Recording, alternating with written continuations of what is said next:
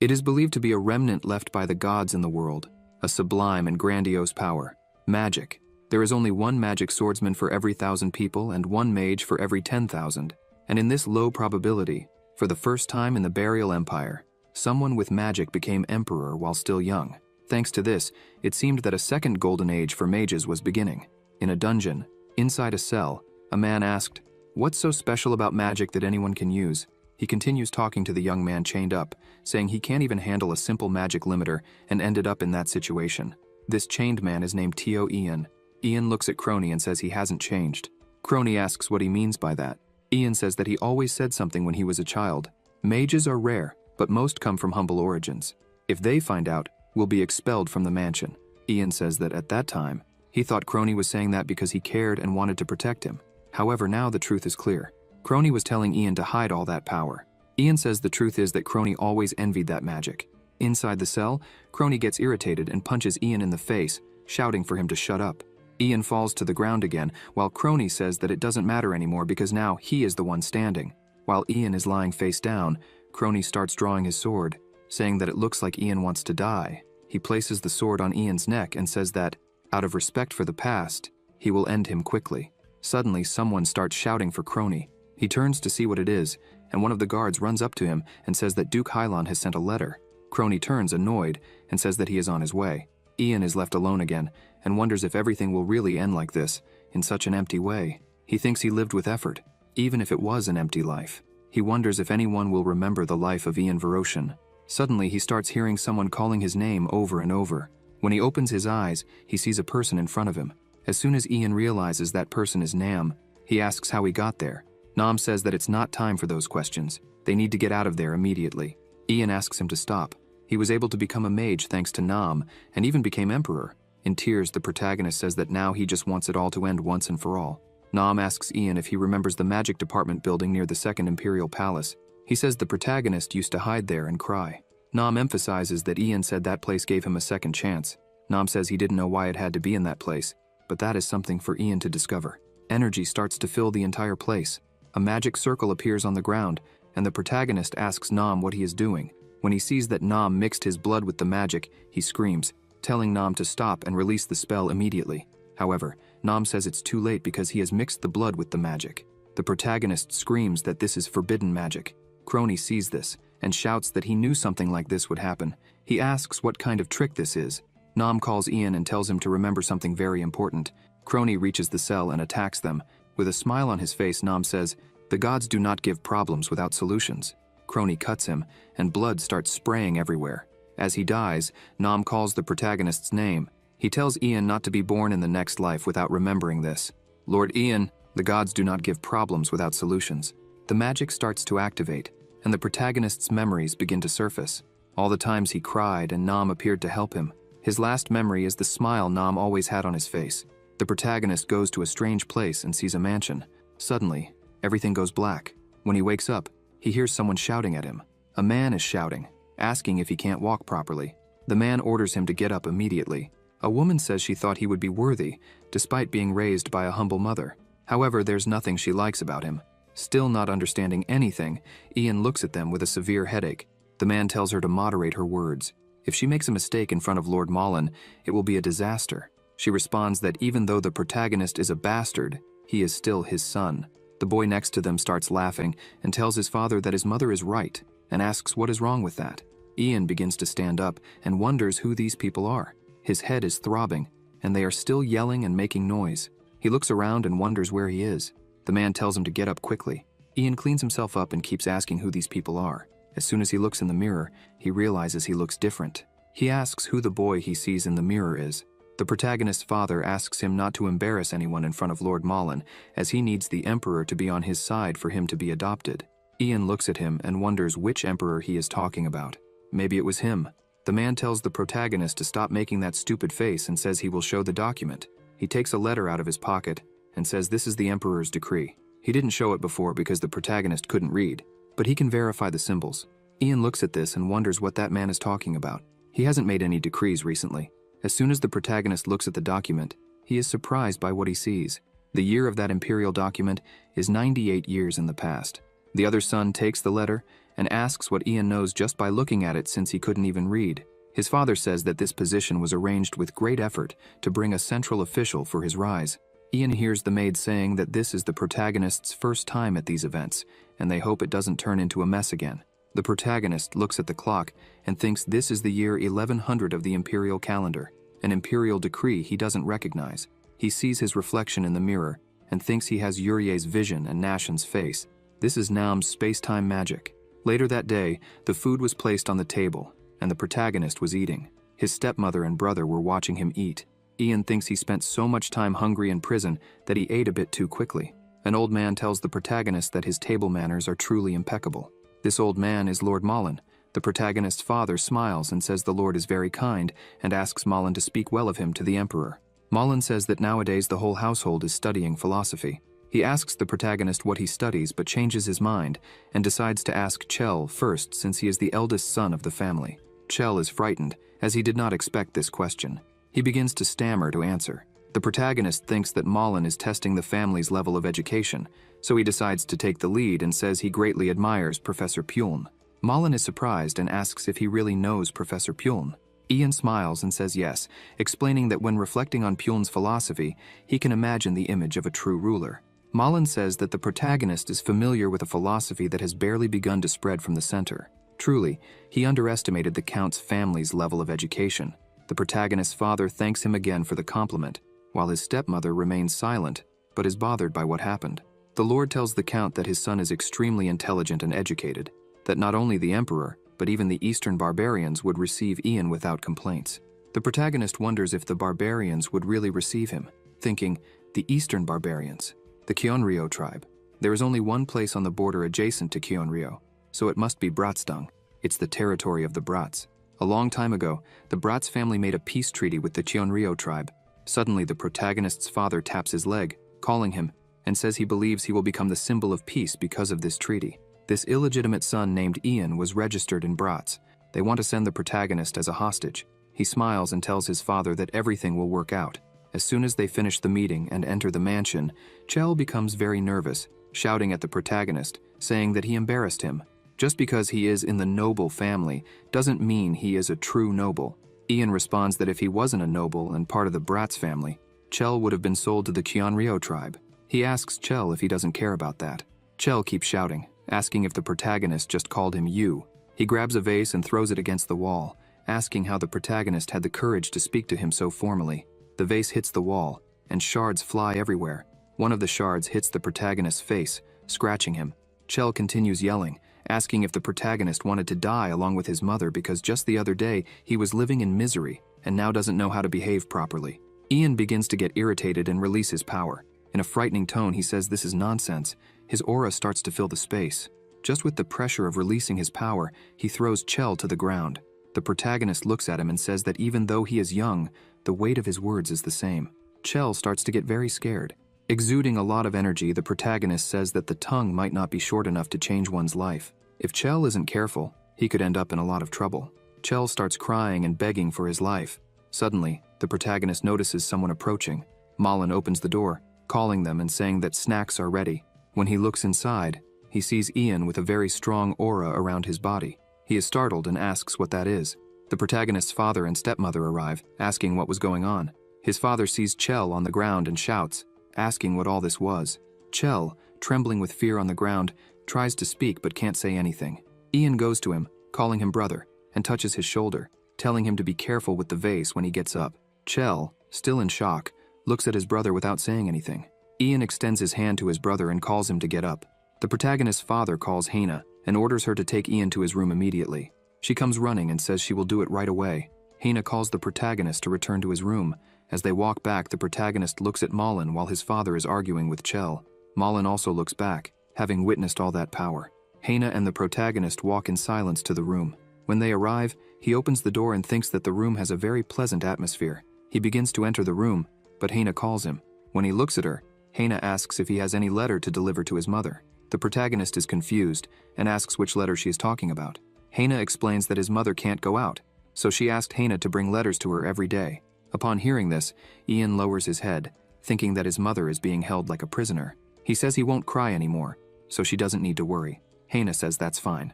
Very embarrassed, Hana asks about the reward for the favor. Ian doesn't understand and asks what reward. Hana bows before him, begging for the reward. She says she has a 5-year-old brother and asks him to kindly consider those who barely have enough to eat and share a meal with them. The protagonist asks if she is talking about his meal. She says it would be just for tonight. He is speechless at this, but soon responds that it's okay with him, but he has a condition. He says he will do this for her, but she must help him whenever he needs it. She smiles and says that for her, it's fine. He just needs to ask. Hana starts laughing and thanks her master for this, thinking that they will have dinner tonight.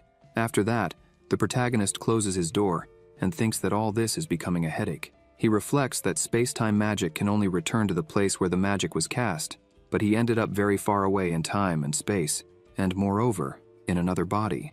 To find this answer, he needs to visit the stellar annex of the Imperial Magic Department. Alone in his room, he starts to use his magic to test it. He thinks that he is still a magic user, which surprises him, because who would have thought he would end up in the body of such a rare magic user? Not to mention that the young owner of this body has the same name as he does. The protagonist wonders if all this is just a coincidence. Suddenly, Hina knocks on the door, saying she brought his food. Ian asks her to leave it at the door, and he will get it. A few minutes later, he looks at his food and says that it seems she managed to get a good portion in exchange for delivering messages. The protagonist takes the food, saying that it is still a bit meager. He pauses to think, and remembers that at the banquet there was no gula either. Gula is a nutrient-rich plant, one of the main food sources of burial. It was considered an annoying weed because of its toxicity outside the seeds until a way was discovered to use it as food, reducing hunger deaths by 85%. The method of using gula as food was discovered 50 years after this time. Ian thinks that if he reveals the value of gula now, he might erase the great famine of burial from history. Later, the protagonist's father calls him into the room and says there will be a banquet the day after tomorrow. He emphasizes that other advisors from the capital would also be present. Ian says he will behave well to not embarrass the Bratz family. His father says his mother sent something. He takes out a small pouch and tosses it to the protagonist, saying it's some money and a letter. The father tells him to ask his tutor to read the letter for him. If Ian behaves well, his father says he will let him see his mother before he goes north. Ian says he understands. Suddenly, someone opens the door and calls for the Count, asking for a moment of his time. His father says he is coming. He gets up and leaves the room, leaving the protagonist alone inside. He thinks that person has no consideration for his mother. While alone in the room, he notices some notes on the table. He picks up some papers and starts looking at them. As soon as he looks at the papers, he realizes it's double accounting.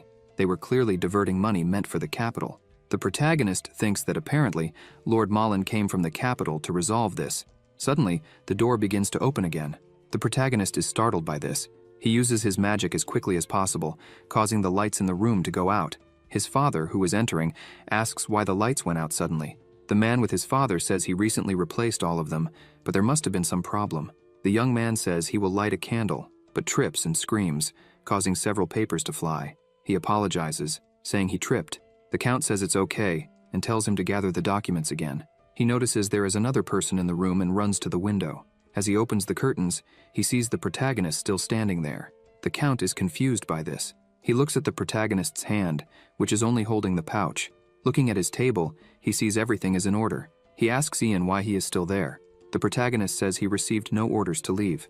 His father takes advantage of him being there and says the Northern clan demanded a handwritten letter from the protagonist. Ian, confused, asks why. The Count says they are wild and always complicate unnecessary things. He asks the protagonist to write letters regularly and send them to them. The Count emphasizes that he will ask the protagonist's instructor to write, and he should just copy them. With that, he tells Ian to leave. As soon as he leaves the room, Ian takes the letter his mother sent him. The protagonist thinks a bit about this because he is illiterate, but his mother writes letters on luxury paper regularly. He wonders if she really wrote them. The letter reads, "Ian, my little one, how are you? Your mother is well thanks to Count Durga. Be kind to young Chell and consider it an honor to be the symbol of peace. I have a request for you. When you go north," the protagonist looks ahead and says his suspicions were correct. He needs to verify this as soon as possible. Night falls, and people begin to gather. A man introduces himself, saying his name is Dragor, and expresses his pleasure in meeting Lord Malin.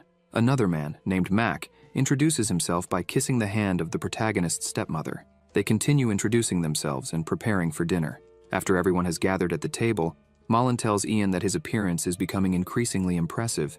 The protagonist replies that it might be because he is excited about today. He mentions that he is very curious about the capital. Mac asks what he wants to know. The protagonist thinks he needs to assess how competent the palace envoys are. He asks what they usually eat in the capital. Dregor says that food is not as abundant in the capital as on the borders. The rich eat very well, and the poor eat simply. He says it would be nice to have new types of food. Ian says that what they consider inedible could become a valuable ingredient. There is no distinction in what nature offers. If it can alleviate hunger, it is something to be grateful for. The three are impressed by these words, and Max says that Ian speaks just like the crown prince. Ian asks who this person is, and Dregor explains that it is the second prince, Gale. The protagonist thinks that Prince Gale Verosian was the one who led a rebellion with the magic department, but failed. He thinks that these people are allies of the prince.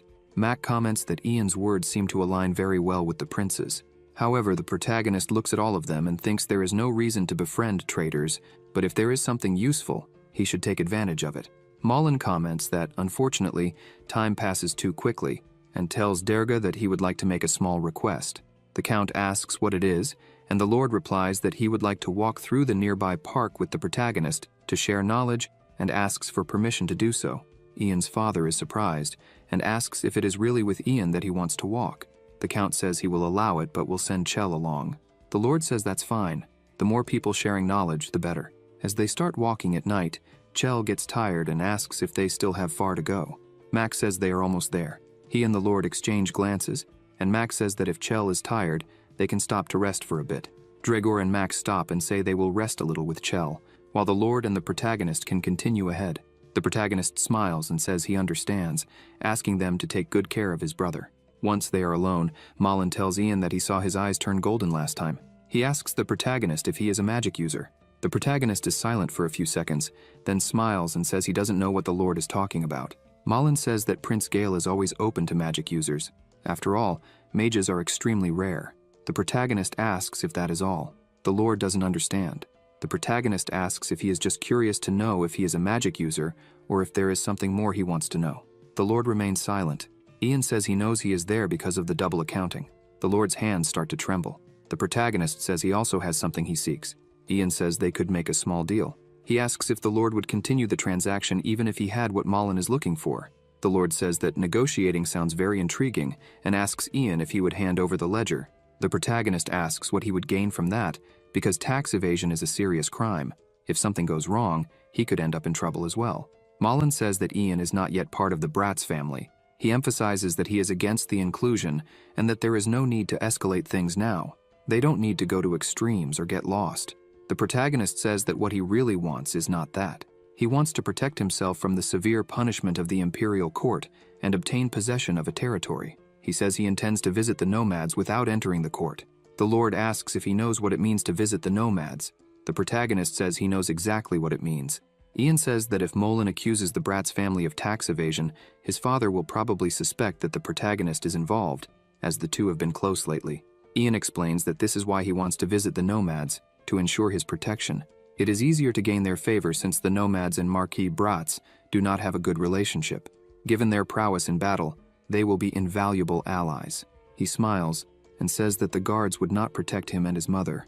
Moline comments that Chell seems to be quite delayed and that he will go back to find him. The protagonist agrees, while thinking that he did not expect to see the Lord like this. However, Ian still had some things to resolve. He tells Moline that he will stay a little longer. The Lord says that is fine, and it is good for him to see his hometown before leaving. Moline starts to leave and asks the protagonist to continue with what he needs to do. Ian reflects that it was around this time that the entire Bratz family was annihilated. He also thinks it makes no sense to try visiting the palace at this age. He needs to seize this opportunity and make good use of it. After handing over the ledger to Moline and contributing to the Count's annihilation, he needs to crush McJack first. If he can make the Celestials his allies, he will gain significant support.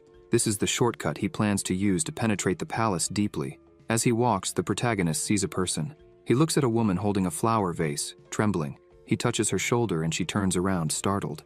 He asks if she has been well. The woman starts crying while calling the protagonist's name. Ian smiles, calling her mother. She asks if he is okay and says she is relieved to see him. Not long ago, Hana said she received orders to bring his mother there outside. They were going to the lake park in Zone 3 with the fort. Hana confirms this. Ian looks at his mother and says he is fine. He mentions that he received her package as well. The protagonist apologizes for not keeping in touch more often, but says he has something to ask. He He opens the pouch and shows the gold coins, asking if she was the one who put all those gold coins in there. His mother says no, as she wouldn't be able to gather that many gold coins. He gives her the coins and asks her to take care of herself. The protagonist tells her to be ready to leave and that he will inform her of the correct time through Hina. She takes the cloak in her trembling hand and asks him what is happening. His mother says that if he wants to escape from the Viscount, he should simply flee. She comments that it hurts a lot to have to send him there. With tears in her eyes, she says that if it gets too hard, he just needs to escape and leave her there. Ian firmly holds his mother's hands and asks her not to worry. His mother looks into his eyes and realizes something is different. Her son is determined. The protagonist tells his mother that he will not run away, but she needs to promise to follow exactly what he says. Suddenly, Moline and the others call the protagonist, saying it is time to return. He looks at his mother and tells her to gather the gula seeds, as they will be of great help later. The protagonist gets up and asks her to take care of herself until they meet again. Before leaving, she calls him and asks him to take the vase, as it was something he always cared for when he was a child. He smiles, takes the vase, and thanks her for taking care of it all this time. The next day, the protagonist comments to his brother that he noticed Derga and Chell were a bit unwell yesterday, and when the protagonist asked his father to visit the training field, he gave permission immediately. That is expected of Derga. Chell asks if they are going to start training right now. The protagonist says it is just the first day, so they will not go hard. Their master will adjust things as necessary. Their teacher was lying on a bench, and as soon as he sees Chell, he is surprised. He gets up and starts walking toward them, asking what is going on. Chell says he just wanted to take a look at the training field, but the teacher gets very close to him and asks why he appeared out of nowhere, as it has been so long since he showed up there. He asks if the commander can show up at training smelling of alcohol. Chell says he is not in good shape, so he needs to work on it a bit and improve his stamina. Even if the guards get drunk, he should be able to keep his body in shape. The instructor says it's okay and asks them to follow him. He shows them people training and says this is the largest training field they have. In front is the storage area, and behind it is the lounge. They keep walking and pass by some people who are being scolded. One of the trainers yells at the boys, saying they can't do it right. He asks if they want to starve, and the boys shout no. The protagonist asks who they are, and the instructor says they are orphans. The master smiles and comments that if Ian were unlucky, he could be there with those people. The protagonist asks what Chell thinks about that. Chell tells Deo to stop saying such things and to pay attention to his words. While the two are talking, the protagonist notices a different boy there. He thinks that while everyone else looks exhausted, one boy is standing firm. He asks who that guy is. The instructor replies that he is Beric, a troublemaker. Suddenly, Beric starts screaming in pain but does not leave his position. Chell comments that seeing Beric this angry, he must be no joke. Deo says he is quite useful. The trainer cracks the whip on the ground, saying they can stop. Beric gets out of his position, very tired. Deo says it's better to leave it at that because he is not skilled. Beric glares at Deo upon hearing this. Deo continues saying he has no talent. No matter how much someone tries, some things are unachievable. It is important to know one's place and when to give up on something. One should live life staying on their path. The protagonist and Deo stare at each other.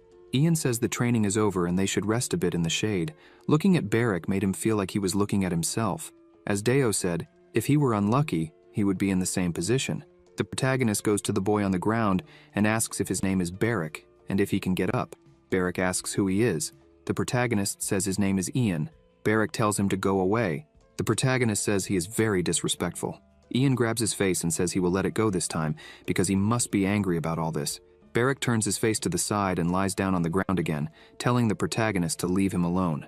The protagonist takes a canteen and starts pouring some water into Beric's mouth. He thinks that magic is very powerful against normal people, but if someone with a small affinity for magic comes into contact with it, they will reject it. He watches Beric, wondering how he will react. Small waves of energy start to appear. The protagonist thinks it is weak, but he felt the energy of a magic swordsman. Beric slaps the protagonist's hand, sending the canteen flying. He looks at the protagonist and asks what he put in that water. Ian looks at him seriously and says he didn't do anything and it seems like he has regained his strength. So, the protagonist starts to leave. Beric gets up and says that, on second thought, he does feel better and energized. He turns and calls the protagonist, but Ian does not respond and keeps walking. "Mother, I am fine. Please don't worry. I hope you stay healthy until I return. Now I will write a song I like. The moon sets in the sky and the sun rises. Infinite darkness does not exist." This is the letter the protagonist was writing. He asks if this is how it should be done. His tutor says yes and that everything is correct. The protagonist thanks him, but the tutor says it was nothing, as he is sure it was easy for him. Ian notices his tutor is packing up quickly, and comments that he seems very busy today, as if he has somewhere urgent to visit. The tutor, a bit awkward, gets nervous at the question and says it's strange for the protagonist to suddenly ask something personal like that. The protagonist responds that it's because he seems different from other days. The tutor continues packing his things very quickly, while the protagonist mentions that he knows he is from the Central University of Beryl, and seems to know someone there. Ian says if it's embarrassing, he doesn't need to answer. The instructor says it's not that, it's just that he asked so suddenly. The protagonist says he understands and allows him to leave. The instructor bids farewell, and quickly starts leaving the room. He leaves so quickly that he doesn't notice a sheet of paper falling from his bag. Later that day, Chell is running and asks Deo how much longer he has to run. Deo responds that he has another 40 minutes to run. The three continue running. While they run, the protagonist starts hearing the sound of wooden swords and someone shouting for Barrick to stop. However, Barrick continues advancing and yelling. His opponent dodges the attack, but Barrick seems like an angry lion, continuing to advance and attack. His instructor manages to defend himself, throwing Barrick away. He tells Barrick to take it easy and stop throwing tantrums. He turns to leave, and Barrick calls him Mayral. The instructor looks back angrily and asks if Barrick has lost his mind, daring to call him by that name. Barrick looks at him smiling and says there is no winner. Mayral says it seems like Barrick wants to die anyway. Mayral rushes forward and kicks Barrick in the stomach. Mayral shouts, calling Barrick crazy, and says he told him to stop, but he doesn't listen. The instructor goes to Barrick, who is lying on the ground, and says that if he continues acting this way, he won't live long. Barrick says nothing, only groans in pain. Mayral shouts that he didn't want to fight him. The instructor asks who made him lose the bet. Ian goes to Barrick again and calls his name. Barrick lifts his head and asks why Ian is there again when he already told him to get lost. Ian says that if Barrick wants to win next time, he will need to find a way. Barrick asks if Ian is suggesting he use dirty tricks, but Barrick says he refuses because he doesn't like doing those things. Ian asks if that's how he does things. Barrick grabs the sword and says if Ian keeps talking, he will die. Ian says he feels bad seeing him like that. Barrick gets irritated and starts shouting, but Ian interrupts him by placing his hand on Barrick's head. He smiles and says he will help, but he needs Barrick to help him too. Magic starts to shine again in Barrick's eyes. Barrick lowers his head and suddenly jumps. Ian observes and says that, as he thought, they are not just helpers. Barrick is a magic swordsman. Mayral realizes that Barrick is coming at him, but it is too late. Barrick manages to hit him and falls on him with such force that the ground cracks. Mayral screams, but Barrick puts his hand on his face, spreading blood on the ground. The others present are shocked and start running and shouting, asking what Barrick is doing. They run to restrain Barrick, who doesn't stop punching Mayral's face, and ask if he has gone completely mad, shouting for him to stop. They cannot hold him down and ask how he got so strong. With much effort, they manage to restrain Barrick. Held by three people, he starts laughing a lot and says that's what he was waiting for. He says it's really stupid for someone to turn their back on their opponent in a fight, thinking it's over. Suddenly, Deo arrives and kicks Barrick in the face, making him pass out. He tells the people to take Mayral to the infirmary and Barrick to the punishment room. Deo looks to the side and sees the protagonist there. He calls the protagonist and asks if Barrick did something wrong. Ian says no, he just received a bunch of curses. Deo tells them to stop for today, as there is a confusing atmosphere in the training field. The protagonist agrees. Ian looks at Barrick being carried away and asks what his punishment will be. Deo says that since he is a troublemaker, they still need to discuss it, but it's pretty obvious. He will be beaten and expelled. The protagonist thinks that this wasn't his intention, but it's not bad, as it will be easier to use him if he isn't affiliated with anything. Later, the protagonist meets with the three again and asks Moline if he has made a decision. The Lord thinks for a moment and says that the Count has a knack for knowing these things. They decided they need evidence first, and therefore say they need the protagonist's help. Ian says that if that's the case, he will gather data on the total grain harvested in the territory, the mining production from the Moni Mountains, and the farmers' taxes. Moline smiles and says he's pleased to see such firm determination. He places his hand on his chest and bows his head, saying that this decision will truly shape their future, and they respect this choice. The protagonist thanks him for his words and thinks that he's right. The seal that Moline used is the same as the one on the paper the instructor dropped. Something is happening between the two of them, and of course, he will use this information in the future. After this conversation, the protagonist starts walking around the mansion. Suddenly, someone grabs him and pulls him into a corner. One of the guards asks the other if he heard anything. The other says no. The first guard comments that maybe there are wild dogs around. However, it was Barrick who had grabbed the protagonist. Ian comments that this is a strange way to greet someone. He asks how Barrick managed to find him there. Barrick says he caused a scene all night and the head butler said he could enter at any time. The protagonist thinks that the Count already has another pair of eyes on him. The protagonist starts to speak, but Beric interrupts, asking if he drugged him because every time they met, his body felt strange. Beric says he doesn't know exactly what is happening but wants to know the whole truth. Ian responds that he doesn't fight with such low methods and says that Beric has spirit, but is quite dumb. The protagonist explains that the water he gave him wasn't his, but rather supplements. Since then, he has only placed his hand on Beric's head. Beric is a bit confused by this.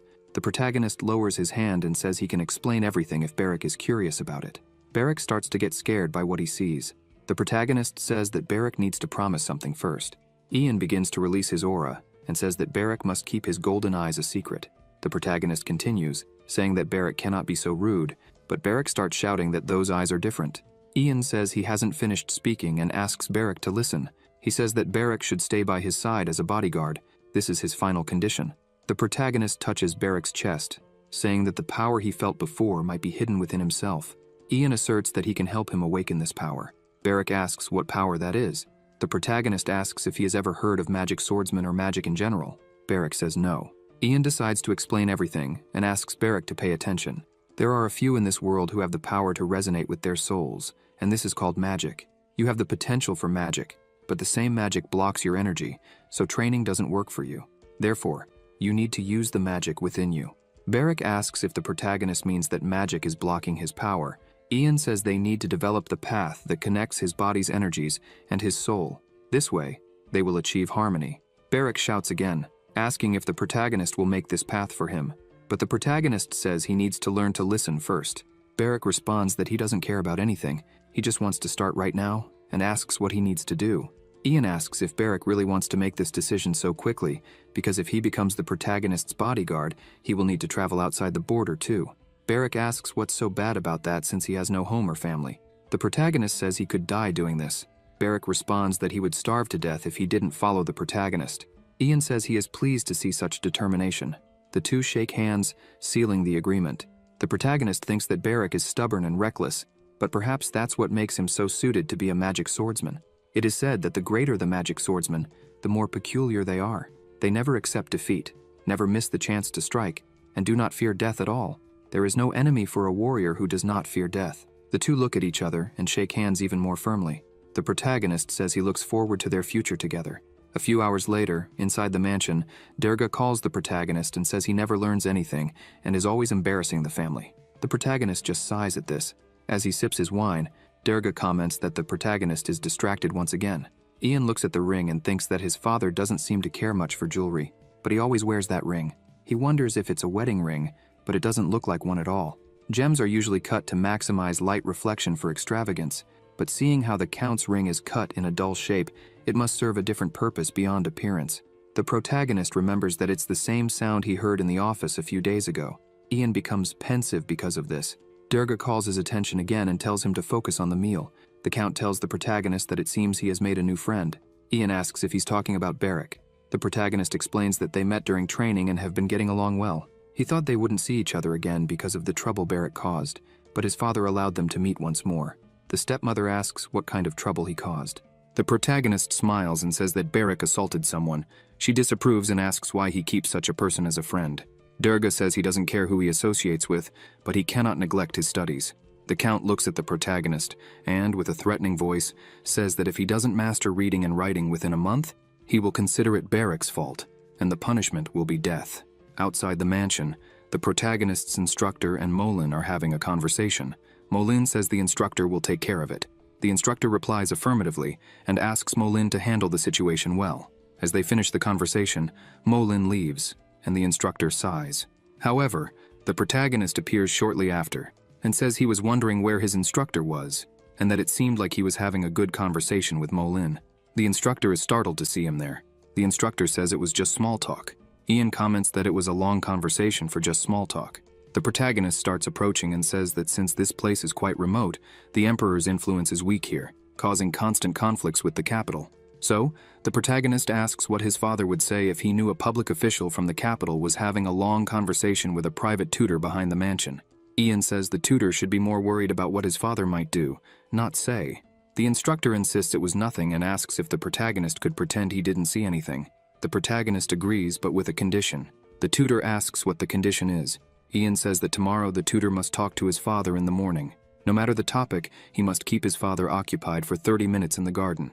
The instructor asks if that's all. The protagonist says there's one more thing. It seems the tutor knows a lot about the desert, so the protagonist wants a map of the desert and the weather data for the end of spring.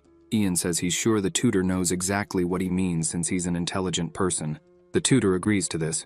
After this conversation, the protagonist goes to his room and starts using his magic. He says that considering the size of his father's hand, the ring should be about that size. The gem would be quite large.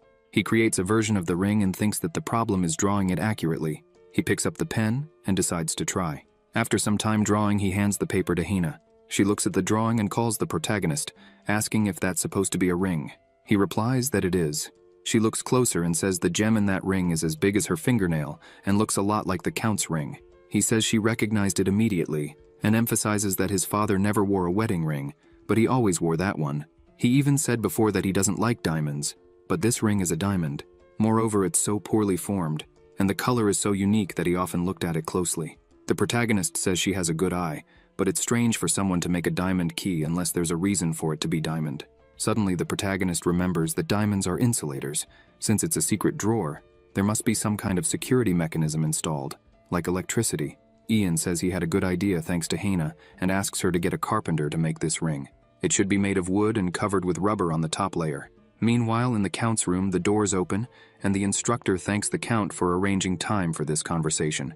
He says the conversation will be long. The two start to leave the office. The protagonist sees this and doesn't waste any time. He calls Hina and asks for the ring. He takes the ring and says the size seems correct and the rubber is right, showing that the carpenter is very talented. Ian thanks her for the work and says those coins will provide food for her siblings for a while. She is happy about this, saying they will be able to eat for several weeks. He asks her to stay there on guard. The protagonist turns and asks Barrick if he's ready. Barrick sighs and asks why he had to do something like this. Ian touches his hand and tells him to take care of things there and not let anyone in. He asks if Barrick can do that. Barrick smiles and says yes. The protagonist says this is extremely important and it would be very bad if Barrick messes up. With everything ready, the protagonist says it will be quick. He runs to the room and goes to the desk. Looking under the desk, he finds a button. He places the ring there and hears a noise. The drawer opens, and the protagonist thinks he's glad it wasn't as intricate as he thought. While looking through the documents, he picks up a letter and realizes it seems to be from the Celestial Warriors clan. The protagonist thinks he really doesn't understand that language well, but he'll copy it anyway. He takes the seal and starts stamping the documents, thinking this will make everything even more legitimate. The capital will probably compare it with the tax reports the Count submitted. With everything done, the protagonist says he needs to hurry and put everything back in order. Suddenly, someone asks if the Count is there. The person enters and sees the protagonist. Ian looks at him and starts releasing his aura. Only the furious screams of Count Derga were heard. He shouted, asking how that man dared to mess with his studies. He screamed about what the hell that man was doing when he lost his mind. The man who saw the protagonist in the Count's room was lying on the floor. Another man who was with the Count says he agrees with everything and didn't know why that man was like that. Derga orders him to throw that man out. The young man next to him asks what he said. The Count shouts again, ordering him to throw that man out and confiscate all his possessions. Outside, some maids and servants were running. The protagonist says the property is quite noisy. Barrick asks if that incident with the aide was resolved. The protagonist says it could have been dangerous, but he resolved it. Barrick shouts that he almost died because of a certain someone. He asks if the Count discovered that it was the aide who messed with his studies. The protagonist says nobody cares about that.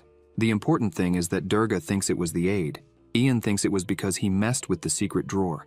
The part that is a bit different is that he suspects the unconscious aide did it. Even though Barrick lost the aide who went to the office, the result was still very good. The protagonist thinks the only problem is, the tutor hands him the maps and says he drew the map and predicted the weather for the district he requested. He advises caution, as there is a chance of a sandstorm when passing through there. Finally, he hands over the contents of the memo. The protagonist wonders who will be the successor of the matriarch. This matter is so important that it was placed in the safe. It seems to be a letter written to someone, and they are talking about what is happening with the Celestial Warriors clan. Suddenly, Barrick says he understands. The black part is ink, and the white part is paper. The protagonist says that's not bad at all. Ian says they should stop with the small talk, and asks if Barrick remembers what they discussed earlier. Barrick responds yes. Secretly burn the key that the protagonist gave him, Deliver the paper to Lord Molan and get the gold. Finally, on the return trip, send a message to Philia. The protagonist asks what the message to his mother is. Beric says she should leave immediately and hide, and also gather and save the gula seeds. The protagonist says that's perfect and Beric really is a good guard. Beric says it's nothing. When Ian looks out the window, he sees a horse and a man beside it. He asks where Beric was sent out today. Beric responds that he went through the front door. The protagonist tells him to leave through the back today. In front, there were several people with their horses and some eagles. Ian says the front door would be too noisy. As night falls, some people enter the mansion, greeting the protagonist. The man sitting down is Nursarin, the envoy of the Celestial Warriors, the younger brother of the clan chief Kakantir. The man introduces himself, saying his name is Balami Tin Nursarin. Ian says it's a pleasure to meet him, and also introduces himself as Ian Brock. Count Durga asks what urgent matter brings him here. Nursarin says that Vice Chief Winchen's health is critical, and therefore, he would like to advance the peace discussions. Nursarin asks them to understand that what is to be discussed today involves preparations for what is to come. In the Celestial Warriors clan, the Vice Chief's death is more significant than that of the clan chief. Unlike the clan chief, who won the fight to occupy that position, the Vice Chief is revered as the spiritual guide of the Celestial Warriors. Because of this, if the Vice Chief dies according to Celestial Warriors customs, the entire clan will mourn for at least a year. So before that happens, they wish for peace. The Count says the situation is bad, but asks why they need to listen to what he's saying. Nerzerin says that Vice Chief Winchen is an important person. For a long time, he has led everyone with the eye of truth and has received unparalleled respect. If a person is a member of the clan, they must make eye contact, and young Ian must make eye contact and gain his recognition. Durga becomes irritated and asks what kind of recognition that is. Are they doubting Ian's lineage? Durga says he already mentioned that he would send the registration documents with the Emperor's decree. Nursarin asks if he's talking about that little piece of paper he barely saw. Nursarin emphasizes that the protagonist is the son of the late second wife, so the person placing his decree on the paper is not just anyone. He asks if Durga really thinks that document is sufficient proof. With Winchen's eye of truth, they can confirm if he is of Durga's lineage. Nursarin thinks he already knew this. For the central administration to put him in the Count's family register is strange. It's to avoid suspicion using the power of the central administration. The protagonist thinks that if Winchen dies now, he doesn't know what will happen to the peace treaty, and could hand over the family register, saying there were sudden changes. From Durga's point of view, it will be beneficial to cooperate. The protagonist looks at Durga and wonders why he is thinking so much. Suddenly the Count says he understands the situation. If things change, his son will need to prepare mentally. Therefore, the Count asks them to rest today and talk tomorrow morning. Durga says the butler will take them to their rooms. Nursarin thanks him and says he hopes he makes the right decision for peace. Outside, the Count was shouting in anger, saying that they appeared there saying their situation was important. That's why they are barbarians. He prepares to get into the carriage and says, all this is because Nursarin is the brother of the clan chief, so he is suspicious. The Count tells the protagonist that he will now take care of the family registration documents, and that while he is away, the protagonist must treat them very well. Ian bows his head and says he understands everything. After this conversation, Durga rushes off in the carriage. The protagonist smiles, thinking that it seems he will hurry with those papers. Ian thinks he can't believe the opportunity the Count has given. Thanks to him, now the protagonist will be able to have a secret conversation with the Celestial Warriors. Ian returns inside his house and organizes a dinner. He says he knows how tired they must be from the journey, so they should eat. The protagonist emphasizes that he would like to ask a favor while they eat. Nursarin asks what favor that is. The protagonist says he wants someone to be his escort. Nursarin responds that the only person promised to them was the protagonist, and anyone else would be an additional burden. The protagonist asks if they really think it would be a burden, because he believes this person would be of great help to them. Meanwhile, Beric was happily singing with the bag of gold in his hands. The protagonist asks if he chooses to battle. Nursarin says he really knows how to make people laugh. The protagonist asks why. With a serious tone, Nursarin asks what the protagonist is talking about. He says the protagonist is no different from their warriors, and that he is asking them to take 2 people who are not immune to poison and cannot last long without water to the desert. He asks if, by chance, the protagonist is underestimating the desert. Ian asks what he is so worried about, knowing well the answer. He asserts that these people would be of great help. They are capable and not very smart, and the protagonist says he doesn't need to worry about them because they will do fine in the desert. Nursarin places his hand on the table and says he could consider it, but only if the protagonist could win a fight against one of them. They go outside, and the girl with them asks why it had to be her. She complains, saying it's a drag being the youngest and that she would give the protagonist 5 minutes. This woman is named Sue, a celestial warrior. Beside the protagonist, Barrick asks if he's really asking to fight against that brat. He turns and says they call it a fight, but there isn't a single person there to watch. The protagonist tells him not to let his guard down at all. He says if he loses because he let his guard down, he will regret it. Ian thinks they were practically saying it wasn't worth watching since the power difference is so great. Suddenly, a light turns on in the room. Barrick asks if he is the representative or something. The protagonist says that is the god of death, Nurserin. Barrick gets angry and asks if he's going to be arrogant enough to watch from up there. It's a bit too much to underestimate the great Lord Barrick. The protagonist asks him to calm down and says all he needs to do is win this fight. Ian uses a bit of his power and calls Barrick. The protagonist's eyes start to turn golden again, and he asks Barrick to listen carefully. He says he will teach him a way to win this. The two stand face to face, and Sue asks if Barrick is ready. She takes out a watch and says he will have 5 minutes. If he can knock her down within that time, she will acknowledge him. Barrick starts fixing his hair and says 5 minutes is enough. He tells her that she shouldn't cry after getting beaten. He jumps and advances, preparing to punch. She starts moving and appears behind him, asking if he's the one who's going to cry. He turns, but she's already close. He manages to counterattack, but she dodges again, asking what he's trying to hit. She appears next to him, saying she's right there. She places her hand on the ground and kicks him in the face, but he doesn't fall. He wipes his face and says those moves are very annoying. Sue smiles and asks if he plans to get beaten for 5 minutes. He asks who's going to get beaten there, as there's still plenty of time. They continue fighting, and the protagonist thinks this is expected since Barrick is losing. Sue keeps attacking non-stop, and all Barrick does is defend. While he feels pressured, she is laughing and advancing. She prepares to strike a powerful blow. The protagonist notices this and starts releasing his magic. He tells Barrick that this is the moment. Barrick looks at her seriously and grabs her kick with his hand, saying he got her, leaving her bewildered. He starts dragging her and says now it's his turn. He throws her to the ground forcefully and pins her down.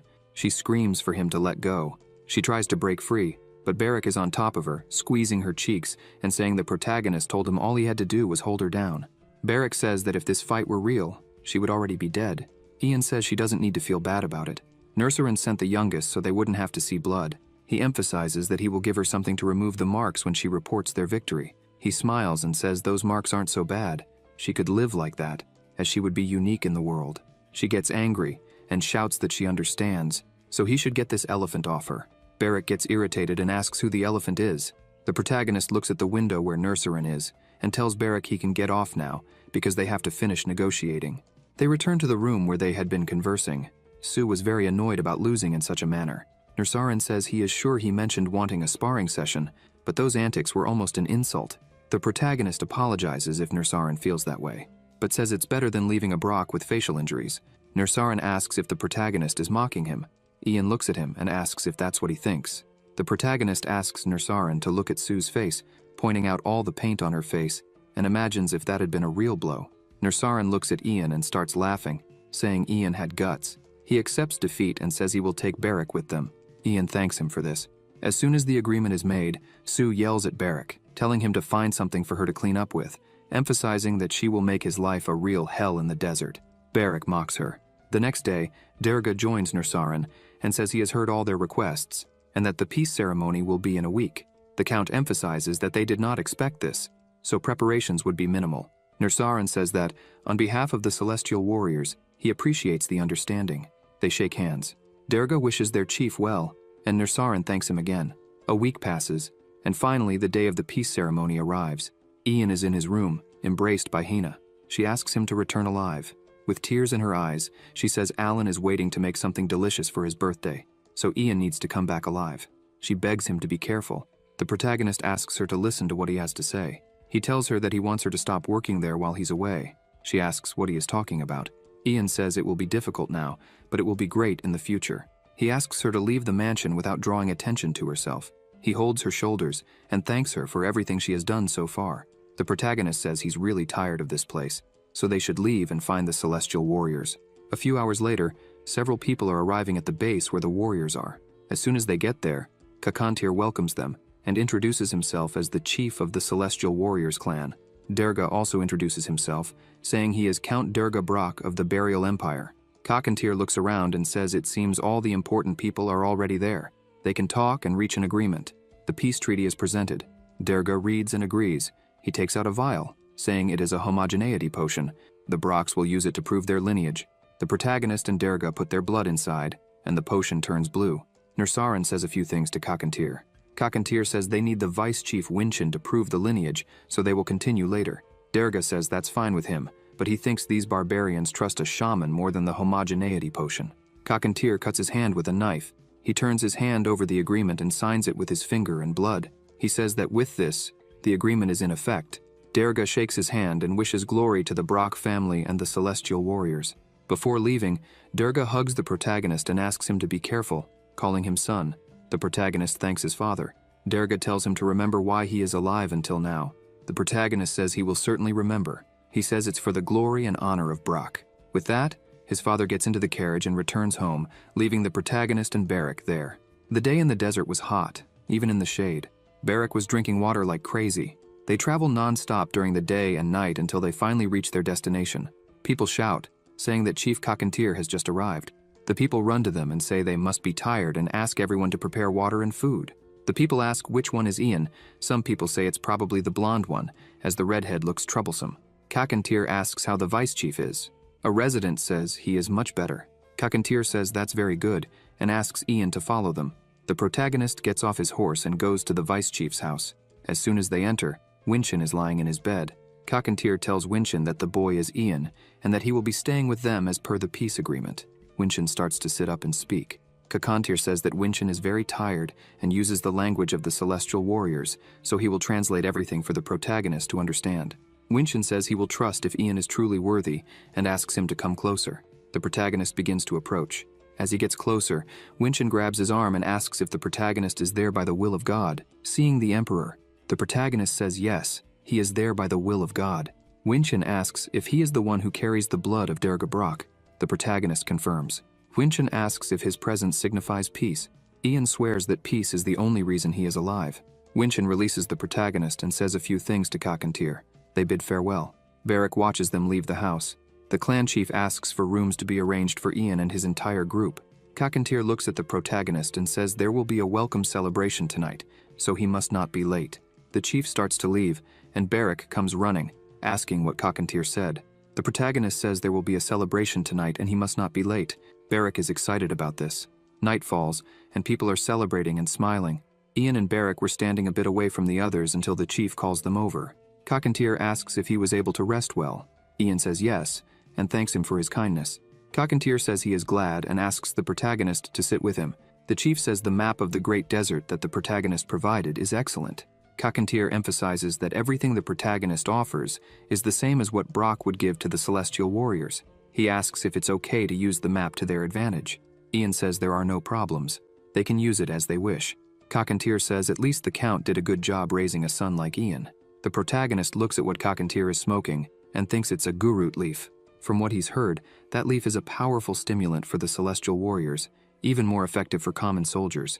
He thinks Derga used tricks to get that leaf. He remembers that the Count gave him a package with a letter inside. He thinks it was already strange enough for a mother to write a letter to an illiterate son. The letter read, "I heard that the Celestial Warriors smoke something called gurut leaves instead of cigarettes. Could you get some for me in secret?" The protagonist thought the writing was indeed too neat to be from a commoner. Derga wants the protagonist to get the gurut leaf in secret, and if something goes wrong, he will use the protagonist's mother as an excuse. Suddenly, Kakantir calls the protagonist and says he will warn him only once. If he wants to stay there safely, he must not show any interest in the gurut leaf. It is reserved only for true Celestial Warriors going into battle. As long as there is no way to stop the smoke, he will not allow any interest or questions about it. Ian smiles and says he understands. He thinks the chief is really sharp. The protagonist thinks that if he makes proper use of the smuggled gurut leaves, he might be able to break the treaty between Derga and the Celestial Warriors. Suddenly, the protagonist notices someone near him. As he looks to the side, he sees a young man. He asks Sue who that person is. She says his name is Burmart. He is a member of Nursarin's family. If she is not mistaken, he is the cousin of Nursarin's second stepmother or something like that. Anyway, Burmart is responsible for food management. The protagonist wonders why that man keeps staring at him like that. It's disturbing. A person approaches them and calls the chief, asking for some attention and saying a few things. Kakantir gets up seriously and starts to follow the man. Ian watches them until Sue says that it looks like the clan's vice leader had another attack. She lowers her head and says the person who just left with Kakantir is the doctor. They don't know when the vice leader might actually die. The protagonist says that it seems Winkin's condition is indeed severe and asks if there is no other way to treat him. Sue says there is still a way, but she isn't sure if it's really possible. She explains that they say they only need a flower called silisk, but the existence of this flower is somewhat doubtful. A flower that blooms forever. How could something like that exist? The protagonist remembers the flowers he and his mother used to tend to. The next day, Winchen's condition is still bad since the previous night. He is unconscious. People start shouting that they need to hurry and find the flower. However, those who went earlier still haven't returned. Kakantir gets nervous in the midst of everyone there. He looks ahead angrily and asks Nurzarin why he brought Ian there. Nurzarin says that the protagonist claims to have an idea about the Silask. People look at him and talk among themselves. Nervous, Kakantir asks if he really might have an idea. He bangs on the table and says this isn't his palace for him to intervene. Kakantir turns angrily and sends Ian back to his room. The protagonist starts to explain that the flower that doesn't wither after blooming is apparently called silisk. He asks if the flower is red. Kakantir stops walking and asks if the protagonist has ever seen that flower. Ian says it's just a guess, but he believes he saw a similar flower in Brock territory. However, before sharing any information about it, he has a few requests to make.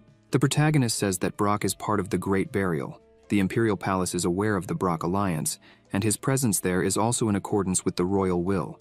Considering this, the protagonist demands guaranteed safety and respect, not just as a guest of Brock, but as a guest of the Burial Empire. The protagonist wants his safety and respect ensured. Kakantir smiles and asks if Ian wants to exchange his life for Madame Winkin's life. He starts to approach the protagonist and grabs him by the neck, saying that if it's really as he said, the palace would send the army there if he died right now. Ian says he doesn't know what would really happen, but he's sure it would become a problem since the soul of the Imperial Palace, passed down for a long time, lives within him. Although he received his flesh from Derga Brock, his soul belongs to the palace. Kakantir begins to shout and mock him. He says it's because of people like the protagonist that God brought Madame Winchen to them. Suddenly, a strong wind blows through, and Winchen gets up from the bed. Kakantir immediately looks at her and says the protagonist claimed to have information about the Silask, and that the soul of the Imperial Palace lives within him. Kakantir asks her if this is true. She looks at the protagonist and tries to stretch out her hand to touch him. She bends her arm and places her hand on her chest, lowering her head. Kakantir observes this and is left speechless. Ian is surprised. The chief calls her name, but she begins to breathe heavily and falls to the side. People start shouting for her. The protagonist says the flower is in his room. Kakantir orders the guards to run to his room to get the flower. The protagonist leaves the room, and Barak asks what is happening. Seeing all the guards agitated, he asks if they should run away. Ian says it's fine since this is the first gift he is giving to the warriors as the imperial guest of burial. After all this, the protagonist and Kakantir meet in a room. Kakantir calls the protagonist Lord Ian, showing respect. He bows his head and says that as the representative of the warrior clan, he would like to express sincere gratitude for the help the protagonist provided. Ian says that from what he heard, it's not enough. They will need a few more roots to make medicine. Kakantir says that even so, he helped them. He asks if the protagonist can obtain more Silask. Ian says he can't guarantee it. The flower pot is really his, but it has been a long time since he started cultivating it, and his memories of when and how it began are uncertain. However, he knows someone who might know a lot about it, but he could only contact this person a month after the full moon. Kakantir asks why it would take so long, as the protagonist could be in Brock territory in 3 or 4 days. Ian says that if Kakantir wants to know more about it, he has to promise something. Kakantir asks what he wants. The protagonist says that from now on, he should be the priority, not his father, when it comes to negotiations. Kakantir looks at him and says it seems he wants to exclude his father. Ian says the strongest becomes the chief. This is the same principle the warrior clan uses. Kakantir smiles and apologizes, saying that giving negotiation rights to the protagonist is very difficult, since he doesn't command the soldiers nor control the grain they receive from Brock. Ian looks at him and says he will give important information. Soon the Imperial Palace will send its inquisition to Brock. The crime accused will be treason due to tax evasion. It's possible that the name Brock will disappear completely within a month. Kakantir is surprised and asks if it's true. The protagonist swears to the heavens that he is telling the truth. Kakantir asks how the protagonist knew such important information. He says he heard from some government agents who came to his house before the peace treaty to assess if Ian was worthy of serving in the peace agreement. Kakantir says that if the Brock family really falls, as the protagonist is saying, he, who carries the Brock surname, would also not be safe. The protagonist smiles and says Kakantir is right, and this is a very important point. Although he is Derga's son by blood, he is not legally a son, as he has not yet officially entered the family. Thus, his name is not Ian Brock, but just Ian. Therefore, the Empire has no legal way to accuse him of treason. With all this, the protagonist says he could end up becoming the new Lord of Brock. Kakantir gets angry and says he never imagined Derga would really send a son who is not yet part of the family. This is treason. The protagonist tells Kakantir to calm down because he really is Count Derga's son. Ian tells Kakantir that he is the chief of the Celestial Warrior clan and that he will make the right choice. Kakantir asks if the protagonist has anything else to say. Ian stands up and says he has realized that Kakantir does not trust him, so he will say exactly what will happen. He says that once his father dies and the territory loses its leader, it will be the right time to act. The protagonist asks Kakantir to take his warriors and invade Brock with him. Ian assures Kakantir that he need not worry about facing the Emperor or his soldiers. In fact, they will try to avoid any conflict with the Celestial Warriors, as they will not want to fight against the Great Desert Warriors. And even if a violent situation occurs, they could return to the desert if they don't want to fight. The Celestial Warrior clan only needs to stand behind the protagonist. The protagonist says that if Kakantir could say, from the point of view of having been allies of Brock for a long time, we support Ian, who has become one of us, it would be of great help. Kakantir says he understands that this would not bring death to them, but he asks what benefits they would have in helping an illegitimate son take Brock. Ian says that if he becomes the lord of those lands, he will turn them into the most prosperous territory of burial. And for the Celestial Warrior clan that helped make this happen, he will show the true strength of a sincere alliance, one they have never seen before. The protagonist looks intently at Kakantir and says there is no longer any need for differences, no longer a trade relationship bound by numbers and letters, but two leaders who support each other, walking towards an era of true peace. Nursaran says there is still a big problem. If Durga asks for help against the Imperial Palace, they would have no reason to refuse, since it was with them that they signed a peace treaty. Ian says he is already prepared for this. He has a justification they can use to break the contract. He says there is something his father discreetly ordered him to do there. Ian explains that next year, when he returns for his birthday, he should bring Gurut leaves with him. Ordering someone sent as a symbol of peace to steal a product upon their return to their country, where the Gurut leaf is banned, isn't that a great reason to break the peace treaty? Kakantir shouts angrily that it's more than enough reason. In fact, just breaking the peace treaty isn't enough for him. Kakantir asks if the protagonist has any proof of this. Ian says unfortunately he has no physical proof, but he could verify it with Winchin. Kakantir says that what the protagonist just said is something he will need to swear to God.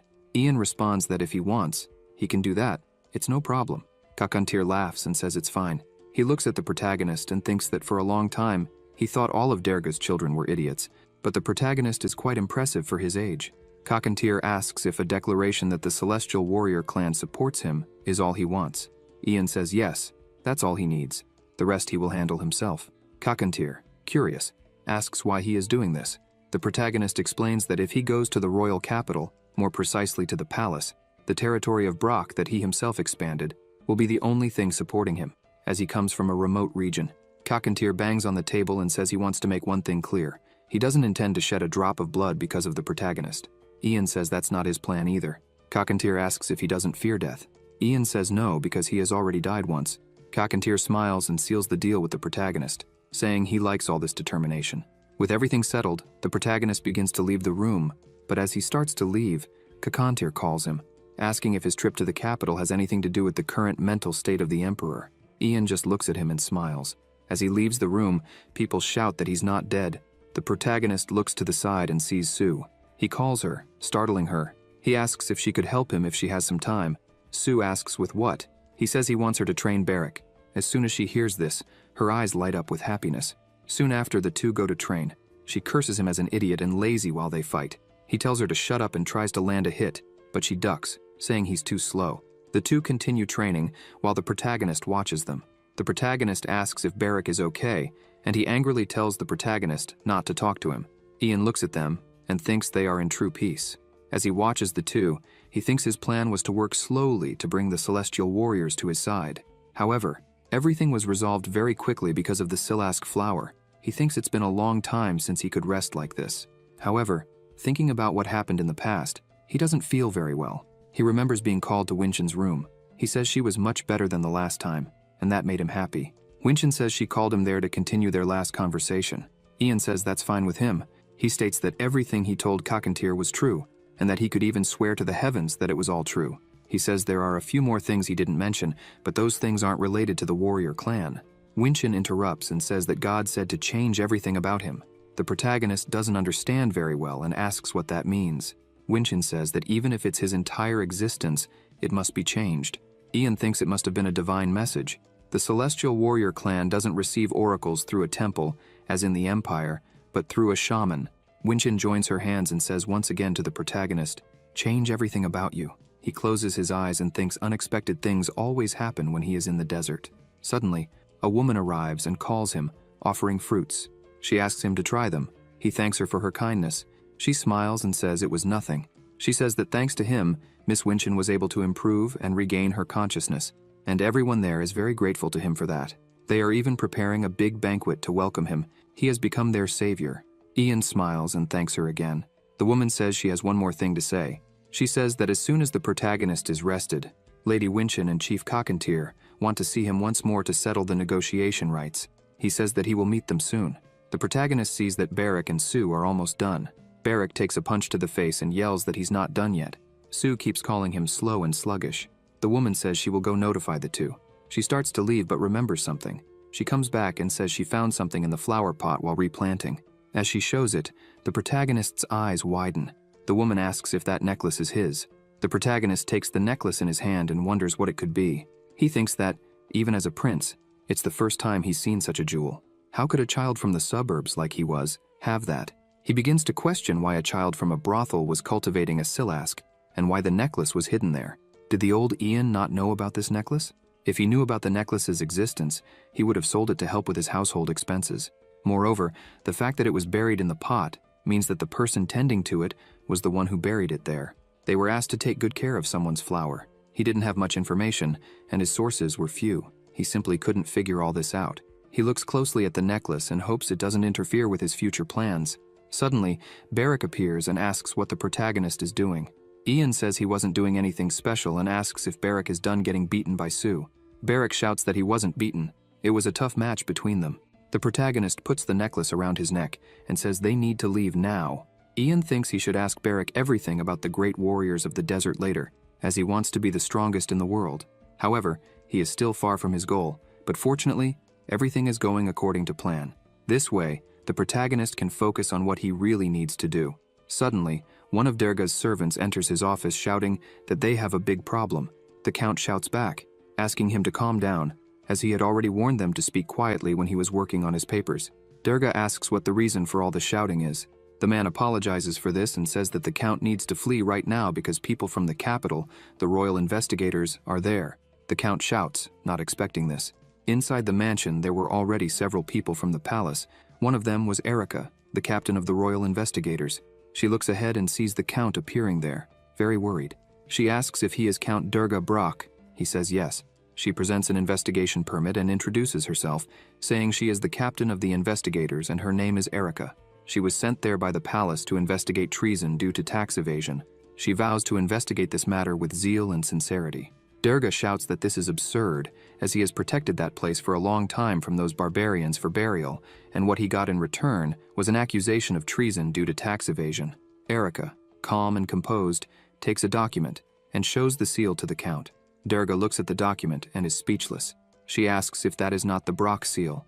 The letter said, "I am reporting the tax evasion of the Brock family. I ask that the Emperor investigate this matter thoroughly." The Count, not knowing what to say, asks what this is. Erica starts walking and says that this is a legal place and that they will take control while the investigation is ongoing. She looks at him and says that he and everyone working in the house should follow their orders. She begins to climb the stairs and asks for the searches to start from the top floor, as the main office is there. A guard grabs one of the women working in the house and tells her to stay calm and follow him. She screams, asking him to wait a moment, and asks for help from her master Derga. While all this is happening, Derga stands still, thinking that it's the first time the officials are there, and they already know exactly where the office is. This means they had information beforehand. At the same time, he thinks of Moline, but still doesn't know how that old bastard got his hands on the family seal. This means there is a traitor among them. The Count starts to question who it could be. His assistant was still unconscious, so it couldn't have been him, which leaves only one person. He thinks of his son and screams Ian's name so loudly that it can be heard from far away. The next day, a knight arrives at the Celestial Warriors saying he has a message from the Broks. Kakantir asks if the Broks are really asking for their help. The messenger says yes, explaining that it's a misunderstanding with the capital.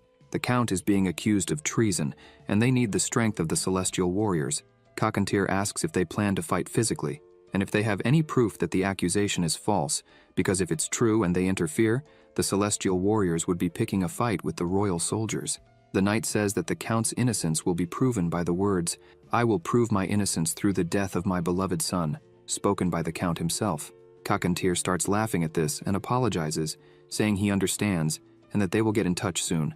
The knight thanks him and says that now they should discuss how to deal with the protagonist. Kakantir begins to stand and says they can do whatever they want. Even though Ian is just a symbol of peace, he still doesn't want the blood of a warrior who lived with them on their hands. The knight grips his sword tightly and says he remembered that the Count gave orders for him to take action in this case. The clan chief says that's great. The protagonist arrives, saying he received a message that the clan chief was calling for him. Kakantir confirms, calling the protagonist Lord Ian and emphasizing that the person there is to kill him. Ian says he expected this. The knight hears this and asks Kakantir what he meant by Lord Ian and what is happening there. Kakantir smiles and says everything is ready. Since the knight wants to kill the protagonist, there is a place for that. The knight starts to think something is wrong. The protagonist's calmness after hearing he will be killed, the clan chief seemingly knowing the knight would come for help, and moreover, why is the chief of the Celestial Warriors calling the protagonist Lord Ian? Something must have happened between the two. The knight begins to draw his sword and says that whatever their plan is, he only needs to kill the protagonist to complete his mission.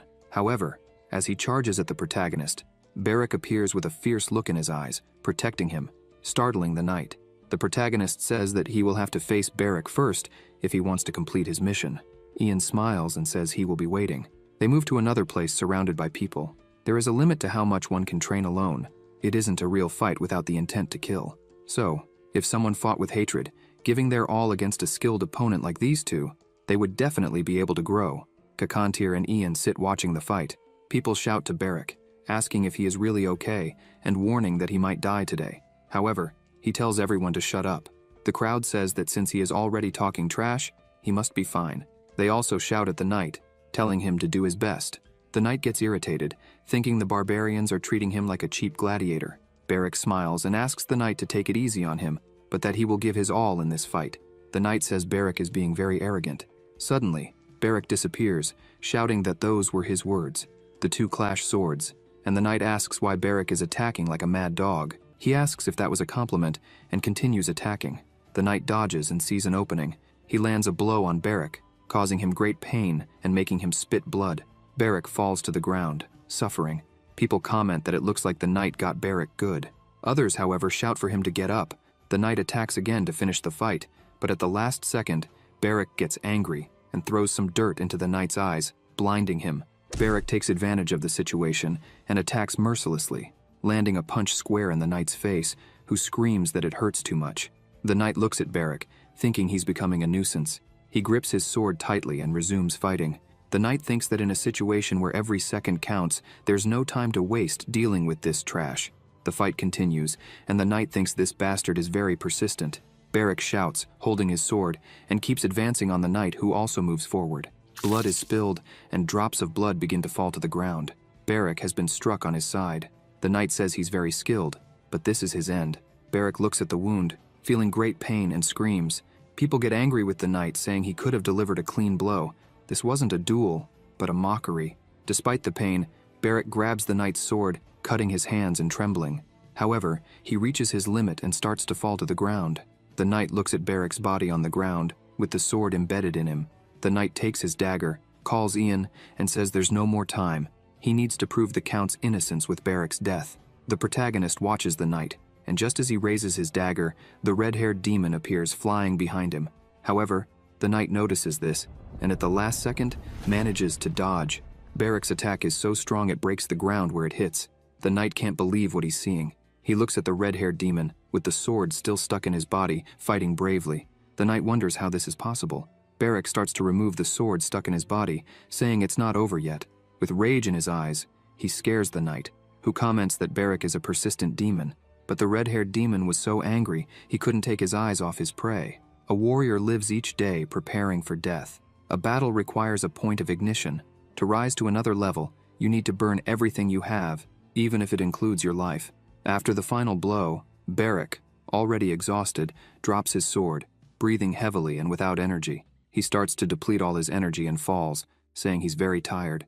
People start to smile and celebrate the victory, saying he's a true warrior who doesn't fear death. Kakantir tells Ian that now he can see why he brought Barak, because he has the marks of a warrior. He has what it takes. The protagonist smiles hearing this and says there's no one else in the world who can match his bad-tempered personality. Ian looks at Barak and says he did a great job. Night falls and, at the Brock mansion, the guards were surrounding the house all over. Inside were the protagonist's stepmother, Count Derga, and his brother Chell. Derga was going crazy, waiting for his knight to arrive. Suddenly, he hears a noise. It was Sue, who had entered through the window. She looks at Derga and says he seems very anxious about all this. Derga recognizes her and says she's the subordinate who came with Nursarin last time. The Count asks where his knight is. Sue hands a bag to the Count, saying that was Kakantir's response. She turns to leave the house, and Derga shouts for her to wait, asking what her clan leader had said and if they had killed Ian. However, Sue ignores all this and leaps out the window, leaving the Count talking to himself. He holds that gift in his hand, not knowing what it is. He takes the letter that came with the package. In the letter, it was written, "Therefore, we have verified that the Brock family broke their given word and sent an unregistered bastard child as a symbol of friendship. Due to the attempt to smuggle Gurut leaves through the child, we hereby annul the alliance with the Brock family." While reading this letter, the Count trembled with rage. His wife opened the box sent as a gift. As soon as she saw what was inside, she was horrified and screamed. Derga looked to see what it was. The box fell to the floor, and the head of the knight they had sent rolled out. The Count became enraged by this and started shouting that their entire clan were cursed traitors and that they would die for this. Derga looked at everything and thought that if they wanted to fight, then he only had one option now. Since he was accused of treason, it was all or nothing from now on. He tore the curtain, thinking he didn't need anyone's help. He would expel the investigation team and the capital's army by himself. Derga rolled up the curtain, thinking that this way he would gain independence from burial. He threw the rolled-up curtain to serve as a rope and told his wife to escape with their son and hide in the secret room in the warehouse. He told them not to leave there until he personally came to get them. She asked what he was going to do and begged him to flee with them. Chell agreed with his mother, saying his father should flee with them. Derga shouted at them both, ordering them to be quiet and do as he said, as time was very short. They listened to the Count and climbed down the curtain. He turned and said he needed to deal with the investigation team before the capital's army arrived. With a lantern, he started a fire in his own house. One of the investigation members came running, shouting for their captain. Erica looked at him in shock, asking what it was. He shouted that Count Derga had set the mansion on fire and was fleeing. Erica became furious and said that by doing so, he was only shortening his own life. She shouted for Philip to report the situation to the reinforcements from the capital and said she would handle the rest herself. He responded that he would do so immediately. Everyone started running while the captain yelled at them to search everywhere. She told them to do everything to prevent him from leaving the territory, and if necessary, they were free to kill him. While everyone searched, Erica didn't waste time either, and started running with hatred in her heart, for that mansion would be hers when it was all over. How did that trash count dare burn it? The fire spread quickly. The guards tried to contain the flames, but it was too late. As the mansion burned, cries for help were heard, as the people working in the house were still there. In a panic, they ran to a window, shouting that they would do anything, just wanting to be saved. Philip said they had used all the sand they had to try to contain the fire. They looked at the people, and he asked the captain what they should do. She lowered her head and said they would die with Derga anyway. She ordered them to try to put out the fire and assign more people to find Derga instead of rescuing them. Philip shouted that the priority was to find the Count. Only a few people should stay at the mansion, and the rest should go searching. Erica turned her back on the burning mansion as the cries of the trapped people echoed. In the middle of the forest, Derga was running as fast as he could with his horse. While running, he thought that just before the confinement, he had sent letters through the butler, one to the clan of celestial warriors and another to the first Prince Margrave. He arrived at a nearby hideout and started shouting for Theo, but no one responded. He turned angrily, thinking that maybe he had already fled. Suddenly someone called out to him, and when he looked, he saw Theo with a few other people. Theo asked if the Count was all right, and if he had managed to contact the Celestial Warriors clan. The Count said it was all lost because the Celestial Warriors had betrayed them. He emphasized that they needed to buy time until they received a response from the first prince. They needed to retake the mansion before the capital's army arrived. The Count emphasizes that they have enough time for this, as they are far from the capital, which means they will only face the investigation team, making it an easier battle if they use the terrain to their advantage. He smiles, thinking that the Brock soldiers are the best, the elite forces trained to fight against the clan of celestial warriors. His soldiers kneel and say they are at his command. Theo thinks that if they win this battle, the command of the army would be entirely theirs. The Count raises his sword and shouts that the time has finally come. They shout that they are doing this to reclaim their lives and freedom. Above them, some eagles were flying. Sue was watching everything from a distance. Meanwhile, in the warriors' clan, Barrack was lying in bed, recovering from his wounds. The doctor says she will bring more medicine and asks Ian to keep an eye on Barrack. As soon as the doctor leaves the room, Cockatier, who was outside, calls her. He asks how long it will take for the redhead to be able to stand up normally. She lowers her head and says it would take 3 to 4 months. His wounds are so severe that they would have killed an ordinary man, but he is so full of life and energy that he is recovering reasonably well. Cockatier thinks that 3 to 4 months is not good news for the protagonist, since the redhead is his only soldier.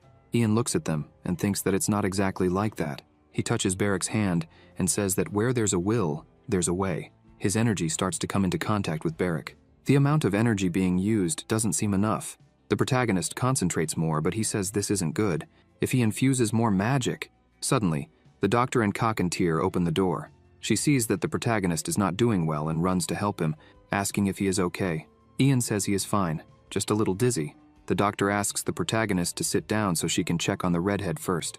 As soon as she looks at him, she is surprised. She turns to the protagonist and asks what the hell is happening with the redhead. The protagonist responds, Barrack. The doctor asks if he thinks she's asking for his name. She is impressed by all this and says that he is not in a condition to recover easily. But now she sees why he fought, and says he is too persistent. She says that maybe just that is not enough.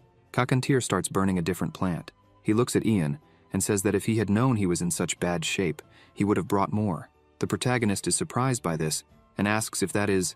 However, the chief interrupts him and puts the leaf in his mouth, saying it is a gurut leaf. He emphasizes that this is how the celestial warriors avoid death. The protagonist asks if this would work well with Barrack too. Cockatier says it is hard to say, as they are the first foreigners to use the leaf. The protagonist smiles happily and thanks the leader for it. Ian can't believe Cockatier so readily shared the secret of the gurut leaf. He thinks this is a bit exciting.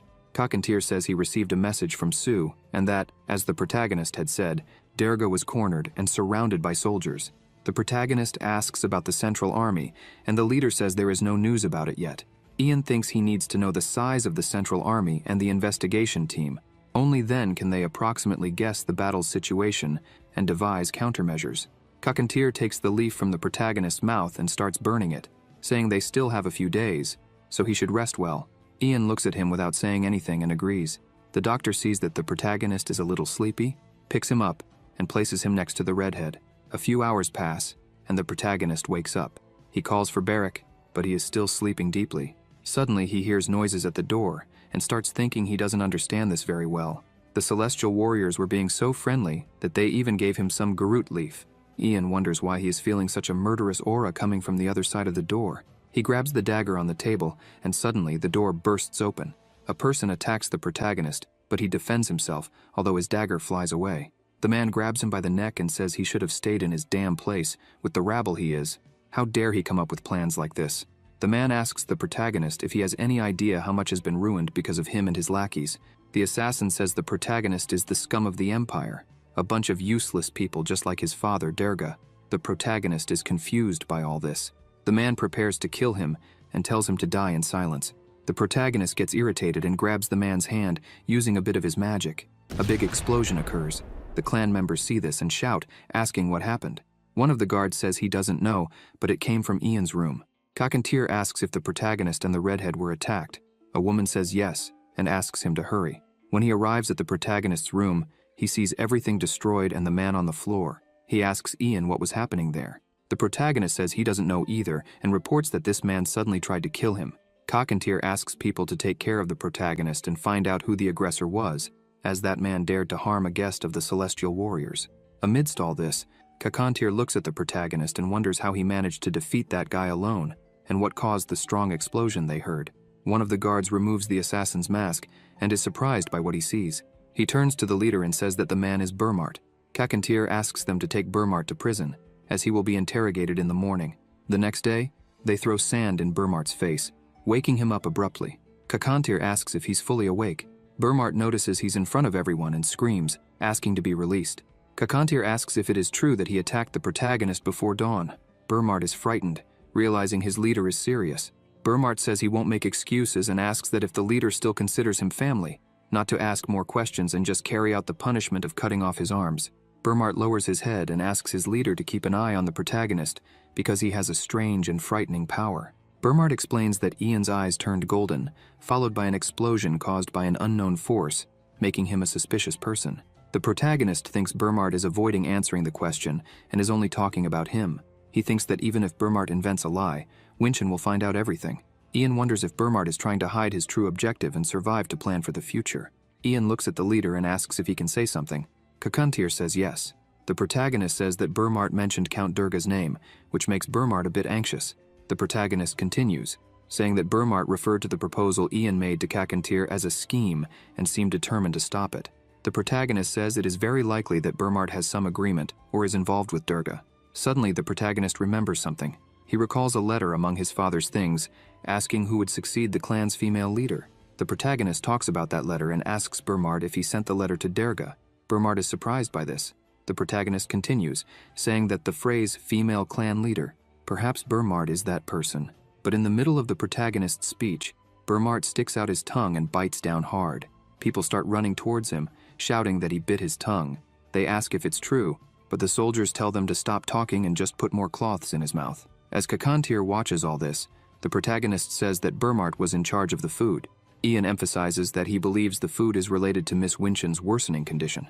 It seems Burmart intended to take over the leadership position by removing Miss Winchin, and Durga supposedly would receive money in exchange. Kakantir listens to all this silently. After hearing everything, he stands up, walks over to Burmart, and asks the guards where Miss Winchin is. They say she is resting in her room. He lifts Burmart's head and looks him straight in the face. Kakantir says that until he gives another order, no one is allowed to enter Winchin's room. He drags Burmart across the floor, enters the house, and closes the door. Suddenly, they start hearing screams asking Kakantir to stop, but he doesn't. After some time, the screams cease. Kakantir opens the door with his face and clothes covered in blood. He throws Burmart's body to the ground and orders the guards to dispose of the corpse in the desert. After that, they should bring Burmart's entire family there. They start dragging the bloody body away. Kakantir goes to the protagonist and asks if the explosion that happened during Burmart's attack was really his doing. Ian says yes. Kakantir says he believes the Empire calls people capable of invoking miracles, mages. The protagonist says he doesn't wish to lie and will tell Kakantir the whole truth about his existence when the right time comes. Ian explains that it would be difficult for Kakantir to understand now due to the difference in environment and time in which he lives. Kakantir looks at him and says they need to change their plans. The protagonist asks how. Kakantir says the plan was to help the protagonist return to Brock safely and provide support until his position became stable. Suddenly, Kakantir's expression changes, and he begins speaking with hatred, saying that Durga underestimated the Celestial Warriors and tried to kill Miss Winchin under the pretense of forming an alliance with them. The Celestial Warriors will be the ones to take Durga Brock's head. Ian says he understands and mentions a small problem. The investigation team would not give them that privilege, as Durga's sins would be considered treason. However, if he could gain control over Brock's territory, he would help Kakantir achieve that goal. The leader says that in any case, they need to help the protagonist. Ian clarifies that he is asking for the direct help of the Celestial Warriors. Kakantir agrees with the protagonist, extends his hand and says, Demosha. Ian smiles and says, Demosha, shaking hands. After all this, the protagonist hears that Barrack has woken up. He goes to the room and asks if he is okay. The redhead starts vomiting and says he's not well, looking like he's dying. The protagonist says that he is indeed in bad shape, but they should be grateful he finally woke up. Barrack lifts his head and says he feels very nauseous, asking the doctor if she's sure she didn't mix alcohol with his medicine. She gets angry and shouts, asking why she would do that, cursing him and saying it's a miracle he woke up and is talking after that injury. Barrack continues to feel a lot of pain. The protagonist goes to him and thinks it's really strange because magical swordsmen have better combat and healing abilities than ordinary people. But the redhead was beyond that, healing very quickly. The protagonist asks if this is normal. Ian asks if he remembers his parents' faces. Barrack says yes, although both are already dead. The protagonist thinks it doesn't seem like Barrick is mixed with any non-human creature. So what could be the cause of this? The redhead asks the protagonist when he will return to Brock. The protagonist says soon, maybe tomorrow. Barrick celebrates, saying that's the best news he's heard in a long time. The protagonist calls Barrick and warns that he won't be able to return with him. The redhead looks at him and stands up, shouting why, but feels a lot of pain and can barely speak. The protagonist says he can't come along because he's too injured. Despite being badly hurt and in a lot of pain, Barrick says he's fine and can walk tomorrow. Ian says it's clear he's not fine, emphasizing that they will have to fight against the Count's soldiers, the investigation team, and the capital's army. In his current state, Barrick wouldn't be able to fight, so the protagonist asks him to focus on recovering until things in Brock are resolved. The redhead doesn't accept this and starts shouting that he will go along, asking if the protagonist will use him this way and leave him there, calling him a foolish traitor. He says that Ian is weak, that he can't even wring out a cloth properly, so how could he fight alone? The protagonist gets up to leave the room, but Barrick grabs his arm and says that Ian had promised to teach him how to use mana, and that was a promise. How can a teacher leave his student behind? Ian asks if that's how a student treats his teacher, emphasizing that he is just a weakling, so Barrick should be nice. The protagonist looks at him and asks if he forgot that during the fight, the redhead managed to use mana on his own. Barrick is shocked to think about it and asks if he really used it. Ian says yes. Suddenly, Nursarin appears, calling the protagonist. The two go outside and Kakantir says a letter from Brock has arrived, and the timing is perfect. According to the letter, Derga has surrounded the mansion with his soldiers, and it seems the investigation team is positioned inside the mansion.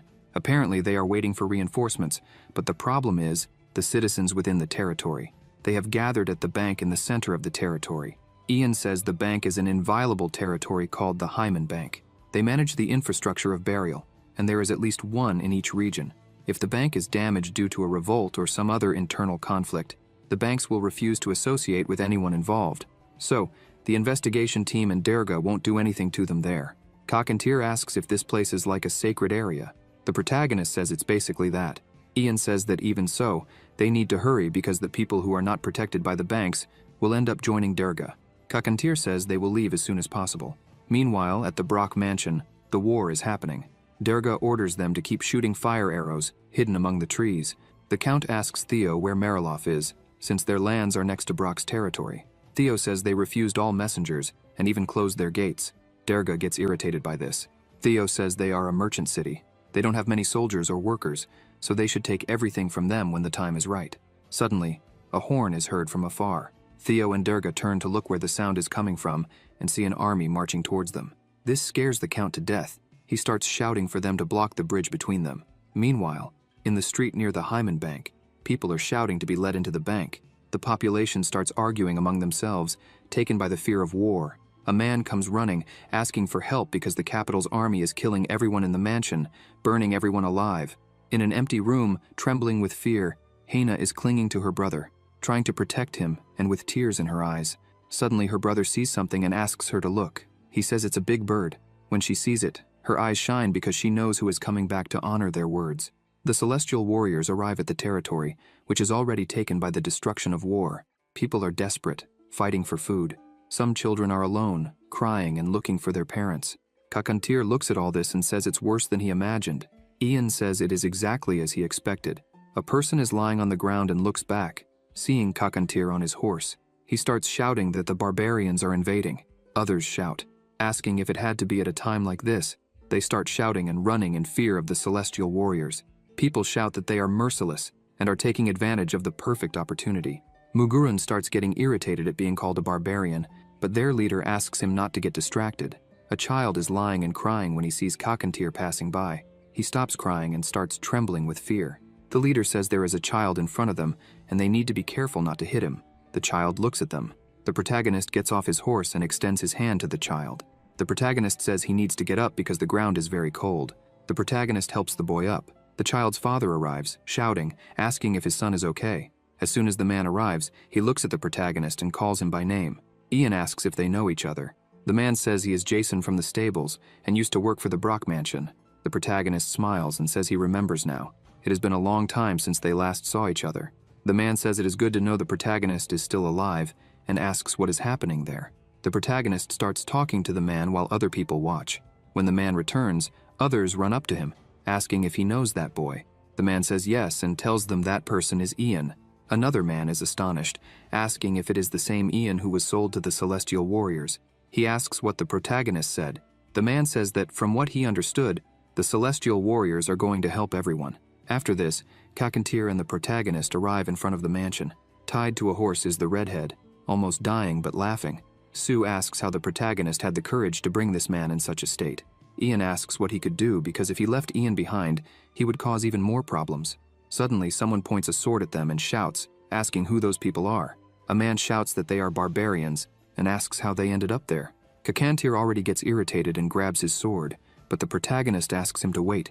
He takes off his hood and says he is Ian, son of Count Brock, and the people with him are the great warriors of the desert, the Celestial Warriors clan. He says they are not there to fight, but to talk.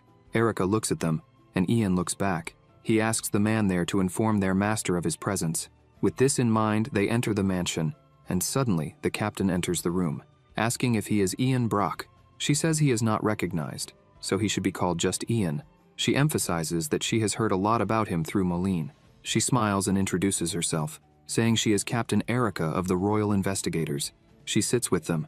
The protagonist asks if she works for Moline, and she says in a way yes. He asks what is happening outside. Erica says that, from what he can see, they had a small problem, but will resolve things soon. She emphasizes that they managed to confirm all the tax evasion clues, but the Count's knights are very problematic, and dealing with them took longer than expected. She says that basically, that is all, and asks what he is doing there. She says she heard he has a certain grudge against Derga, and asks if he came there to watch the execution. Ian smiles and says that to him, Brock is a precious hometown, and when he found out what was happening there, he couldn't even sleep.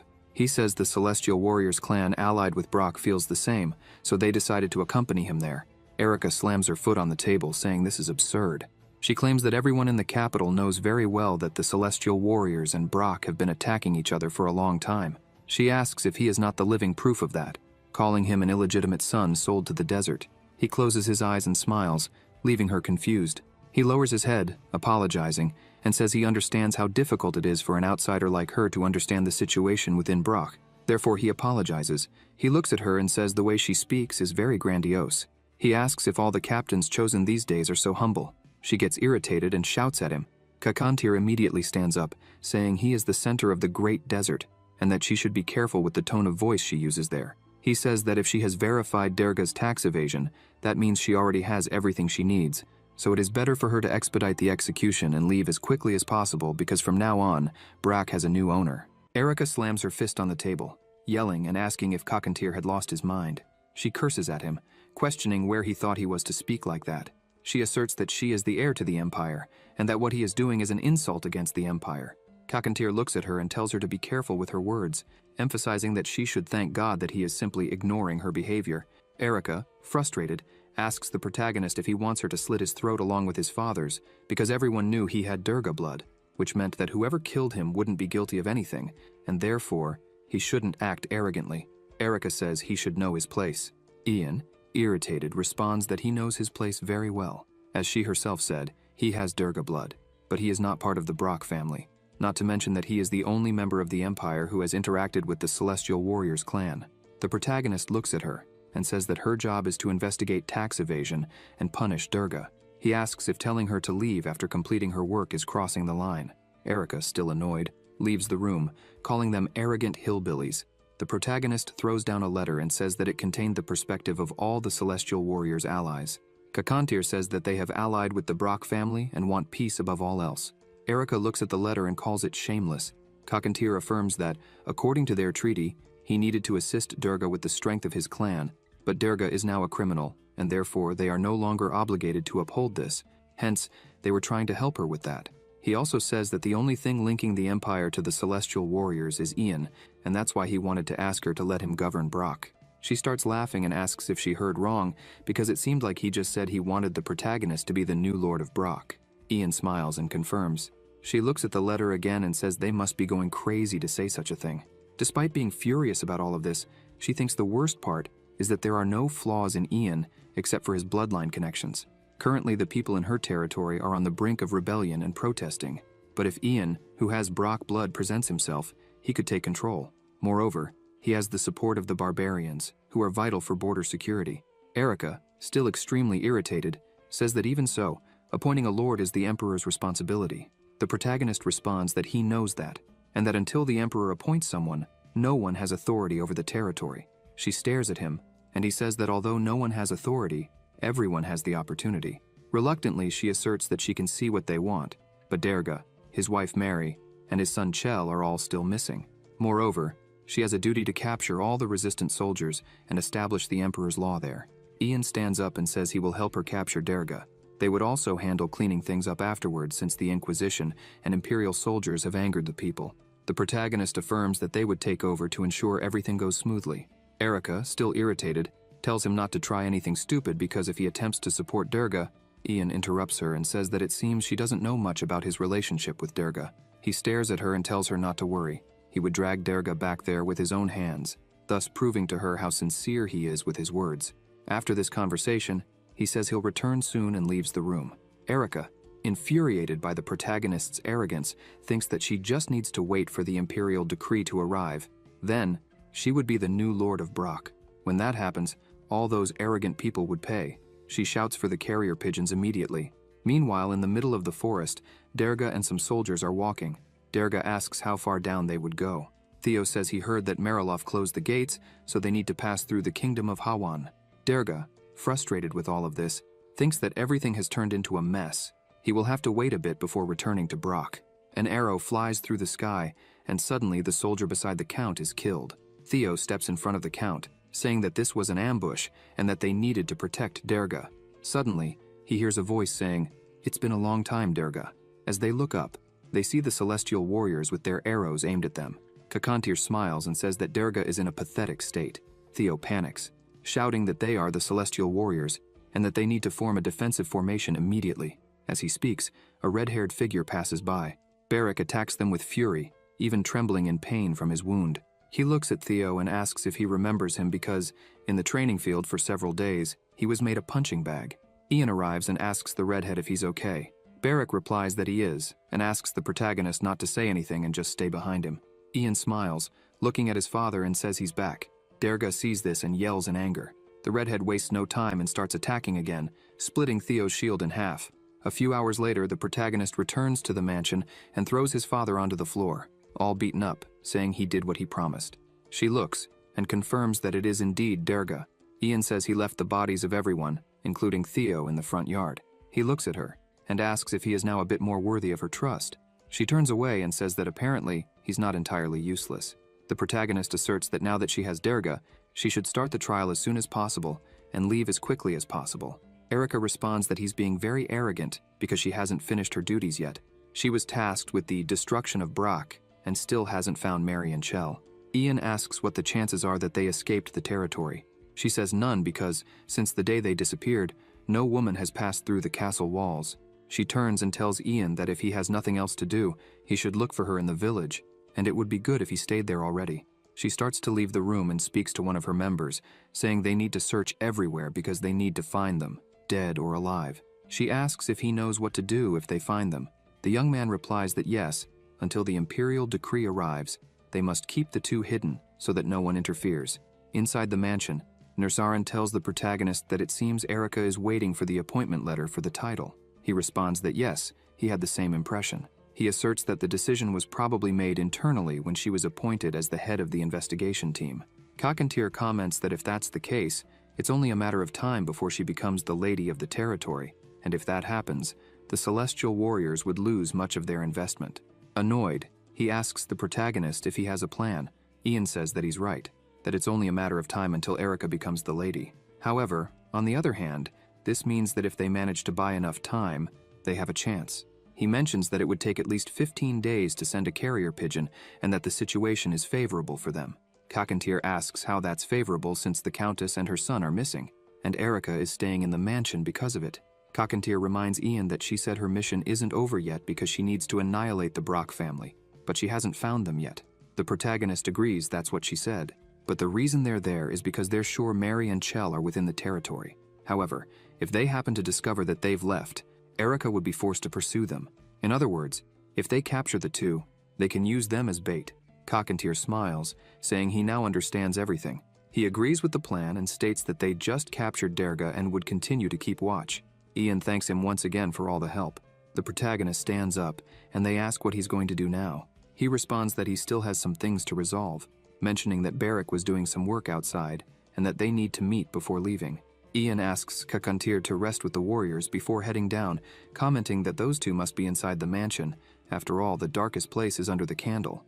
Ian points out that the problem is that all the servants who might have had any clues are dead. He thinks that in moments like these, it's easier for him to handle things with his own hands. He heads to a slum to meet with Beric. As soon as the redhead sees him, he starts shouting to get his attention. He says that he has finished his work, checked the entire forest, and everything is fine. He sighs, mentioning that the protagonist's mother, Philia, is doing well. Living alone is doing her a lot of good. She was in great shape. The protagonist warns him to be careful with his words. Beric responds that no one heard, so it was fine. Beric looks around and asks why they were in that slum. Ian says they were going to look for Hena and asks Beric to lead the way. He agrees but asks why Ian wants him to do it. The protagonist asks if he prefers that he walks around showing his face. The redhead understands and starts asking everyone they meet along the way. With that, he gathers some information and tells Ian that Hena is staying in a house up those stairs. They start climbing and finally find the room where she was. The protagonist opens the door and sees Hena trying to calm her little brother, who was crying a lot. Ian calls out to her and she turns around, startled. As soon as she sees the protagonist, she runs towards him, shouting. He says he's very happy that she's safe. She shouts back, saying that she should be the one saying that he really came back. With tears in her eyes and a trembling voice, she asks if he returned for her. Hena also asks if it's safe for him to be there, given that he's also the Count's son. She says she heard that he had returned, but thought it was a lie, since he was with the Celestial Warriors. He's surprised by so many questions and tells her that he's fine. Ian says he has something to ask her. He asks if she's heard any rumors or ghost stories secretly circulating in the mansion. She seems a bit confused by this. He says it's something about a secret passage or something like that. She thinks for a moment and replies that she hasn't heard anything about that, especially nothing about secret passages or hidden spaces. The protagonist says that's pretty bad. It would have been good if the butler were still alive. She hears these words and is shocked, asking if the butler is really dead. Ian explains that he accidentally tried to cross the border and that they found his body on the Marilov side, handing it over to Brock. The protagonist notices that Hena becomes a bit tense and asks what's wrong. She says that, in fact, she feels a bit guilty about the butler's death. She explains that there's something that belonged to him that she secretly borrowed. Beric and Ian think that she actually stole it. The protagonist says that if something went missing, everyone would suspect her since she had left recently. He asks if there was any trouble. She responds that she borrowed it, and besides, many people left at that time. Hena points out that suddenly the Countess freaked out and became terrible, hitting people almost every day. Ian is surprised by this and asks why. Hena says she didn't serve the Countess directly, so she doesn't know the exact details, but she suspects it was due to a lot of stress. However, she had developed strange spots on her arms and legs. She thought that if she left with the crowd, no one would notice anything, so she borrowed that without asking. Hena hands the redhead a wooden box and says that when she opened it, there were only letters and drawings. Because of that, she felt bad, thinking she had stolen memories. She asks if they could burn it with the rest of the butler's body at the funeral. While they're talking, Beric opens the box. The protagonist looks at him and asks him not to open it like that. The redhead asks why he can't open it. Ian explains that if he drops everything, it would scatter and be hard to put back in order. But just as the protagonist says this, Beric drops everything and apologizes. Ian notices something on the floor and bends down to pick it up. Beric quickly gathers everything and asks the protagonist to hand it over so he can put it back in the box. Ian asks him to wait a moment and says that the blueprint of the mansion looks a bit strange. Hena asks what's strange about it, as it seems the same as it is now to her. Beric comments that it's a bit odd that there's nothing drawn in the garden. Ian explains that detailed blueprints like that usually omit the landscape. Drawing everything in detail would be endless, and it changes anyway. The redhead is shocked, and the protagonist points to a tree, saying that the tree is indeed there. He looks at it and wonders if that could be. Meanwhile, in the hideout, Mary is nervously pacing back and forth. Chell is sitting on a mattress. He tells his mother that he's hungry. She shouts at him to eat some of the dried meat while she cleans a ring. Chell asks if there's only dried meat there, and how much longer they have to stay like this. Mary asks him to hold on a bit longer, as they will soon have a chance to leave. She thinks that they might need to live in hiding forever, because of the betrayal, but if they can reach the Fontrol family's house, they would help them. Mary thinks she needs to hold on a little longer until they can escape. Suddenly they hear someone approaching. Mary moves closer to her son and grabs a knife. The candles go out. She closes her eyes and wonders if this person could be her husband. Suddenly, they hear a voice calling her mother and Chell brother. They open their eyes, startled, and see Ian there, asking if they were inside. Sue appears with a torch, surprised, saying that they dug an entire tunnel underground. Durga was really prepared, she comments. Sue adds that she had heard that the Empire's nobles prepared this type of escape route because they are cowards and prefer to flee rather than fight. Mary starts trembling with anger upon hearing this and tries to attack them, but Sue easily restrains her, pushing the Countess against the wall. Mary screams that everything hurts and asks if Sue knows how rude she is, calling them inferior and savage beings. Ian watches the scene and thinks that he had heard that Mary had become more aggressive, but he didn't imagine it was like this. He asks Sue to release her and orders Shul to bring Chief Kakantir and Nursaran. As soon as Mary is released, she lowers her head and starts repeating that Ian should die, as it's all his fault. Ian begins to get irritated and tells her it's better to stop that, reminding her that the investigation team is still in the mansion, and if they happen to discover that place, he will have no choice but to turn the two of them in. Chell asks Ian if he is helping them and how Durga is doing. The protagonist responds that his brother doesn't seem to be doing well, and that as for Durga, he's already been captured so they can't do anything. Ian starts walking toward them and tells them to prepare to leave with the Celestial Warriors at dawn. They would depart immediately, as they have no other place to hide except with their own families. He asks where they were headed, and Mary responds, Fontrol. Ian thinks that Fontrol is to the north from there, and by his calculations, it would take about 2 weeks if they detour through Marilof. She asks why they should detour through Marilof, emphasizing that they should stop there to pick up some clothes and food. The protagonist says that Marilof has completely closed its gates, killed the butler, and isolated itself. Mary is shocked to hear this, starts to despair, and says that this can't be happening, that they couldn't do that to her. Mary runs to Ian, shouting, and grabs him by the shoulders, saying that she needs to stop by the mansion's room first, and then head to Marilof. The protagonist gets irritated and asks if she's completely lost her mind. Mary says that if Durga is alive, they just need to wait until the palace responds because they won't be able to expel them, as the Empire wouldn't dare. She says she'll borrow money and get some help. Ian looks at her sternly and pushes her hand away, saying that if she doesn't shut up, he will shut her up. He starts to leave, thinking that she can't understand what's really happening. Mary stays in the corner of the wall, while Ian watches her, wondering what kind of nonsense she was talking about. Night falls, and Kakantir heads to the entrance. He helps the protagonist out and asks if they were really inside, praising Ian's work.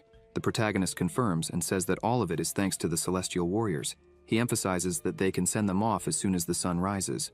Kakantir agrees and tells Shuel and Naru to take charge of it. He approaches the two and instructs them to do it as far away as possible, and once it's done, to bury them as deep as possible so no one can find them. They put on their armor, take their horses, and leave. Kakantir thinks to himself that now he wants to see how long the damned soldiers from the capital will keep lurking around. The next day, Philip opens the door to the room and shouts for his captain. He announces that Mary and Chell have been found. She is surprised and asks where. Philip opens the map and says at the northern gates. They passed through the soldiers at the gates and escaped. Philip notes that there were 4 of them, and that, apparently, they split into 2 groups as soon as they left the gates. She reflects for a moment and comments that Marilof is in quarantine to avoid getting dragged into this mess, so they probably aren't heading there. She asks if the Count's wife was from Fontrol. Philip confirms, and she asks him to send a letter to them. Philip asks how many people they should send to pursue them. She considers that she needs to be smart about this, as it could be a trap, or they might have hidden forces. If she sends too many on the tracking team, the Celestial Warriors might take control of the mansion. After thinking for a while, she decides to send 20 people, emphasizing that they should do their best to keep the 2 alive. But if there's no other option, bringing their bodies or even just their heads would be sufficient. She smiles, thinking that the opportunity is before her. If she captures the 2, no one will be able to contest her rise as Lady of Brock. That way, she could easily defeat Ian and those damned savages. The soldiers begin searching the forest, but as soon as they reach a certain point, Kakantir and Ian's plan goes into action. Swift and ruthless, Naru and Shuel eliminate all 20 soldiers sent. This news spreads quickly, and Erica is shocked to learn that all the people she sent for the tracking mission were killed. A heavily injured soldier bows before her and says he was the only one who managed to escape. He reports that they killed the team captain in seconds, and after that, it was basically a massacre. They called themselves the Knights of Durga and were extremely strong. Erica becomes even more enraged by all of this. She asks if he remembers where it happened and if he saw Mary and Chell. The soldier says yes, he remembered, and was sure he saw the 2 of them. She decides to form a second team and dismisses him, and he thanks her for that. As soon as he leaves, Erica begins to feel furious. She slams the table, shouting and asking why the capital isn't responding. Her soldier suggests that it might be because they're taking the longer route, since an appointment certificate with the Emperor's seal comes with a designated person and a golden carriage. Erica comments that apparently they don't care about efficiency. She asks how Ian and the warriors are doing, and the soldier responds that they haven't noticed any suspicious activity from their side, and that at the moment, they are distracted with the reconstruction of the village. He notes that the people were responding well to him. Erica says that they gained the people's sympathy while she was distracted with the pursuit. Suddenly, she realizes something is wrong. She mentions that they hadn't seen Mary and Chell all this time, and suddenly they appear to escape on horseback. She wonders if those damned people have something to do with it. She shouts, ordering them to bring the person responsible for the stables immediately. She becomes desperate, thinking that the pursuit was the priority, but making such a mistake is unacceptable. She should have checked the Brock's horses too. Suddenly there's a knock on the door, and she tells them to come in. The protagonist opens the door smiling and calls her, asking if she's made any progress in the pursuit. Erica asks why he is interested in this matter. Ian responds that he's just curious, because if the two are alive, he might be in danger. However, he pauses and comments about the people who fled with them. The protagonist asks if she's sure those people were Brock Knights. He asks if she's really certain there aren't any traitors on her side. She starts to speak, but he interrupts, asking if those traitors hid Mary and Chell from her to make things more difficult, which would be quite terrible.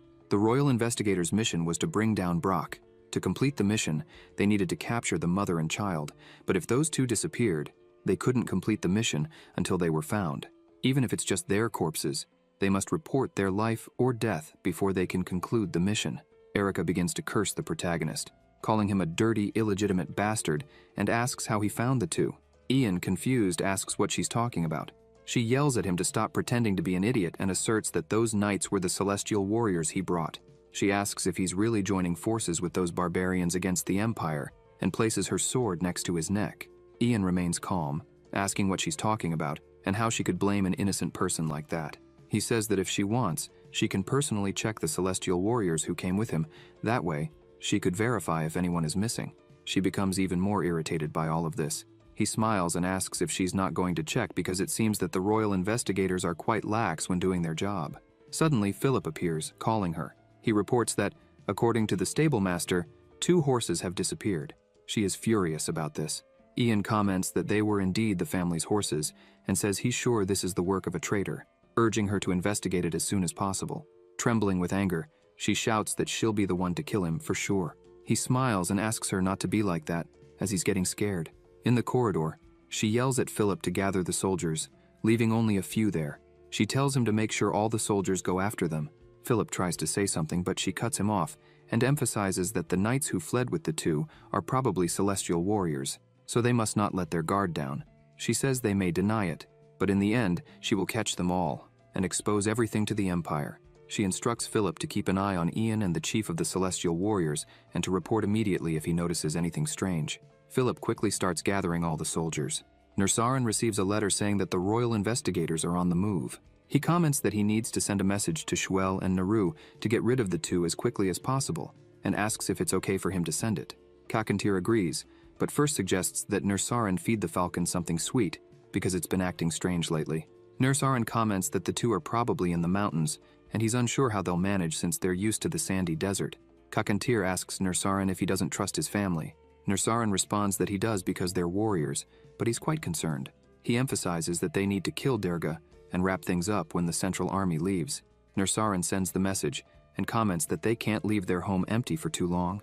Kakantir agrees but says that if Ian has to head to the palace as planned, he'll have to leave that territory behind, and questions who will be responsible for taking care of everyone there. Nursarin admits he's been wondering the same thing. The redhead would go to the capital with Ian, and even if he didn't, managing a territory would be a bit too much for him. The two stare at each other for a few seconds, and Nursarin quickly says he doesn't want to stay. Kakantir asks what he's talking about. Nursarin asks if Kakantir is suggesting that he stay there. Kakantir questions if that's what he understood. Nursarin takes a deep breath and says that it would probably be better for the celestial warriors if he stayed there, but he emphasizes that he's not sure if the protagonist would approve of it. Nursarin mentions that there's an extremely important reason that might prevent him from staying. He doesn't want to because it's too cold there. Kakantir agrees that this is indeed an important factor. Nursaran looks up at the sky and says that he hopes the appointment letter arrives before the cold intensifies, as it seems to be delayed.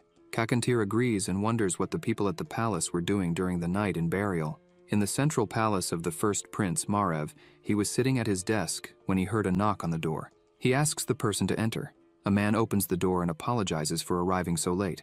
Margrave looks at the man and asks why he's there at that hour. The man hands Margrave a letter and explains that it's a secret letter sent by Count Brock, and although it doesn't have a seal, it was accompanied by the family's treasure.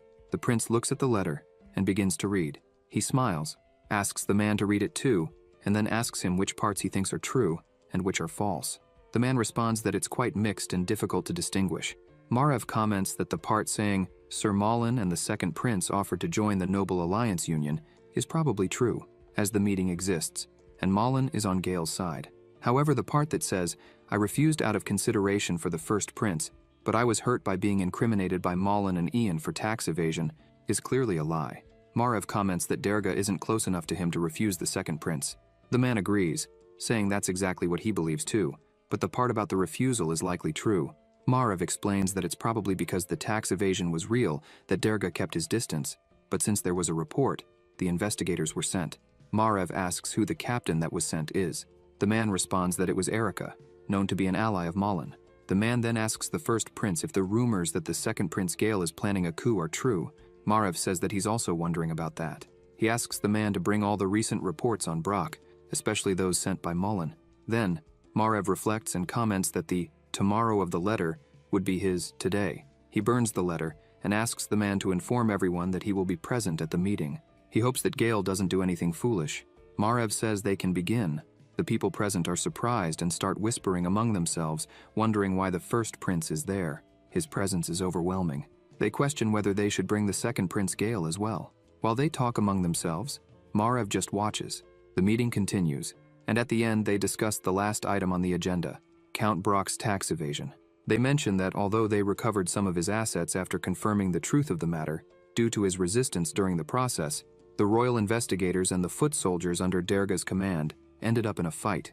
However, the investigators managed to obtain victory and capture Derga. His direct family, consisting of his wife and son, are being pursued at this very moment. They comment that it was bad enough to commit tax evasion, but resisting is unacceptable. Derga needs to be severely accused, and they plan to bring the case to the emperor immediately. Suddenly, Margrave raises his hand and says he has a question.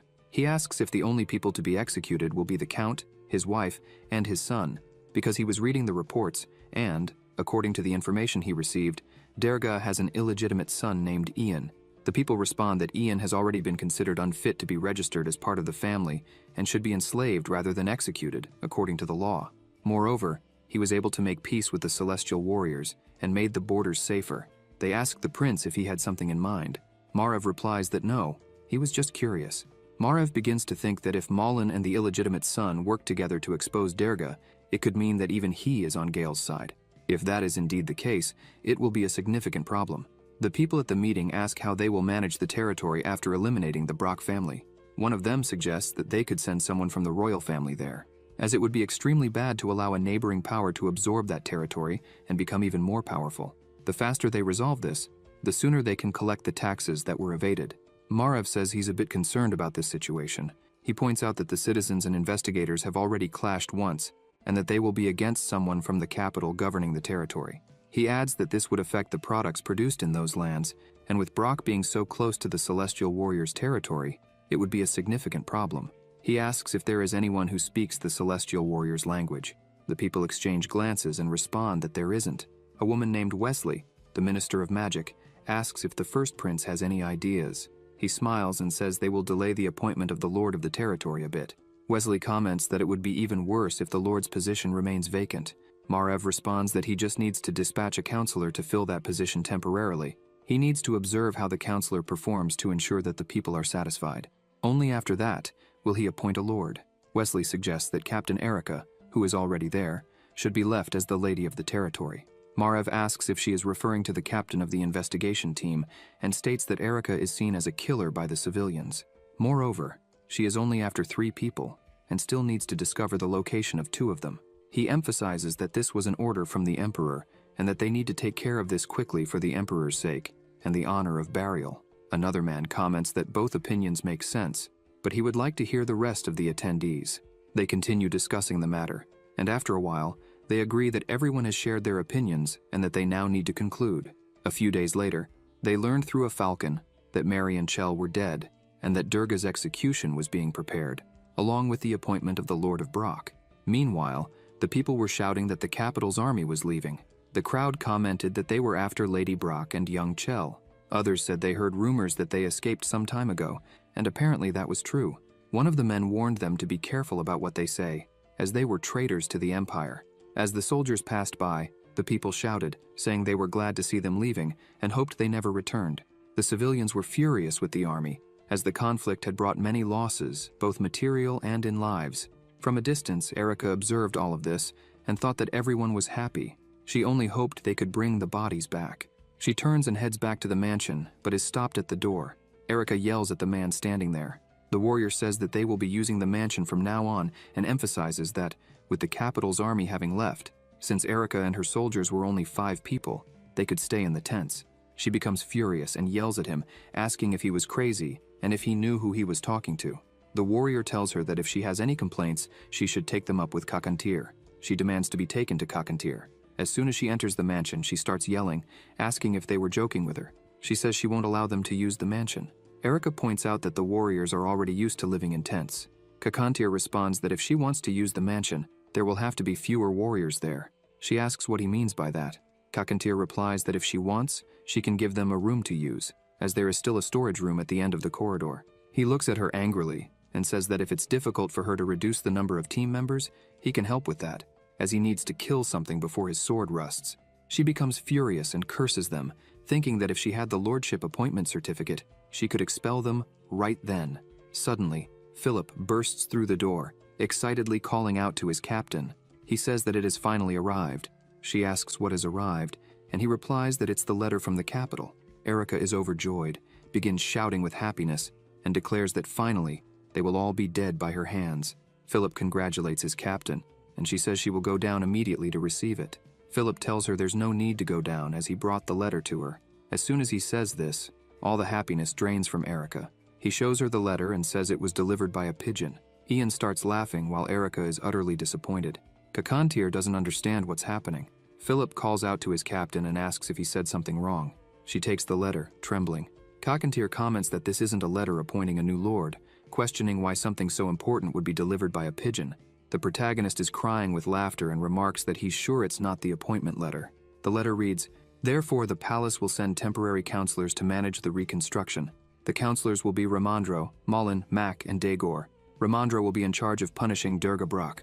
The Lord's appointment will take place after the territory has been stabilized." Upon reading this, Erica begins to tremble with rage. Kakantir approaches her and takes the letter from her hand. She yells at him to give the letter back. He says that this is a letter from the assembly and hands it to the protagonist, asking him to read it. Ian starts reading the entire letter and says that the Lord's appointment is being delayed, and instead, counselors will be sent to the territory to temporarily replace the Lord. Kakantir asks what the counselors will do there. The protagonist responds that, according to the letter, they will be responsible for the reconstruction of the territory. Basically, they will be the ones to evaluate the protagonist and the celestial warriors. Kakantir looks at Erica and mocks her, asking if this means that those people are more important than her. Erica realizes that in that letter, they said they would delay the appointment, which means she won't be the one responsible for sentencing Durga to death. She understands that, in the end, she'll just be like a dog chasing traitors and will be completely discarded from becoming the Lord. She wonders how things reached this point. While she's lost in thought, Ian surprises her by asking if she wants to talk a little. He says he doesn't know much, but he's willing to help her become the one responsible for executing Durga. She's surprised by this and asks how. The protagonist explains that those who read the letter just need to keep quiet. He mentions that there are still 2 weeks until Ramandro arrives, and they just need to kill Durga before then, preventing Ramandro and Durga from meeting. Ian says he only wants one thing in return. The actual execution must be carried out by the celestial warriors. He emphasizes that, in the end, it doesn't matter who kills him. With no other options, Erica lowers her head and says she will consider the proposal. She leaves the room, thinking that she has no more choices. As soon as Erica opens the door to leave, Sue appears there. Kakantir asks what she's doing there, and Sue, nervously stammering, tries to explain. She musters up the courage, shows a dead pigeon, and asks if that was also sent by the palace. Kakantir scolds her, saying that she can't help but cause trouble. Frightened, Sue apologizes, explaining that the pigeon kept pecking at the window non-stop, and she ended up getting annoyed. Ian takes the letter from the pigeon and starts reading. The letter says, "Erica, this is Malin. We have a problem. Durga must have written a letter to the first prince before all this.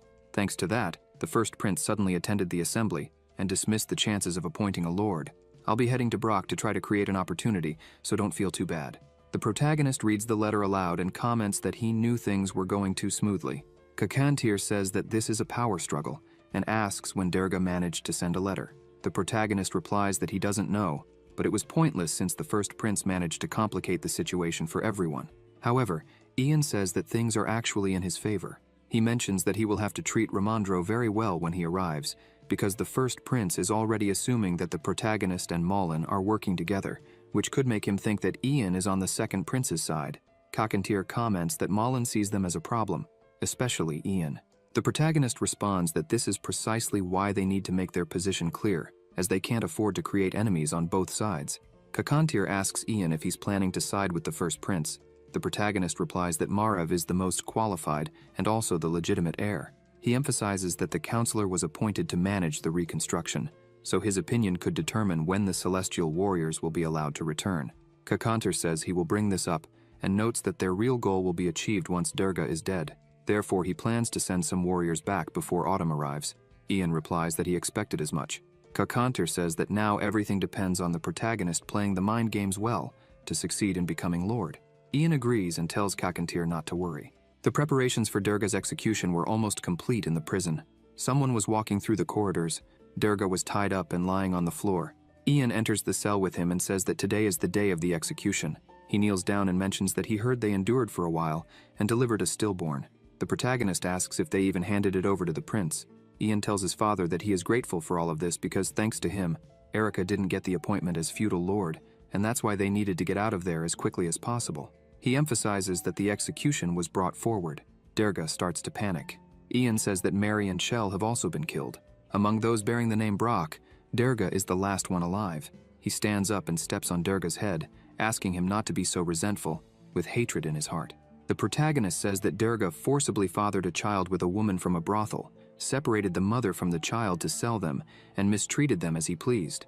Moreover, he also tried to deceive the clan of celestial warriors out of greed, embezzled taxes, and was abandoned by both the imperial capital and the locals.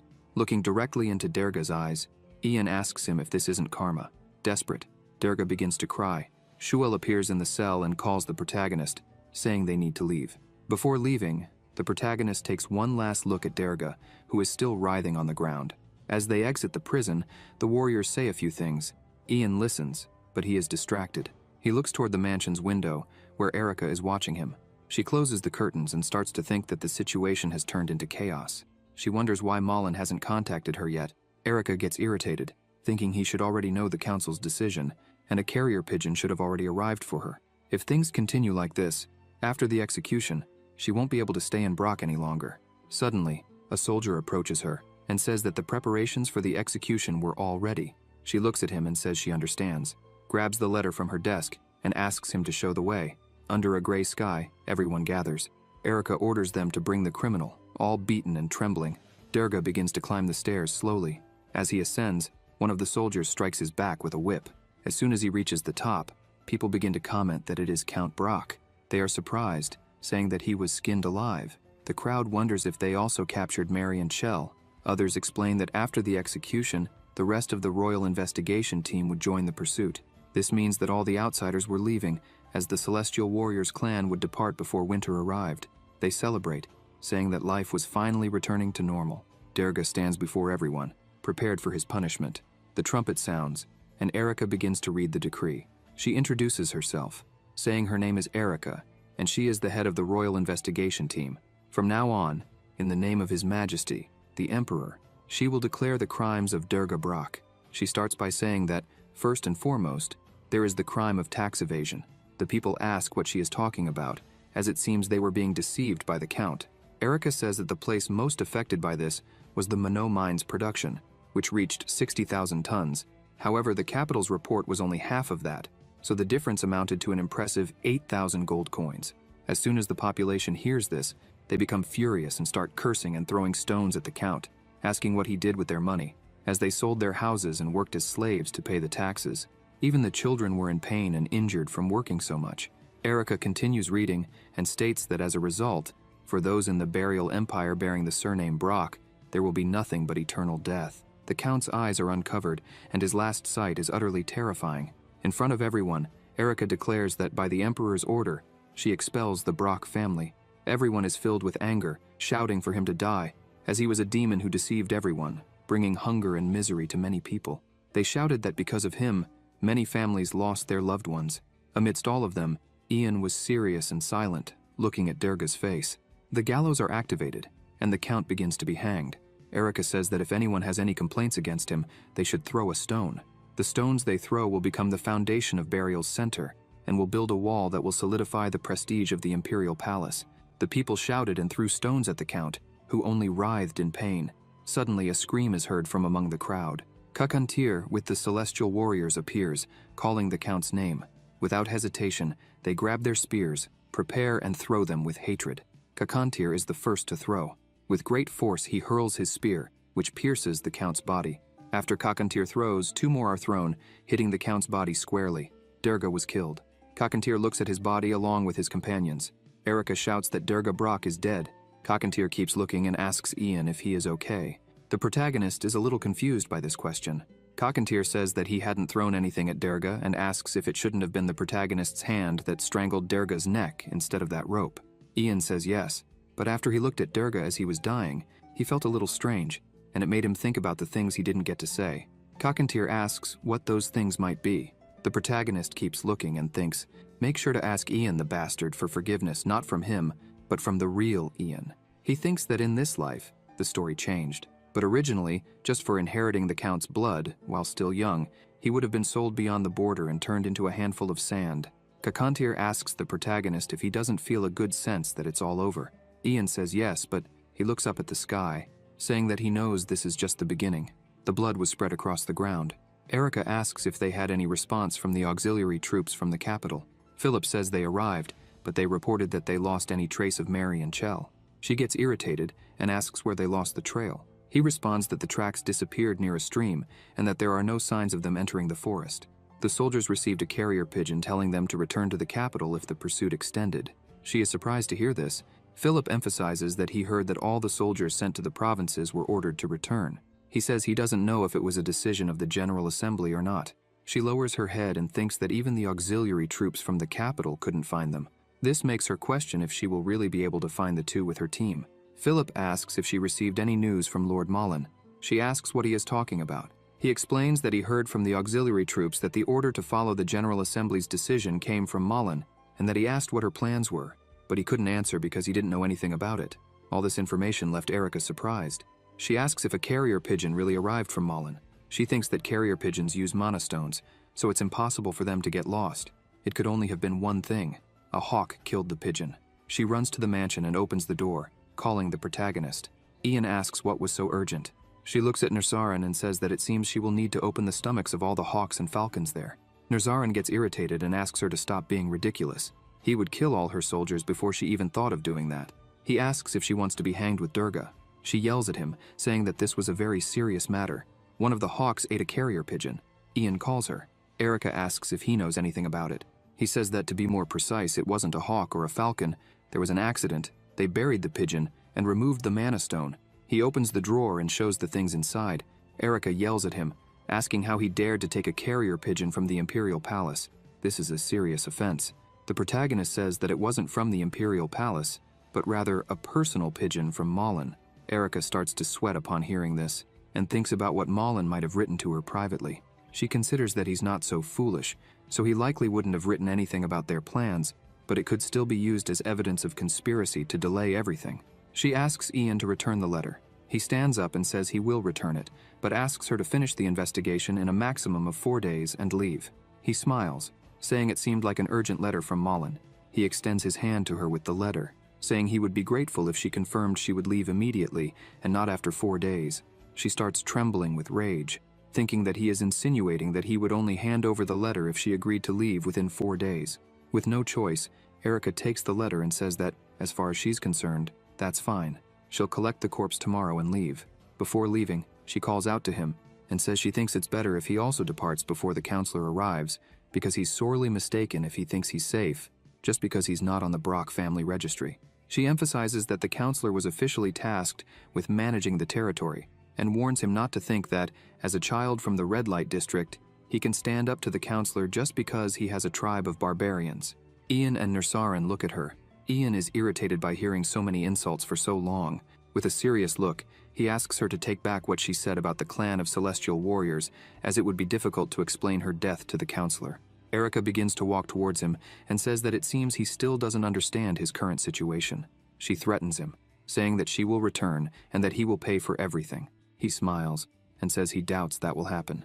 Ian opens his eyes, releasing his power, and tells her that she shouldn't hope to return. He starts to accumulate a strong energy in his hand and tells her to find the bodies of Mary and Chell soon and run safely to the capital because, if she continues like this, she might end up dying in some foreign land. Seeing all this power, Erica becomes frightened, realizing that Ian is a magic user. Still looking at her, Ian smiles, stops his power, and asks her to leave immediately. If she really wants to return, he will be there waiting for her. After that, Erica leaves the room with her head down. Philip runs up to her and asks if she's okay and what Ian said. A bit shaken, she thinks she never imagined he was a magic user, and wonders if that's the reason for his confidence. She decides that it's better to forget about the enslavement. The people in the capital will fight to try to invite him there. She tells Philip to gather their things. He is confused, but she grabs the horse and says they are leaving that territory. Erica asks Philip to deliver Durga's body to the auxiliary troops, while they go after Mary and Chell. She thinks that if she's going to suffer, it might as well be quick and show her sincerity to the capital. With her entire team, she leaves the territory. Ian watches her and thinks that now that things are going as planned, he should visit her. Sometime later, the protagonist is walking through the forest with the redhead. He asks Beric if this is really the right path, and Beric replies that maybe it is. Ian asks what he means by maybe. Beric explains that there is a mark here, a black stone, and emphasizes that the protagonist had asked to hide it well, so most people wouldn't be able to find this place. After a few meters, the redhead says they've arrived. Ian is shocked. He looks at the house but doesn't see anyone. Beric looks around and asks if she went somewhere. Ian begins to observe the house. Everything is well arranged, but he doesn't see any Silask there. Suddenly, a basket of fruit falls to the ground. Philia is shocked to see Ian from behind. She calls out her son's name. He turns to her and, smiling, asks if she is okay. She runs towards him, shouting his name, and hugs him tightly, thanking him. She looks at him and asks what is going on and if he's been eating properly because he looks very thin. The redhead doesn't understand anything and asks if the protagonist really doesn't look well. Ian tells his mother that it will take a long time to explain everything, so they should sit down and talk more calmly. After some time, he explains everything to her. Philia asks if the entire Brock family was... He looks at her and says that's exactly why he needs to tell her something. She says he can tell her anything. Ian takes his mother's hand and says that although Durga is dead, there is still much to be done, not to mention that some people from the capital are coming, and he's planning to return with them to the capital. Philia remains silent for a moment. Ian emphasizes that he might not be able to stay with her in the future. Her eyes start to fill with tears. Lowering her head, the tears stream down her face. She looks at him and asks if she will be able to see him whenever she wants. Seeing his mother's sadness, Ian lowers his head and says yes. She holds his hand tightly, then hugs him tightly and says that if that's the case, then it's okay. That's enough for her. Philia says that, in truth, she doesn't want to go back to the city. Looking at nature, with her hair blowing in the wind, she states that this is much better than that basement in the slum. She likes waking up with the sun and a refreshing stream nearby. Moreover, she says that if the protagonist wants to keep living bravely, she would be happy and proud of the son she has. He smiles and holds her hand. Ian assures her that things will end quickly and that she should live freely and in peace. For that reason, he would find a great place for her. Philia says she's fine where she is. She closes her eyes and thinks that a war has reached the territory. Durga is dead. So many things have happened, but her son is fine, and she thanks God for that. The protagonist remembers something and asks if she recalls where she got those red flowers she gave him in the garden. She thinks for a moment and says it was his payment for doing something for the Marcante Guild. He asks what guild that is. She says she doesn't remember the name, but it was one of the big guilds. They needed so much labor that he helped the guild leader make a good amount of money and a pot of flowers. Ian asks if she remembers anything more specific. She says she heard there was a noble in the Marcanti Guild. She tries to remember his name but can't, emphasizing that the protagonist had been very happy about it. He becomes thoughtful and reflects that he wasn't sure about this connection between Silask, the owner of the jewel, and this mysterious guild. But he believes that if this guild is so big, there must be someone in the city who remembers it. The protagonist stands up, and his mother asks if he's already leaving. Ian says he has some things to take care of, but will return soon. She remembers something and mentions that the protagonist had asked her to gather gullah seeds. Philia throws a full bag on the ground, impressing them both, but then she brings more bags with a smile on her face, saying that he had asked her to gather these seeds and that she still had 2 more bags. The protagonist says he didn't know she had a knack for horticulture. Philia says she gathered so many seeds because she was trying to keep busy since she had a lot of time. She asks what he's going to use them for. Ian explains that actually, gullah seeds aren't poisonous but edible. He takes one and pops it into his mouth, nearly giving his mother and the redhead a heart attack. Barrack grabs his face, screaming and asking how he can go around eating strange things when no one's looking, and tells him to spit it out. The protagonist swallows the seed, making Barrack even more nervous, cursing him. The redhead lets go of the protagonist, and Ian tells him he needs to work harder. Barrack asks if it's to carry the protagonist's unconscious body. The protagonist replies no and smiles, telling him to carry all the gullah seeds from there and hide them in the mansion. Meanwhile, on the road, a carriage was passing by. A man was upset, sitting inside. He thinks that Prince Margrave was very cruel. This man is Ramandro, a reconstruction advisor. Ramandro thinks he didn't even have time to return from the Great Temple earthquake and was immediately sent to Brock without even being able to refuse. He cries, saying he misses his wife. Suddenly, Malin calls him, asking how he thinks the situation in the former Brock territory will be. He says that based on Erica's report, things seem serious. He is unsure how things were resolved, so they would be lucky if they weren't stoned as soon as they arrived. Malin doesn't like what he hears, and thinks that even the simple plan of sending soldiers after Erica had organized everything and taken control of the territory failed, all because of that inferior trash. He says it would be great if nothing surprising or unexpected happened. As they arrive at the mansion, they see the Celestial Warriors in control of everything. Ramandro is terrified at the sight of them.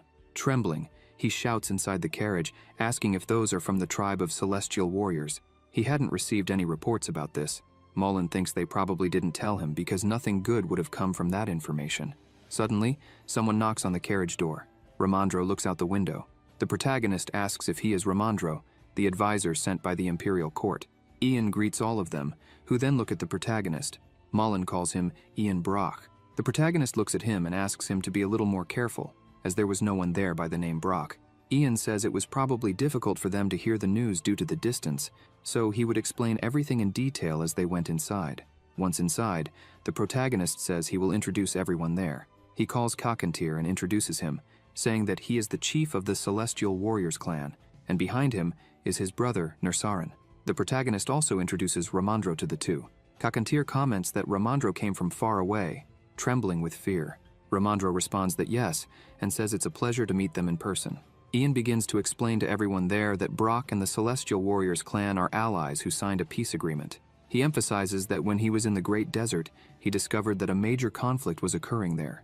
The Celestial Warriors came to fulfill their side of the agreement when they discovered the great crimes of Durga Brock. A war between Durga and the royal investigators was inevitable. So, with the investigation team occupied with their work, the Celestial Warriors helped with the reconstruction. Ramandro comments that there was no mention of this in the reports and asks what happened to Captain Erica. The protagonist says she was after Durga's wife and son, who had escaped. Mullen doesn't like this and pulls a paper from his pocket, throwing it on the table and saying that it is the order to get rid of the protagonist. Mullen says that Ian has Durga's blood, and according to Imperial law, he is a slave, and yet he behaves this way.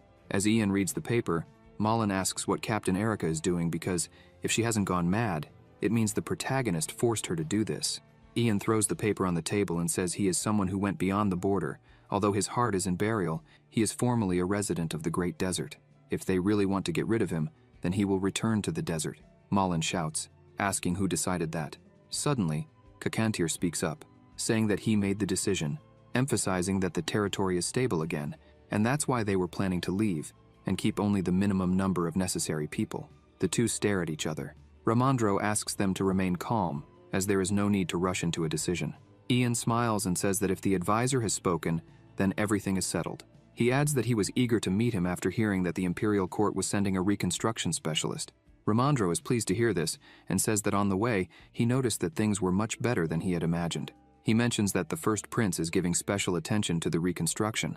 Suddenly, Malin gets agitated and shouts at Ramandro, standing up and saying that this is not something that can be ignored. Just the fact that the protagonist allowed the tribe of celestial warriors to enter burial can be considered treason. He asks if Ramandro was really thinking of letting the fief be controlled by those savages. Ramandro responds that the lives of the people are at stake, so why should he care about that help?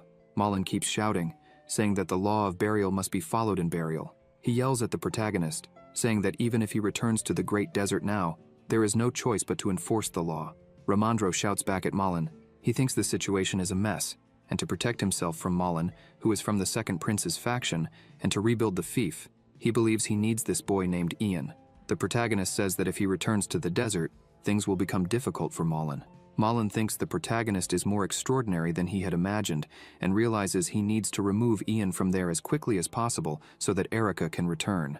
He calls Kakantir and says he will inform the Imperial Court about the assistance provided by the Celestial Warriors tribe. Malin emphasizes that it will be better for everyone involved if the Celestial Warriors do not listen to those beneath them and retreat now, as the advisor himself said, since most of the reconstruction has been completed, and there is no need for them to stay there. Suddenly, a massive energy begins to fill the place, causing all the papers to fly around. Ramandro is completely shocked by what he sees. Malin becomes worried, and Kakantir merely observes the power of his ally.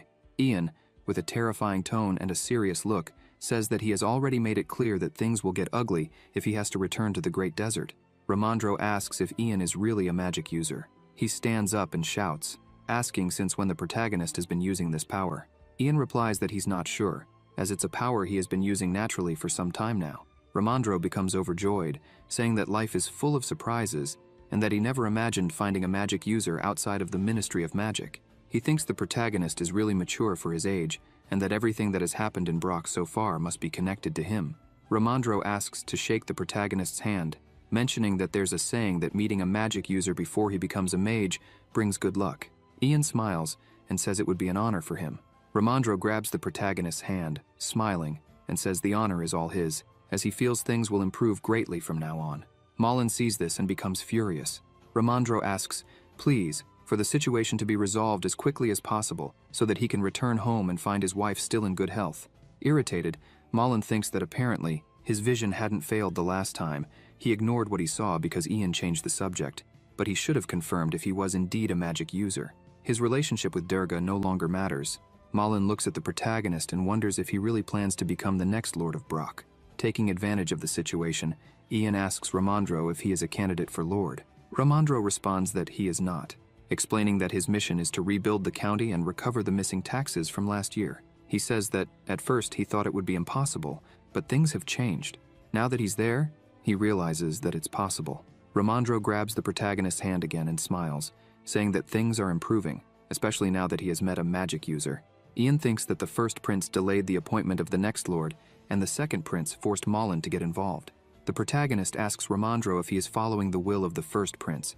Ramandro is surprised and asks how Ian noticed that, emphasizing that Prince Margrave is very interested in this place. Ian says he understands and that it is an honor to know that. He offers to help in any way he can. Ramandro starts laughing again and says that if that's the case, he cannot refuse. Malin watches this, seething with anger. The protagonist suggests that they discuss the details after dinner since they all came from afar and should rest a bit. Ramandro is very happy with this, as he was exhausted from spending the entire day in the carriage. As everyone leaves, Malin stays behind and calls the protagonist, saying he would like to talk with him for a bit. Kakantir looks at the protagonist, but Ian confirms that everything is fine. After everyone left and the two were alone in the room, Malin asked Ian what he was doing and why he was complicating things this way. The protagonist said he didn't understand why Malin was saying that. Ian emphasized that he handed over the criminal to Malin, and Malin granted him freedom.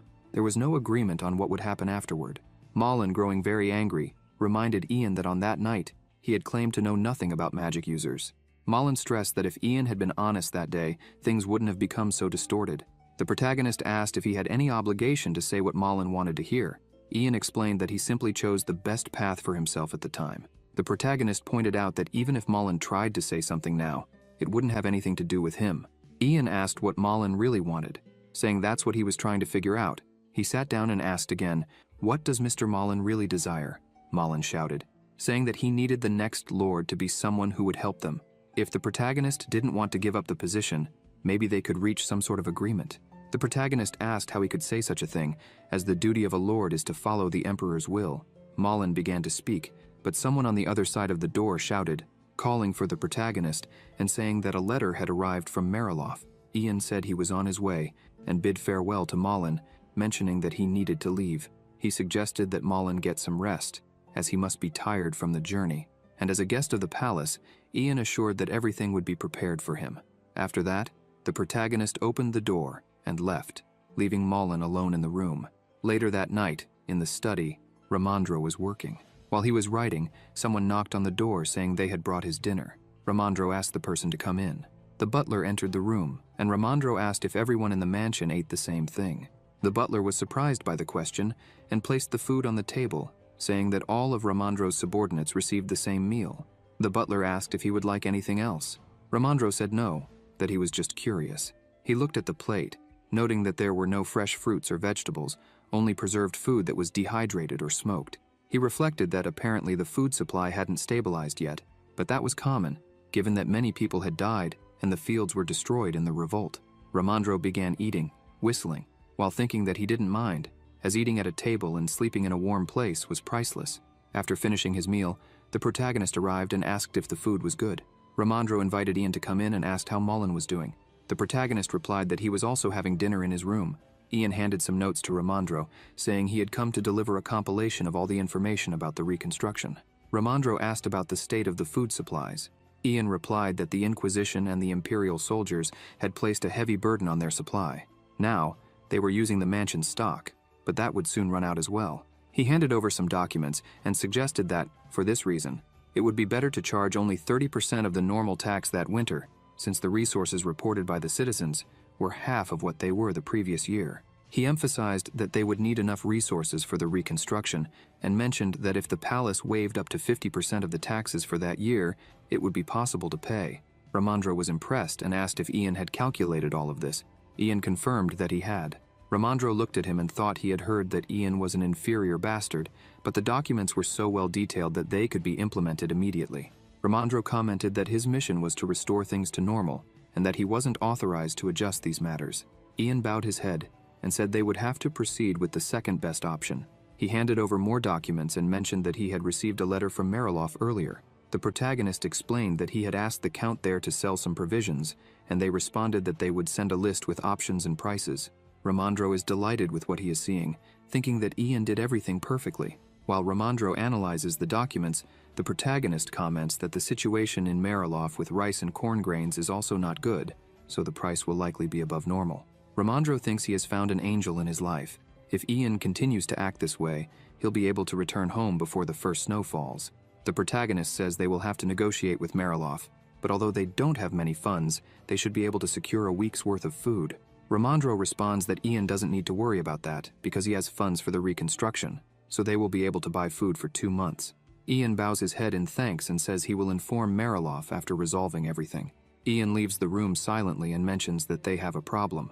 The redhead immediately stands up and walks over to the protagonist, asking what the problem is. Ian says that Ramandro mentioned that he couldn't adjust his objectives. Kakantir asks if Ian hadn't anticipated this. The protagonist responds that he didn't expect this to happen. It seems they will be forced to choose the second best option. Barak asks if Ramandro mentioned whether he had funds for the reconstruction. Ian confirms that he did, and that the amount is around 3,000 gold coins. The redhead is pleased, saying that this is excellent. Ian comments that getting closer to Mariloff as soon as possible would be the best course of action, so they need to prepare. Kakantir agrees, and adds that Ramandro seemed quite friendly with them. Kakantir asks if the protagonist had the same impression. Ian responds that yes, Ramandro was sent by Prince Margrave, so he is willing to oppose Malin and Prince Gale. Ian comments that the fall of Derga was a conspiracy between him and Malin, and that's why Ramandro must have thought that the protagonist would side with Prince Gale. However, after seeing Malin being hostile like that, Ramandro understood that he should stand by the protagonist. Ian emphasizes that if they manage to convince Ramandro, everything will go according to plan. Kakantir admits he was quite surprised by all of this, because he never imagined the Empire would treat magic users so well. He highlights that it's no longer impossible for the protagonist to become a lord, and therefore they need to create an opening before autumn. He calls Nursarin and asks him to ensure that Malin and his companions are closely watched. Ian then asks the redhead if he did what was requested. Beric replies that he has already planted all the magic stones for espionage. Ian confirms that everything is ready, and now they can proceed with the plan. In the room, Mac asks Malin what they should do, as he can't think of anything. Dragor asks him to calm down, but Mac shouts, asking how he could remain calm in such a situation, saying he can't be as relaxed as Dragor. He stresses that whether it's Erica or not, the new lord must be someone on their side, but Ian's attitude is opposed to that. Ian used his status as a magic user, along with the support of the Celestial Warriors clan. Moreover, he showed complete interest in Ramandro, and, not to mention that Ian is very perceptive, he instantly noticed that they were there to watch over Ramandro. Mac asks if it wouldn't be better to support someone other than Erica. Dragor calls him an idiot, and asks if he doesn't know Erica's personality. Dragor explains that she doesn't act out of loyalty to Prince Gale, but purely out of a desire for power. If they don't give her the position of lord, no one knows what she might do. Malin listens to all this in silence, then turns and says that if the one blocking their path has no intention of moving, and going back is not an option, that leaves them with no choice.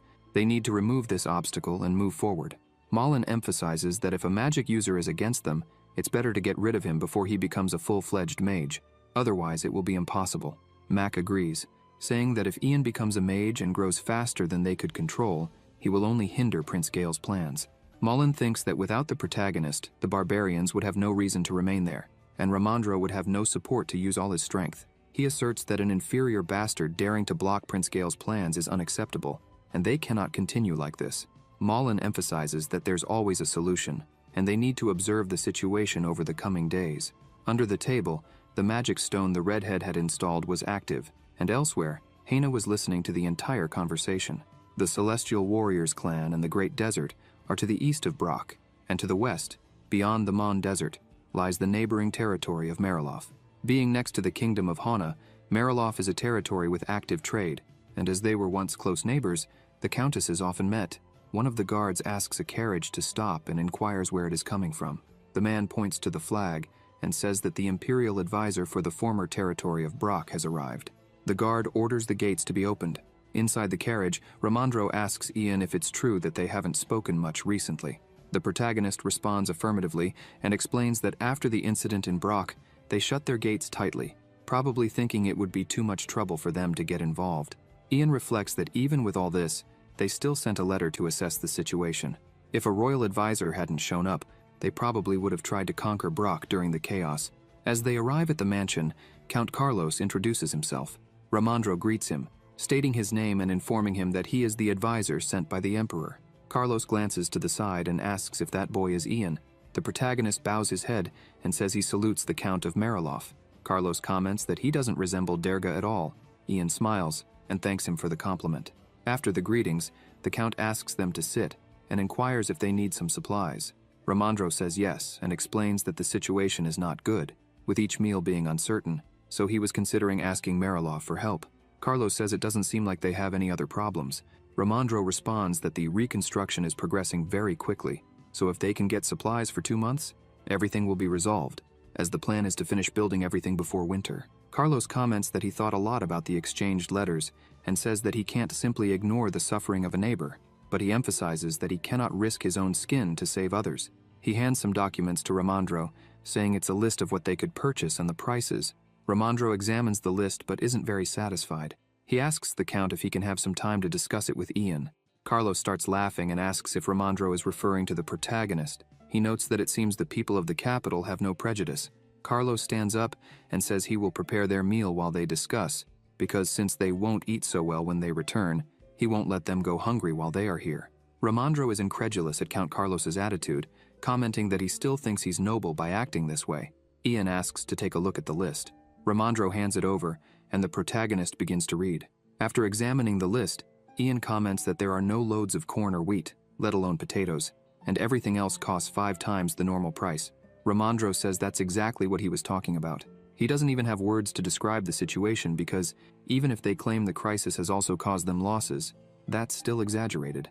Ian places the list on the table and tells the advisor that if he trusts his choices, He can suggest a much more efficient way to use those funds instead of this. Ramandro asks what he's talking about. The protagonist asks him to come closer and, speaking very quietly into the advisor's ear, reveals his plan. Ramandro is shocked and shouts, asking if that's serious. Count Carlos asks if they were really going to leave. The butler confirms and emphasizes that they said they would act as if this had never happened. Carlos becomes pensive, saying that it seems they are full of confidence, but the tribe of celestial warriors who hate the cold will return soon, and the people are hungry now. They shouldn't have any other options. The butler asks if Carlos would accompany them to the exit, but the count says no, just let them go home. As they walked away, the count watched them from the window. Mariloff is far from the capital, and has therefore been relatively free from the emperor's influence. However, if someone from the palace becomes the Lord of Brock, there will certainly be more interference and surveillance from the capital, restricting Mariloff, Carlos thinks, concluding that he needs to conquer Brock at all costs. The protagonist comments that this is exactly what Carlos is thinking now. Ramandro says that the celestial warriors are on Ian's side, so if they win, their losses won't be small. The protagonist says he must imagine that the great losses are worth it. Ian looks back and thinks that the butler is very late. It seems the count won't come to them. He calls Ramandro to return quickly. As they were getting into the carriage, a woman approaches them, surprised. Ian looks at her and asks if she is the count's wife. She smiles and says that indeed, he must be Ian. The protagonist takes her hand and says it's a pleasure to meet her. The woman smiles and says it's also a pleasure to meet him. The protagonist observes her and thinks that she must be the same age as Mary, as the two were very close, but she is much younger than he imagined. He continues to look at her and comments that instead of looking like a noble's wife, she looks more... The woman interrupts and asks if that gentleman there is the imperial advisor. She introduces herself, saying she is Rian Mariloff, and it's also a pleasure to meet him. Ramandro introduces himself, confirming that he is indeed the imperial advisor. Rian comments that she just heard they arrived and were already leaving, and asks if they had eaten. Ramandro explains that they were offered a meal, but they were extremely busy, so they were leaving, but could eat together another time. She says it's truly a pity. Looking away, Rian calls the protagonist, saying she was curious about something. Ian replies that she can ask. She leans in and says she was wondering who is using Countess Mary's room now. The protagonist looks at her and asks why she wants to know. Rian explains that she lent something to Mary but hasn't gotten it back yet, so she wanted to know if anyone has been there. The protagonist remembers that in the hideout, Mary was yelling at him, saying she needed to return to her room before they left, and then stop by Mariloff. He analyzes the facts and replies that no one has been going to that part of the house. He says she can visit whenever she wants. Rian smiles and asks if she really can, thanking him. The butler arrives, surprised to see Rian, and she comments that their guests were leaving, asking where the count was. The butler explains that something urgent came up, and it would be difficult for the count to leave the house at that moment. He also says that the count asks for their understanding and mentions that as a neighboring territory, they can ask for help whenever they need it. Ramandro asks him to convey his thanks, as they were already about to leave. They get into the carriage and depart, with Rian watching them. Ian looks back at her. Ramandro asks if they are all like that, commenting that even the count's wife is strange. The protagonist says he didn't imagine she would be so young. He thought she would be the same age as Countess Mary. Ramandro responds that, in any case, that wasn't the issue. He says he needs to hear more about the matter and asks if there really are plants that take less than a month to grow. He gets all excited, saying that this would be one of the greatest discoveries for the Empire. He asks where this plant comes from, what it's called, and how resistant it is. Ian smiles and says that Ramandro also knows this plant. When he discovers it's gula, he's disappointed, lies down and starts crying, saying he didn't expect Ian to say something like that. It seems they should have accepted the count's offer. The protagonist insists that what he said is true. Gula seeds are great as food. He explains that they can be cooked in various ways, and the nutrition, satisfaction, and efficiency are all incredible. Later, they will be called blessings of the gods. Still crying, Ramandro asks the protagonist to say something that makes sense. Ian says that he has been eating it recently, and guarantees that Ramandro will like it too, emphasizing that the seeds take less than a month to grow, so winter wouldn't be a problem. The carriage driver announces that they've arrived at the city center. The protagonist says they will wait a bit because someone should arrive at any moment. Suddenly, Barrick opens the carriage door, all happy, and announces that the mission is complete. He sits next to the protagonist, drunk. Ian comments that maybe Barrick confused the mission and thought the goal was to get drunk. The redhead replies that no, he just had a little because the bar owner insisted, but he did what was asked. Barrick says he went to the most popular bar in the place and talked to dozens of people. Besides that, he also posted an announcement. Ramandro, not understanding anything, asks what announcement that is. Ian explains that he's going to buy labor from there, so he sent an announcement to Marilov's central region. He says that for the next month, he's willing to pay 1 gold coin for 3 sacks of gula to anyone who brings them. Ramandro shouts, not believing it, and asks the protagonist if he's serious. The drunk redhead tilts his head and asks if Ian isn't being too generous. The protagonist responds that he needs to do this so that people will search the forests with enthusiasm. He explains that if he thinks about the prosperity generated by a sack of gula, it's well worth it. He says the most important thing is time. If he didn't set the deadline of 1 month, people would start planting gula, but he couldn't let that happen yet. He then asks Barak how Marilov's agricultural situation was that year. The redhead responds that apparently it's worse than last year. He explains that they usually don't have good harvests, and the river got even dirtier with the fighting in Brock, making everything even more difficult this year. Because of that, foreign merchants also raised their prices. Ian reflects that if they managed to harvest as much gula as possible, Marilov could offer them a favorable deal. While the two were talking, Ramandro was sweating nervously, thinking that 1 gold coin for gula is a lot, but the protagonist must have a plan for this. Ramandro thinks that if he doesn't, even if Ian is a magic user, he would need to be slapped to wake up to reality. Later at the mansion, the chef delivers the food and says that he followed Ian's orders, preparing some dishes with gula seeds, gula butter stir-fry, gula cream soup, and gula covered in honey. Trembling with fear, the chef says he's just giving a precautionary warning because he followed Ian's orders.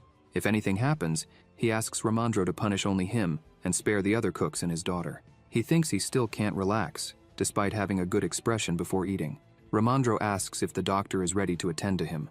The protagonist says no, because it's late and the doctor is probably already at home. Ramandro shouts, irritated, saying that he had requested a doctor to be on standby. Ian smiles, saying he was joking and asking Ramandro not to worry so much and to eat already. He takes a bit and puts it in his mouth.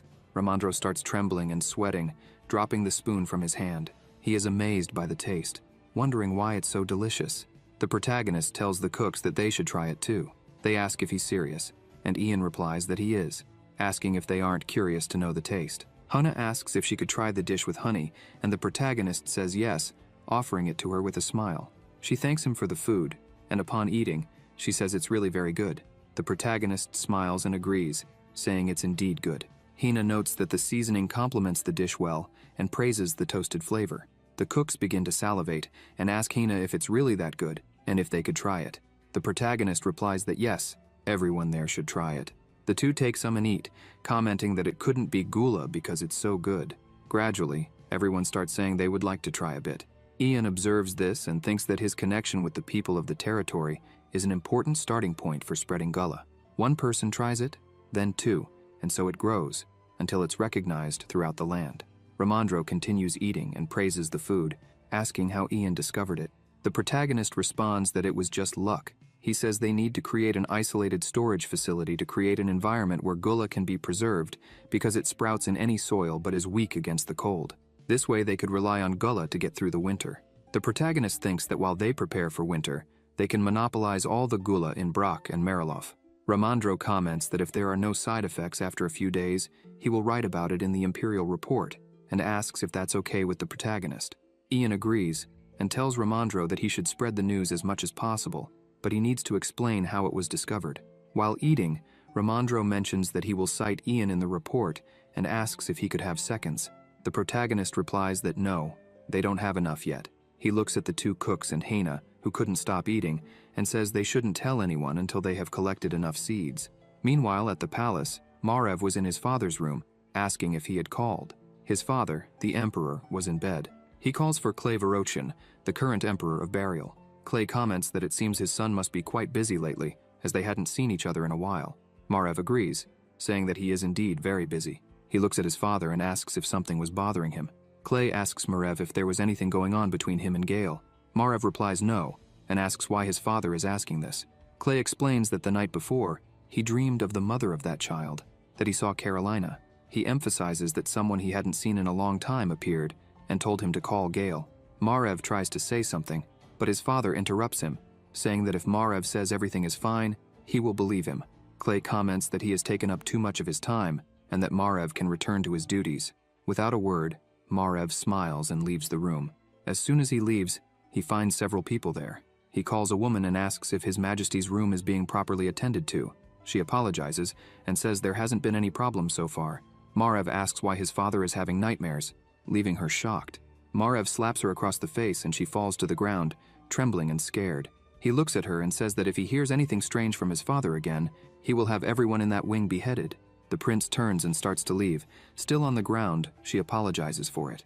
Margrave asks his butler if there was anything else on his agenda. The butler replies that there wasn't, but mentions that Ramandro sent a report. The contents of the letter are so shocking that he thinks the prince should check it. Margrave asks the butler to be quick, as he was tired. The butler approaches and begins to explain everything that was reported. Margrave is surprised by what he hears. Durga's illegitimate son named Ian is a magic user. Not only that, but he has also joined the tribe of celestial warriors and taken Brock, and in the midst of all this, Erica was expelled. Margrave comments that the situation is becoming a mess, and says he will go to the office, asking the butler to follow him. The next morning, in Marilof, two people were talking. One of them asks if they would really give money to anyone who brought Gula to Brock. The other says it can't be true, as it's a herb that's useless. The man responds that he doesn't know the reason either, but they said it would be only for a month. The forests and surrounding areas have already been cleared. If they want to gather more, they will have to search deeper. The man asks how much money they are offering. Upon hearing the amount, they scream in surprise. Is it true that it's 1 gold coin for 3 sacks? The people at a lumberyard ask if they were spending money out of boredom, and the other replies that he doesn't know the reason, but thinks life is pretty crazy, as he never imagined someone would give so much money for a weed. But since it's advantageous for them, they don't mind. In no time, several sacks begin to arrive. The protagonist asks how many sacks they got today, and a young man replies that there are 49. Ian comments that everything is happening faster than he had imagined. The people managing the plantation mention that the growth rate of Gula is the same regardless of the amount of water used, so they will have to try using different soil. Haina asks if they could use the river soil. Suddenly, Haina starts shouting angrily, telling Ramandro to stop eating because they didn't have enough to plant, and if he ate it all, there wouldn't be any left. Ramandro apologizes and says he didn't know where his head was. While everyone was talking and working, Ian watched happily. Suddenly, the redhead comments that he would guess what Ian was thinking.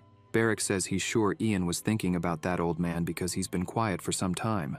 Ian confirms, saying that's exactly it. Malin hasn't left his room, but his subordinates are always wandering around, which suggests that his plans are not over yet. The protagonist comments that, besides that, he will also need to retrieve the magic stones soon. The protagonist asks the redhead to inform Ramandro that he should tell Malin they will all have dinner together. Barrick asks what they should do if Malin refuses. Ian replies that they should say it's an important meeting and that his presence is mandatory. As soon as they leave, the redhead should take the opportunity to recover the magic stones. As soon as everyone gathers at the table, Malin asks why they called a meeting all of a sudden. Ian smiles and says that it's been a long time since he had seen his guests and wanted to check if everyone was well and comfortable. Besides, he also had something to say. Dragor sighs and comments that the protagonist seems very busy lately, so he asks him to get straight to the point. Ian replies that it's nothing important. He just discovered a new grain that they could use to survive the winter. Malin asks if he was talking about Gula. The protagonist says he expected Malin to know which grain he was referring to. With a serious look, Malin comments that it's impossible not to know because the rumor that the protagonist was paying to buy a useless weed has spread not only throughout Brock, but also across all of Marilof. Malin asks the protagonist if he was aware of another rumor that claimed he was buying weeds to use the funds and sell the fief to the tribe of celestial warriors. Ian says that's a very interesting rumor, but if he were planning to do that, he wouldn't have gone through so much trouble planning and working on the reconstruction, nor would he have left the knights there to deplete the food supplies. Dragor yells at him, asking what he means by deplete. This irritates the protagonist. He stares at them intently and says he doesn't know who started these rumors, but he would like to ask a favor of the three of them.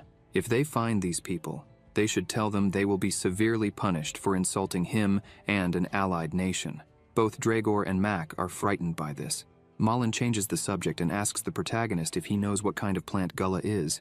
Ian replies that he knows very well, and explains that, despite being a plant that should be uprooted immediately because it's poisonous and hardy, its seeds are delicious and full of nutrients, so it makes sense to call it a blessing from the gods.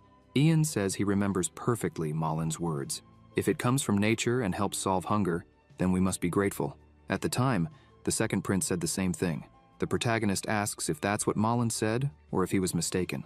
Malin, with a serious expression, confirms that yes, he was correct, but he emphasizes that the people would not accept it. Malin points out that if Ian can't change public opinion about Gula being poisonous, no one will consider it, let alone use it as food. The protagonist responds that he already had an idea to resolve this and begins to explain his plan to everyone.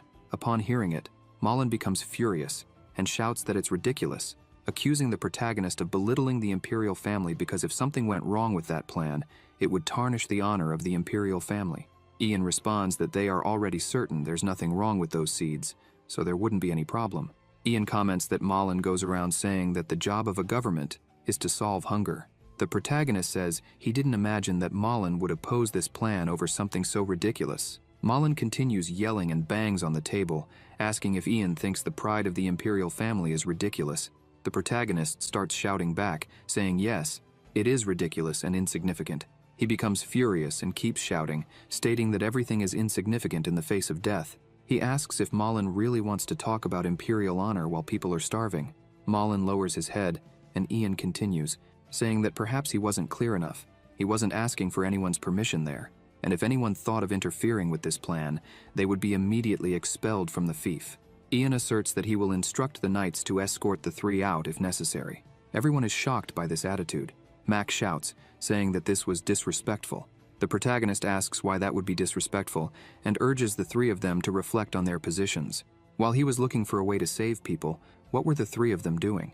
Ian asks if, besides opposing the plans he created in the name of being sent by the imperial palace, they were doing something else that he didn't know about. The three become even more frightened. Ramandro realizes that Ian wasn't going to stop and tries to intervene, asking everyone to calm down. He emphasizes that when he tasted the gula, he found it delicious, easy to prepare, and versatile. While he was talking, the protagonist glances to the side and sees the redhead giving him a thumbs up. The protagonist stands up and says that he has explained his entire plan and that it's something important. If anyone interferes, he will not forgive them. He starts to leave the room and asks them to enjoy the food, noting that he would leave the rest of the discussion to Ramandro. Mac shouts, asking how Ian can be so rude. As soon as he leaves the room, the redhead says that Ian was incredible. The protagonist replies that it was nothing special and asks if Barrack managed to retrieve what he needed. Barrack smiles, saying yes, and informs him that the mana stone he had placed in the room is now in their possession. Ian praises Barrack's work and says that now they'll take a good look at it. Inside the office, the protagonist throws the mana stone into the water, and words begin to appear. No chance. Their loyalty to Prince Gale is not complete. No one knows how she will react. The one blocking the way, if they don't want to move, there's no other choice but to remove the obstacle in the way. There's always a way. As Barrack starts to hear this, he is surprised and asks the protagonist if they were talking about killing him. Ian replies that it would be a good strategy for them. Instead of losing Brock, which they worked so hard for, it would be better if they could get rid of him. The redhead, irritated, asks what they're going to do and requests to be the first to attack. Ian says no, that first they need to wait. They need to catch them in the act. Ian reflects that they seem to be just making plans since the protagonist is almost never alone during work, and his sleep hours are regular. If they're lucky, they might even send an assassin tonight. The protagonist comments that this brings back memories of his old life. Ian asks Barrack to be even more vigilant from now on.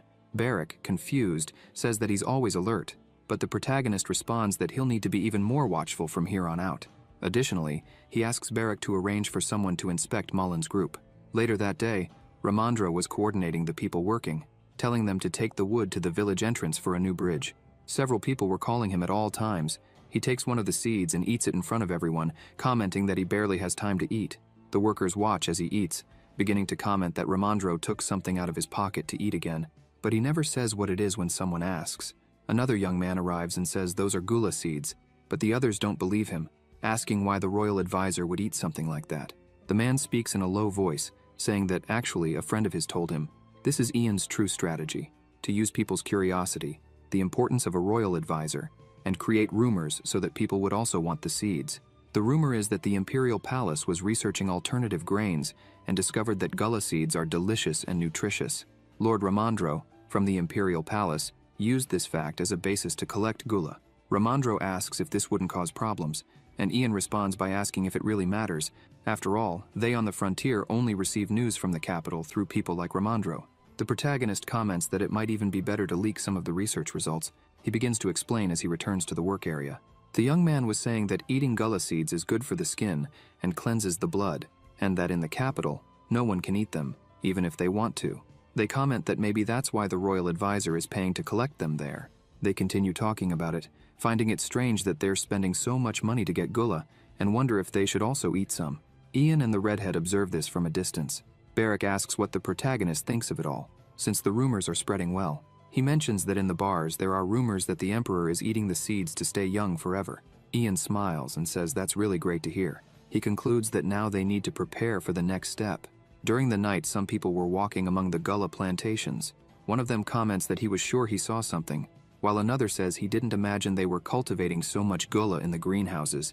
They pick some and comment that it seems to be a really valuable grain in the imperial palace.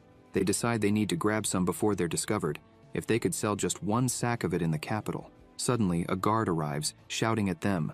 The guard says he just caught one and now has another. The two scream, begging the guard not to hurt them. The guard orders that the two be taken away. Ian, observing the situation, comments that everyone is working hard. The guards notice the protagonist there and ask what he's doing at this hour of the night and where his guards are. Ian replies that the redhead is more than enough to ensure his safety. The protagonist's eyes begin to glow, and he asks if those people are thieves. The two start trembling with fear, falling to their knees, crying out and begging for forgiveness, saying that supplies have been scarce recently, and it's very hard to survive. The protagonist comments that they should have waited. Ian asks the guards to take them to the underground prison. The guards say they will do so immediately, and ask the protagonist to be careful. The redhead asks if the plan was to reduce supplies and relax patrols to slowly provoke the people, but he notes that the guards are quite strict. The protagonist responds that this might work in other fiefs or the capital, but here, it's an empty fief with no one in command. He explains that if they let these thieves go free, public order could deteriorate, so they will use an appropriate method to deal with the situation. Beric doesn't understand any of it but follows the protagonist. They go to a house in the village and knock on the door. A man, awakened by his child, asks who is at his door at this hour. The protagonist removes his hood and introduces himself. The man is startled to see Ian there. Ian asks the man to stop shouting, concerned about not waking the children. The man asks why the protagonist is there and if he has done something wrong. Ian puts his hand inside his bag and takes out a smaller pouch, asking the man to accept it. It's gullah. The protagonist explains that it's not as miraculous as the rumors say, but it's true that the advisor likes it, and it's delicious as well as nutritious. The man takes it, unable to believe what he has received. Ian says that gullah seeds are being strictly controlled at the mansion, but he has been constantly proposing to the advisor that they be distributed freely to everyone in the fief. The protagonist comments that he heard the man is raising 5 children alone, so he's giving him a bit more. The man starts crying, calling the protagonist Lord Ian. The protagonist says they have other houses to visit, so he can't stay any longer. He instructs the man to eat some seeds and plant the rest, explaining that one seed can produce 10 gullah. He asks the man to share the seeds if the neighbors ask. The man thanks him and promises to help others whenever necessary. After thanking him once more, the protagonist and the redhead leave. The redhead comments that he really doesn't understand the protagonist, but Ian says he understands the redhead perfectly. He asks Beric if he wants to sleep now, to which the redhead replies that he does. The protagonist explains that while the advisors from the capital are monopolizing and cultivating gullah, supplies are dwindling, leaving everyone worried about the harsh winter. Ian then asks the redhead, if he distributes the gullah in this way, what will people think of him? The redhead replies that the protagonist is a meticulous bastard. Ian corrects him, saying that people will think he is generous and kind. He concludes that now they need to hurry and move on to another place with children. In another house, a woman is surprised when Ian hands her the seeds. With tears in her eyes, she accepts them. He asks her to keep it a secret. This scene repeats itself over and over as the protagonist distributes the seeds. The redhead notices something but says nothing, as he is always alert. Hidden, Dragor spies on them. After seeing what they are doing, he runs back. Upon entering the room, Mac asks how it went. Dragor reports that Ian went out during the night and distributed gullah brazenly. Mac comments that Ian is truly unbelievable. Moline says that Ramandro is very inflexible and wants both to be praised by the imperial palace and to gain the support of the people, which is why he will report the discovery of gullah in the protagonist's name. However, if Dragor and Mac go out alone at this hour of the night, it will be the perfect time to kill them. Inside the office, Ramandro comments that it seems the reconstruction of the village of Gilsum is nearing completion. He asks about the gullah harvest. Ian replies that they can start harvesting now since the seeds are quickly spreading among the people who harvested earlier. Ramandro asks if the protagonist is still going out at night. Ian confirms and says he plans to continue doing so for another 4 days. Ramondro comments that Ian is working day and night, and he's heard that magic users have great potential in certain areas compared to others. He suggests that this might be the source of the protagonist's energy. Ian then says that they have already set the conditions for the supplies, so they will conclude the meeting. But before ending, he asks if anyone else has any questions.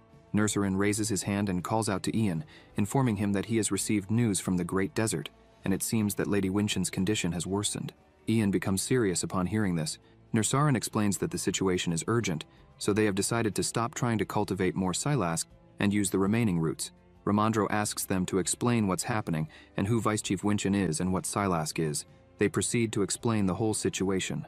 Ramondro pauses to think and says that it seems the spiritual leader of Chenryo is in critical condition, and it has been decided that Silask, a precious flower Ian gave them, will no longer be cultivated and will be used.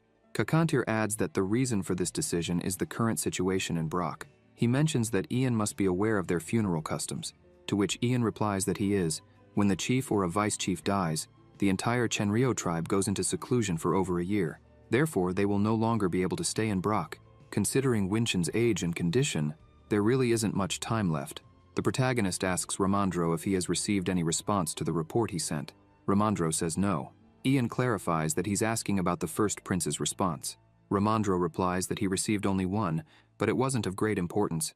The prince just asked Ramondro to detail the situation of the fief and closely verify whether Ian is really a magic user.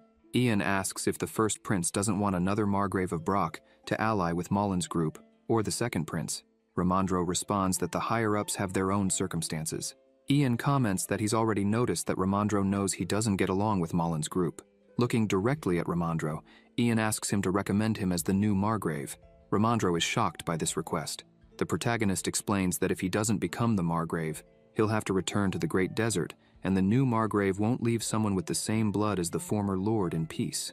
Ian asserts that the Imperial Palace will also try to monopolize his talents under the identity of a slave, so making him the newest Margrave or Vratz is the only way to protect him.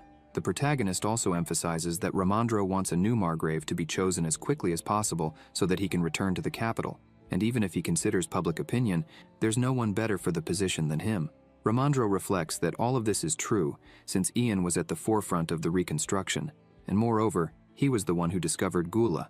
Even though the position of lord in a small borderland like that doesn't matter much, Ramondro places his hand on the table and says that now they will speak seriously. He explains that Prince Marav doesn't understand the protagonist's relationship with Malin, since Ian denounced Derga through Malin, giving him an opportunity to place someone he trusts as the new lord. And because the protagonist is a magic user, it's believed that Ian will join the Ministry of Magic and become a significant force for the second prince, who is aligned with the department. The protagonist says that if that's the reason, then he will explain. Ramondro asks how. Ian replies that he will tell all the details to the first prince when they meet, emphasizing that no matter how much he tries to explain, it would be impossible for Ramondro to put all of this into writing. The protagonist asserts that proving he and Malin are enemies is very easy, and with a serious look, says that he will prove it with death. Ramondro is startled, while Nursarin and Kakantir simply agree. Ramondro comments that he will inform Marav of all this and that. For now, they will conclude the discussion.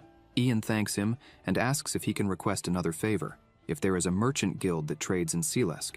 Ramondro says he will look into it, but admits that it's the first time he's heard of this flower, so he's not sure if he can find it. The protagonist thanks him again. Ian reflects that it will be very difficult to find this flower, as not even the royal advisor knows much about it, and much less he, who used to be the emperor in his past life. As Ramondro leaves the room, he asks Ian to work less and rest a bit. The protagonist agrees, saying they will return earlier today. The redhead comments that it's fine since the nights have been tiring. As soon as the protagonist starts walking through the town, people begin to cheer, saying that Lord Ian has arrived. He is surprised to see that everyone is awake. Smiling, he comments that he wasn't able to prepare much for that night. A woman's husband scolds her, asking her to stop shouting so much, as it could put Ian in trouble since he's helping while hiding from the capital's people. The protagonist says it's all right, and that he'll try to bring more the next day. As he hands out things, people ask if when he returns tomorrow, he could give them some first. Ian agrees. After finishing, the protagonist comments that it's time to head back, but the redhead notices something. The protagonist asks what he's observing, and the redhead responds that there are 3 people coming after them. Ian says he understands, but it's late, and they need to be quick. As they walk, people watch them. One of them puts their hand in their pocket. As soon as they enter an alley, the three surround the protagonist and ask if he is Ian. The protagonist turns and confirms. Two of them quickly advance to attack, but the redhead intercepts the attack without difficulty. The fight between them begins to get serious. The protagonist shouts to the redhead that an attack is coming from above.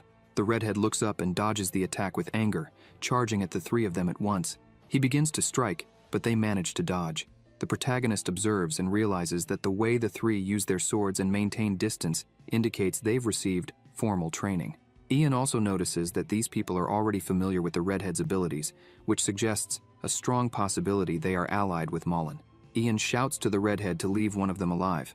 Barrick asks if he can at least injure him, if not kill him. The protagonist says yes, but then stops talking and starts thinking that something is strange. He reflects that if these people know the redhead's abilities, they probably also know his. The protagonist wonders why no one is attacking him. Suddenly, some people appear behind him. The protagonist turns and comments that it's about time, saying they all seem to have worked hard tonight. One of them, holding a stick, tells him to shut up and asks if he's Ian. The protagonist starts laughing and, releasing his magic, responds that yes, he is Ian. The protagonist realizes that's why they were taking so long.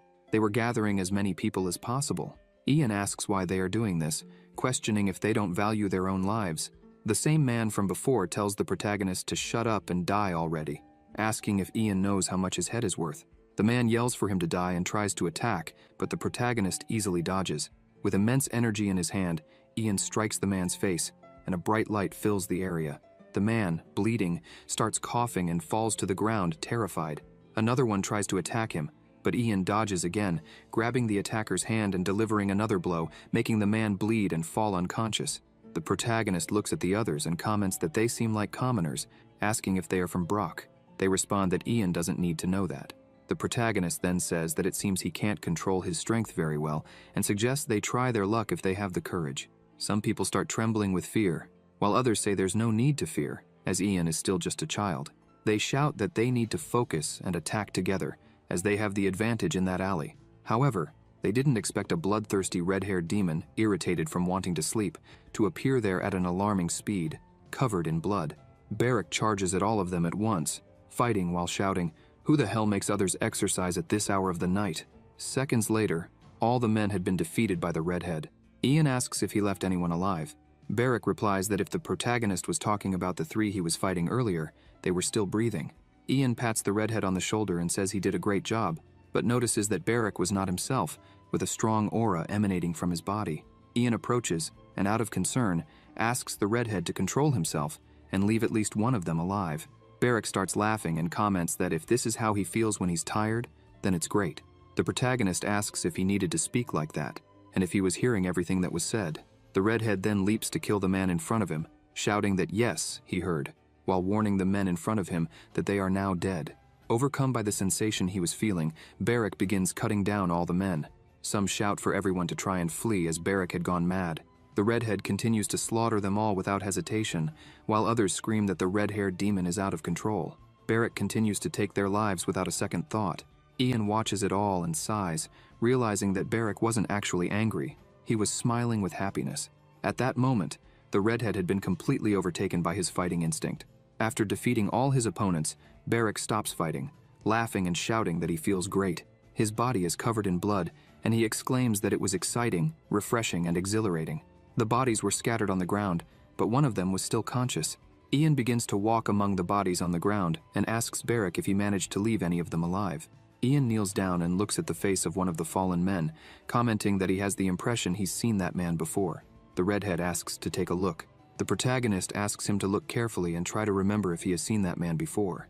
Barrick says he's not sure, but that the man is very ugly. The man places his hand on his face, and the redhead comments that he's hiding his face after being called ugly. Suddenly, the ring on the man's hand begins to glow, and Ian notices something different, a strange aura emanating from it. The man screams in pain, and Barrick comments that his face was completely destroyed, making him unrecognizable. The protagonist observes and says that the man's face has melted away entirely, apparently due to a poison used by assassins to avoid being identified. Ian asks the redhead to find another person who's still alive, as they need to take them to the mansion. Suddenly, a young man makes a noise, and the protagonist comments that the guards will become agitated. Meanwhile, in one of the rooms of the mansion, Mac is anxious and asks if those people managed to get rid of Ian, but also expresses concern in case something goes wrong. Draegor comments that the attackers were official members of the Imperial Guard, along with several others, so it would be impossible for something to go wrong. Draegor says that Mac worries too much, to which Mac stands up, irritated, shouting that Draegor is too optimistic and that they need a plan in case Petraeus fails. Malin interrupts, saying that Mac is too loud and that the servants will end up hearing everything. Malin emphasizes that Petraeus is extremely skilled, despite being old, and used to be the deputy captain of the Majesty's Guards. Moreover, he is someone extremely loyal. As they converse, someone approaches. Malin continues saying that Petraeus attacked along with 10 other men in a narrow alley, so it would be difficult for 2 brats to escape unscathed. At that moment, the redhead was already approaching the door. Malin tells everyone to wait calmly, but they feel a terrifying and murderous aura getting closer. Someone knocks on the door, and they all look at each other. Mac asks if it was Petraeus. The door begins to open slowly, revealing only part of Barrick's blood-covered body. He starts to smile and asks if Petraeus is the name of the person they were expecting. The 3 are terrified. With great calm, the redhead asks them all to follow him. Draegor stands up, shouting that this is disrespectful. Immediately, Barrick approaches him with a sword pressed against his neck and calmly says it would be better if they do what he says while he's still being polite. The redhead warns that Ian has given him permission to cut them down if he wishes. Draegor shouts again, calling him an inferior animal and saying that they are from the palace. Barrick presses the sword even closer to his neck and responds that he knows that, but reminds them that they are on the frontier, and Ian has made it clear that the frontier doesn't care about such things. The next day, at the spot where the 2 had fought, a group of people stood staring at the blood splattered everywhere, wondering what had happened. Others were saying that Lord Ian had been ambushed while returning to the mansion. A woman, frightened by the news, asked how it had happened. A young man replied that no one knew for sure, and that it seemed they were investigating it now. The crowd began murmuring that he had only been trying to distribute aid. Inside the prison, the protagonist was asking the imprisoned man if Petraeus was his name. The redhead, who was tending to the man's wounds, remarked that it was likely that name, as it was what people were saying. The man screamed in pain, and Barrick, irritated, yelled back, telling him to stop crying and stay quiet since he was trying to clean the wounds. The redhead asked why he didn't just say what they wanted to know. Ian looked at him and thought that when he examined the man earlier, all the tattoos that could identify him had already been erased. The protagonist looked at the man and asked if he realized how bad his situation was. He said the doctor who came before had stated that, in the man's current condition, it would be difficult for him to survive more than 4 days. The protagonist told him that if things continued this way, he would die, but if he revealed his affiliation, they would call a doctor. With a face full of despair, the man looked at the protagonist with tears in his eyes. They stared at each other. Ian turned away and said he didn't want to torture someone who was already close to death. Before leaving, the protagonist mentioned that the desert warriors would not forget their vengeance. Ian called him Petraeus, saying he hoped he had no loved ones, as anyone with his bloodline would end up dead. The protagonist left and ordered the redhead to continue watching the prisoner. He resumed cleaning the man's face, who screamed in pain. As the protagonist walked through the corridors, someone came shouting his name. Ramandro ran up to him. Ian remarked that it had been a while since they last saw each other. Ramandro, concerned, began examining the protagonist, shouting and asking if he was all right, as he had heard Ian had been ambushed. Ramandro asked if he was injured, and if the redhead was all right, noting that rumors said more than 15 men had been killed. The protagonist said that both he and Barrick were fine. Ramandro sighed in relief, commenting that magic users truly are amazing. Ian mentioned that he had captured 2 of them and was interrogating them. The protagonist noted that everything pointed to Molin being behind the attack, which was why they were trying to make the captives confess. Ian then pulled out a ring he had been keeping and asked if Ramandro recognized the poison on it, explaining that one of the men's faces had started melting as soon as it came into contact. Ramandro examined it and, judging by the shape of the ring and the description of the poison, said it was likely tevarpin. He explained that this poison was used by human traffickers or assassins who needed to hide their faces. Ian, surprised, asked if something like that really existed. Ramandro inquired about Molin's group. The protagonist said they kept denying everything, so he hadn't made much progress. Ramandro asked if the protagonist planned to kill them. Ian replied that he did not, as doing so might prompt the palace to send another investigation team. Besides, he added that the choice was not his to make. Ramandro was a bit confused, but the protagonist smiled and said he was about to prove something. He asked Ramandro to send a message to the first prince, Margrave, on his behalf, saying that he would follow his wishes. Shortly after, one of the cells was opened, and a bowl of food was thrown, but the protagonist dodged it. Ian looked at the three prisoners and asked if they had slept well. Mac began shouting, telling the protagonist to learn his place, calling him inferior. Dragor emphasized that they were there under imperial orders and that their treatment was an insult to the emperor. He continues, saying that the tribe of celestial warriors should wake up because the protagonist was now affiliated with the Great Desert.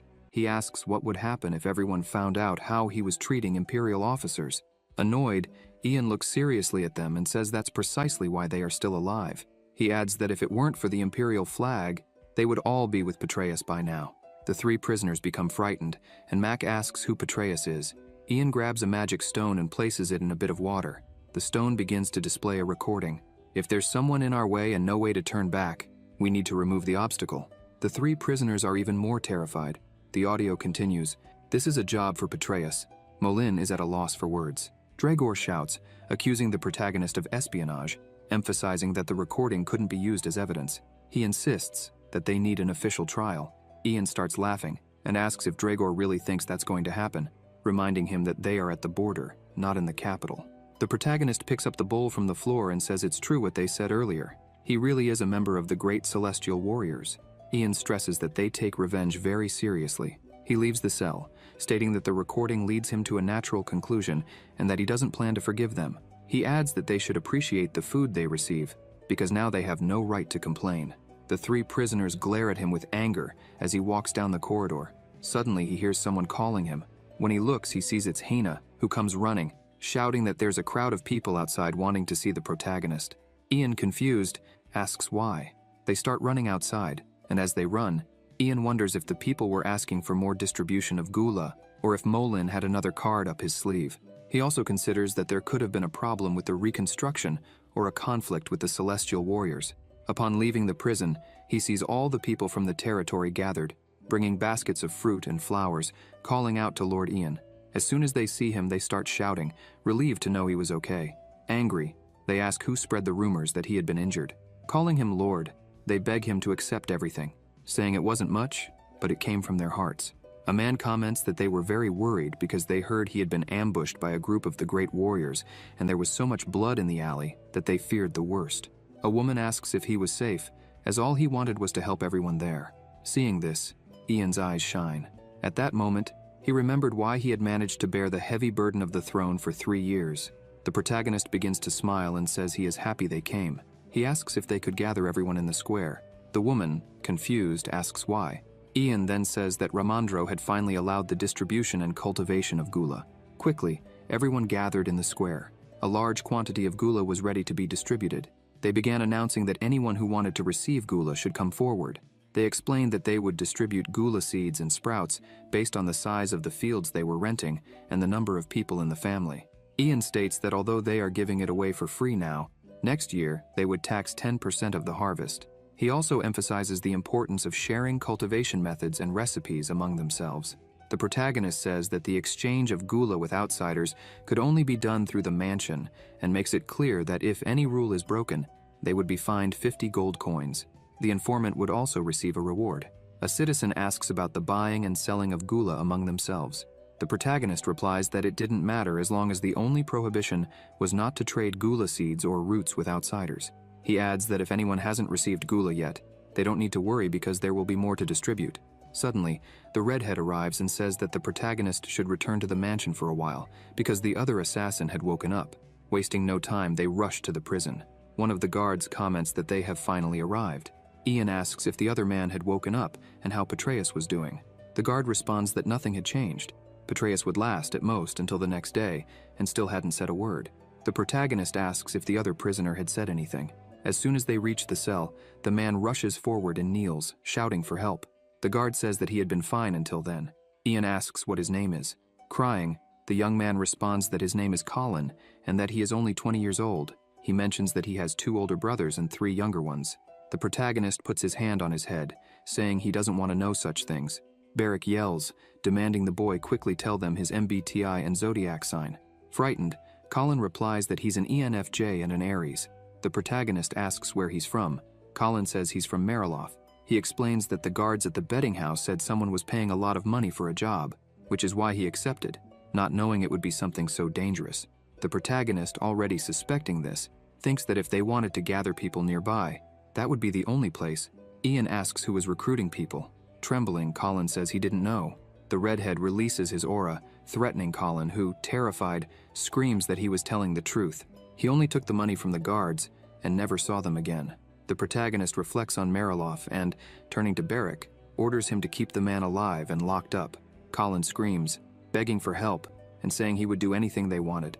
Ian responds that he's already ensured he'll stay alive. The protagonist asks if there's anyone outside, as he wants to send a message to Mariloff. He also requests that they prepare a horse. In the office, Ramandro was reviewing some papers when someone knocked on the door. He invites them in. Upon seeing the protagonist, Ramandro asks if Petraeus had already died. Ian replies that no, he was still breathing, but the other young man said he was from Mariloff, so most of them should be from there as well. Ian says he'd like to send a message to Mariloff and asks if Ramandro could help with that. Ramandro questions if the reason the protagonist was asking for help was to create a justification. Ian smiles and confirms. Ramandro also smiles and says the protagonist came at the right time. He then hands him a document, saying it was the recommendation to appoint a new lord to the fief, which he planned to send to Prince Margrave, and asks if Ian liked it. Ian smiles, saying he hopes both the prince and his majesty will like the letter. The protagonist, as a precaution, asks if they should include that when sending it. Ramandro agrees, saying it would be better to do it that way. He then asks what the protagonist wanted to write in the letter. The protagonist instructs, Ian, who has been recommended as the next Margrave of the fief, was attacked by the citizens of Mariloff. One of the assailants confessed. That being said, a detailed investigation will be necessary. We ask for Mariloff's cooperation in identifying the bodies and handing over the criminals.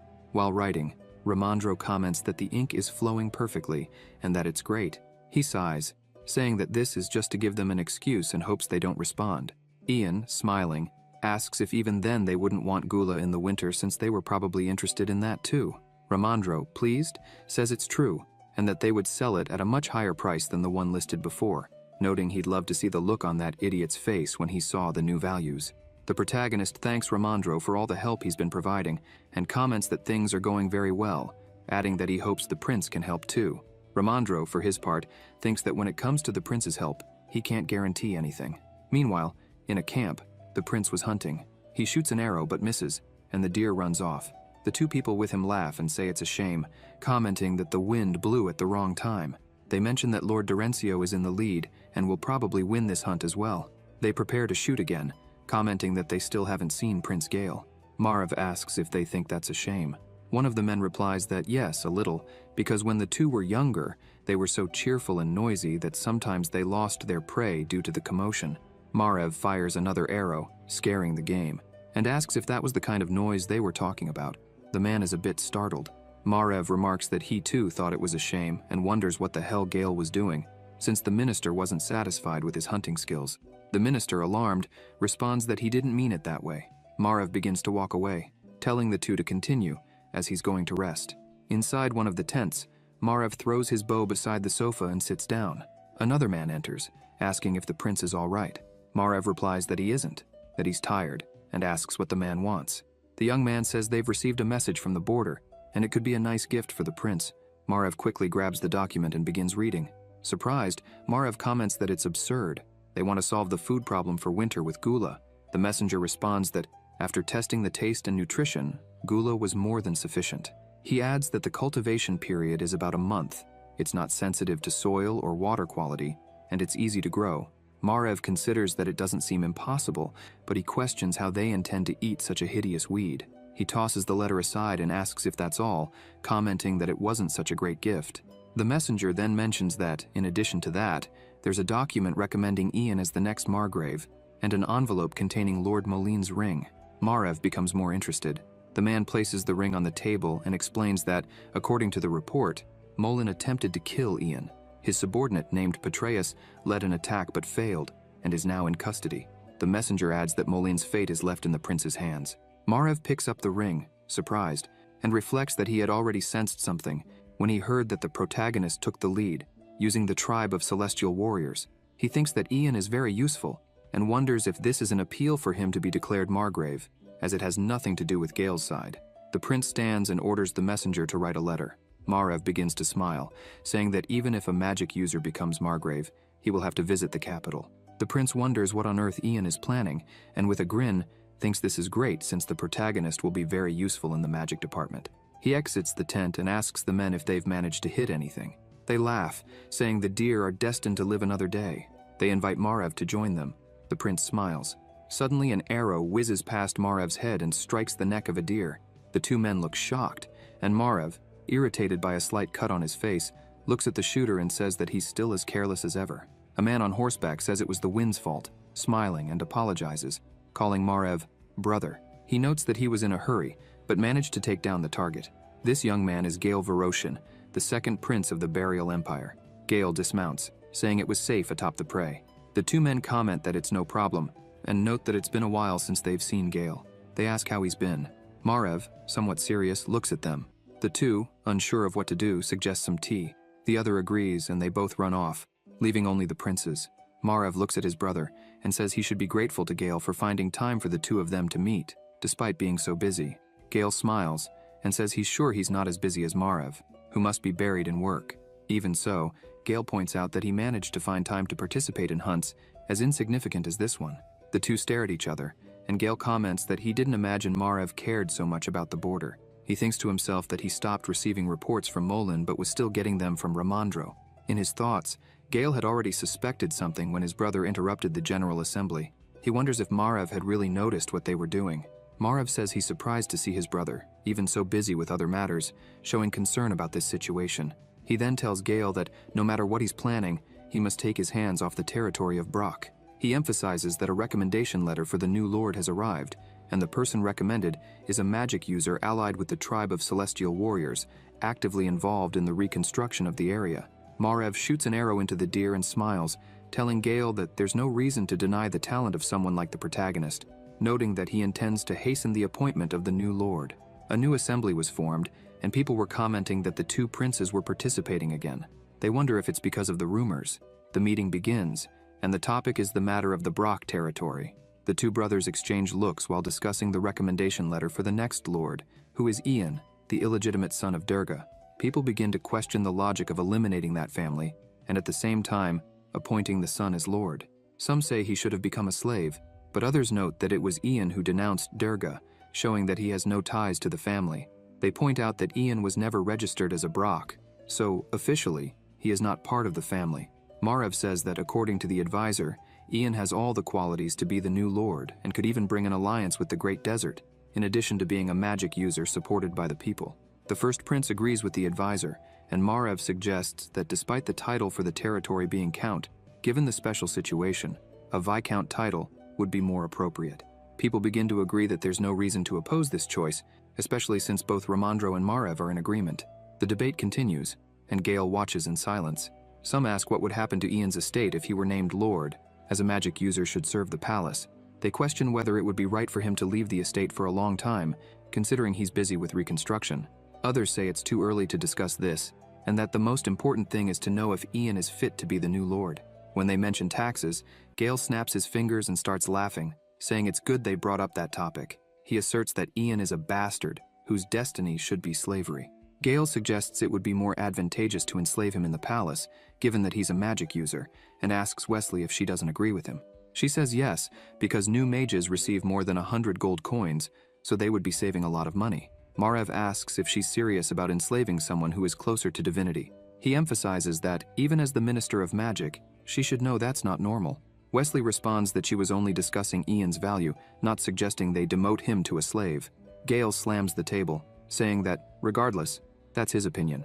After calculating the taxes that Durga stole and the funds needed to rebuild the estate, Margrave simply watches as Gale comments that, adding up the potential money Ian could bring, it would total 10,000 gold coins per year. He asks if, should the protagonist be able to provide that much to the palace, it wouldn't be satisfactory.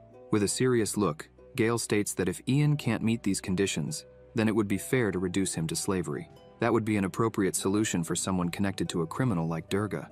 Margrave looks at his brother, thinking he must have reflected deeply on the matter. He considers that 10,000 gold coins per year would only be possible if they saved every bit of money without spending a single coin. And if Ian cannot pay the taxes, the property will be auctioned off. That way, Wesley would buy it. And even if the protagonist managed to pay the taxes, he would be in debt. giving Wesley another chance to take over the property. A council member agrees with this idea, stating that Ian must pay a lot to be recognized by others and to avoid angering the nobles with the decision. Others begin to agree as well, commenting that, although Ian is a magic user, they cannot ignore that he is the son of a traitor. Margrave observes all of this and says it's fine, but they must name him first. Wesley says something to Gale, who is just thinking that this was unexpected, as he had expected his brother to be more active in protecting Ian. Wesley continues speaking, but Gale only wonders what Margrave is planning. Margrave looks at his brother and thinks that he doesn't care if Ian ends up in debt.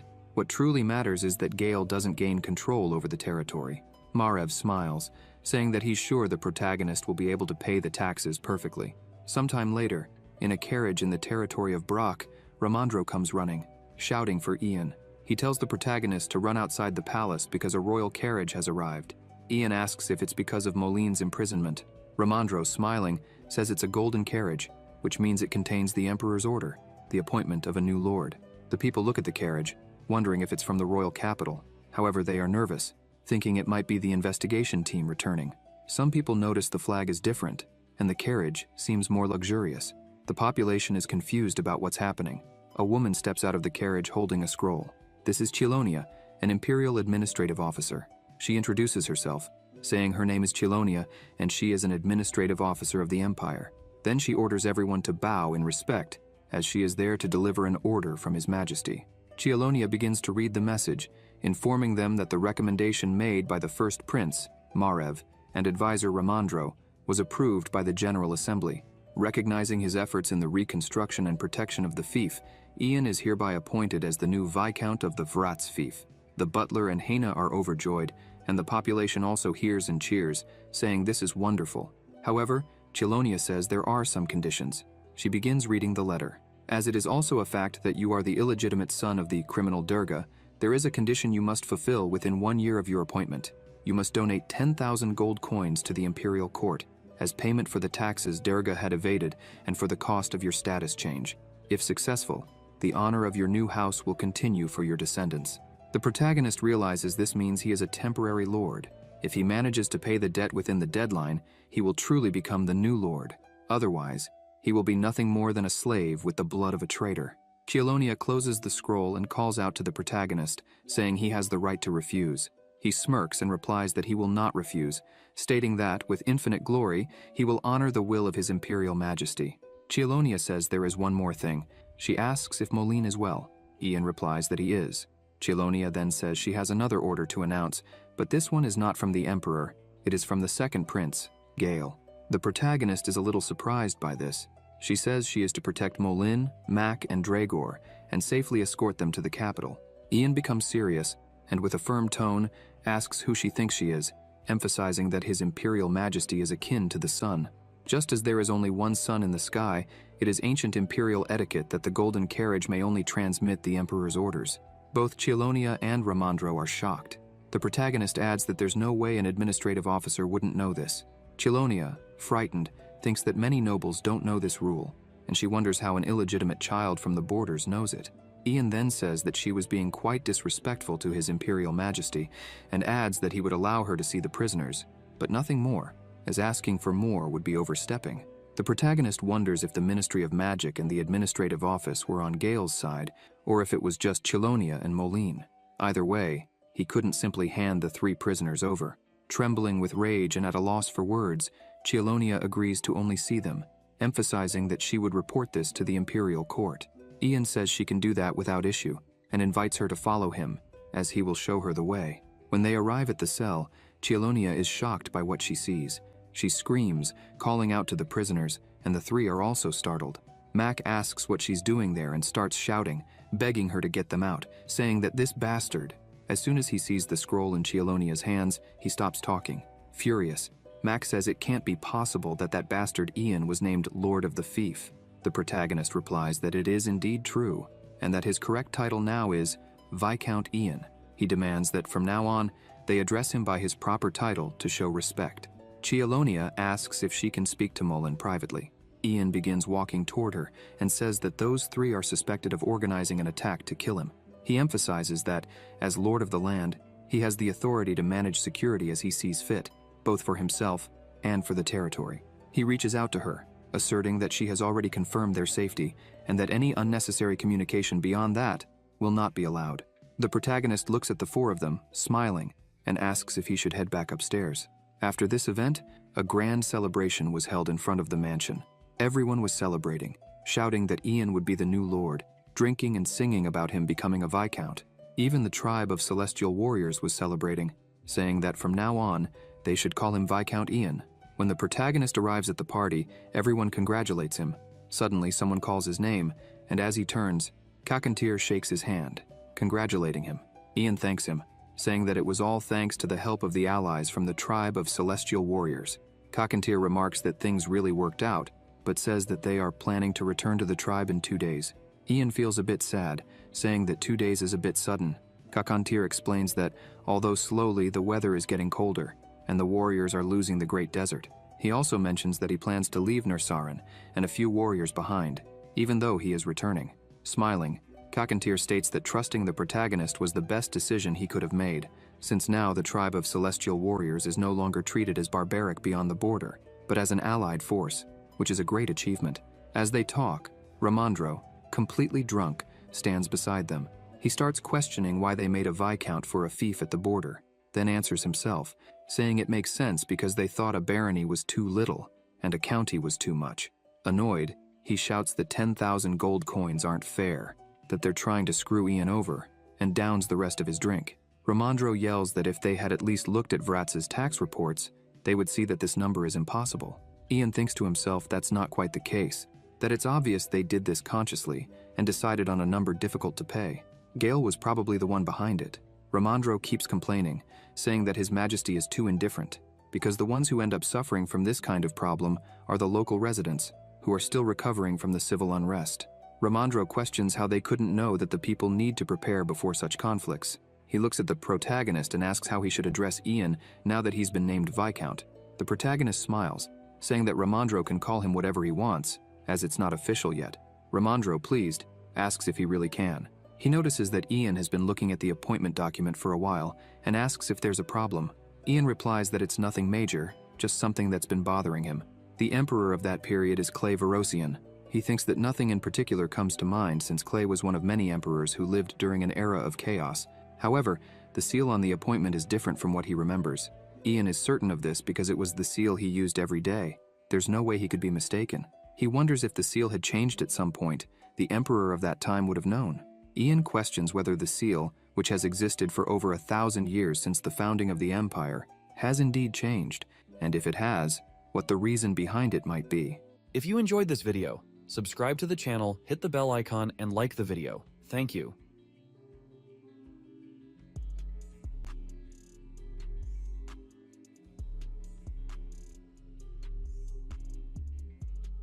Seeing the seal, Ian thinks it can only mean one thing.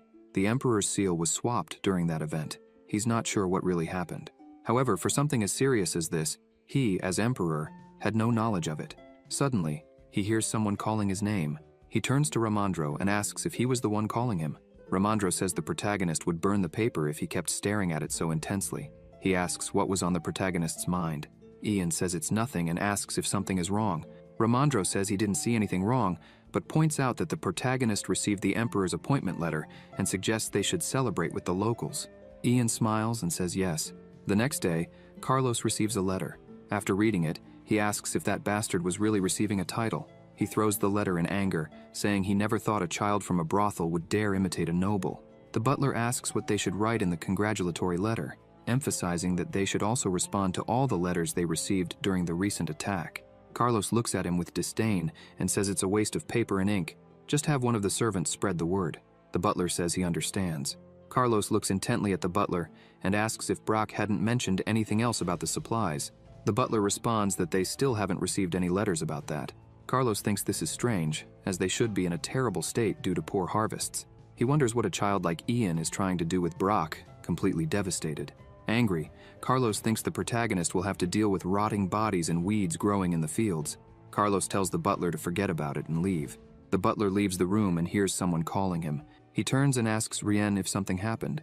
She says she heard there was a letter from Brock. The butler confirms, adding that Ian was appointed Viscount. She is surprised by this. Rien asks what Count Carlos said in response. The butler hesitates. Seeing his reaction, she says she understands, but they should congratulate him since it's a neighboring territory. She asks the butler if he could write a letter on their behalf, emphasizing that if the Count tries to reprimand him, she could say it was a direct order from her. The butler agrees. She adds that, besides that, she thinks it appropriate to send a gift as well. She asks him to open their treasury and to get the Count's permission immediately. The butler, shocked, says there's no need to do something like that. She coldly stares at him and says he's wrong because there is indeed a need for all of this. Meanwhile, at the mansion, Ramandro is at the table with the protagonist and asks if he slept well. Ian says yes, thanking him for everything he has done so far. He looks at Hannah and asks her to bring some warm water. She says she'll fetch it right away. Smiling, Ian starts to think he still can't believe it, because with this title, he's one step closer. He sits at the table, and Ramandro talks about the subsidy they received from the royal palace. The protagonist asks if it's not normal to use the remaining funds for important tasks. Ramandro agrees but says the final decision is his alone. He has the freedom to choose what to do with it. Ramandro says he thought a lot about it, and asks if the protagonist would like to make the decision on how to use the funds under his name. Ian looks at Ramandro and says that if he allows him to make that choice, he will be grateful. Ramandro says the more he thinks about it, the more he feels it's the right thing to do. He emphasizes that if Ian hadn't found a way to use gluttony, they would have lost all 3,000 gold coins. Confident, he looks at the protagonist and says he knows he will be able to use the remaining money for something important and useful. The protagonist smiles and thanks him, saying he will keep that in mind. Ramandro smiles and says he's the one who should be grateful for the protagonist allowing him to take a break during the winter. Ian asks if he's talking about the honeymoon. Ramandro starts laughing. Overjoyed, Ramandro begins shouting and smiling, saying he received good news and, apparently, he has a child. Ian smiles and congratulates him on becoming a new father. Suddenly, someone arrives calling the protagonist, saying a message from Mariloff had arrived. They ask if they should tell them to wait until they've finished eating. Ian says no and asks them to come in right away. The messenger enters and greets everyone, saying he brings a message from the Count of Mariloff and his daughter, congratulating Ian on his appointment. The protagonist looks at him and says this is a bit strange, as they sent a complaint earlier. He asks if there's any news about that. The messenger is surprised and doesn't know how to respond. The protagonist says it's fine and takes the letter. With trembling hands, the messenger hands the letter to him and congratulates him once again. As soon as he hands over the letter, the messenger says that, in addition to the letter, there was also a gift from the Countess. Ian is a bit surprised and looks at the box. The messenger opens it and says it's a machine from foreign lands. Ramandro asks what this foreign lands machine is for. The messenger says, actually they haven't figured out what it does yet. He says it's called... Looking down, the protagonist interrupts, saying the name of it is a drip machine. Ramandro is impressed and asks if Ian knew what it was. The messenger says he already knew. He was sure the protagonist would know what it was. Ian asks if the Countess really sent that. The butler replies yes. Smiling, the butler says the Countess mentioned she was certain it would be useful to the protagonist. He adds that she also said, even though it's valuable, Ian shouldn't feel burdened by it. The protagonist is confused, wondering if she wasn't actually trying to send something useless to him. He's pensive, thinking there's something odd about her reaction. The protagonist thinks maybe that's not it, and she's just trying to mock the Count. Ramandro gets irritated, thinking she sent rubbish like that. He thinks she's always been strange.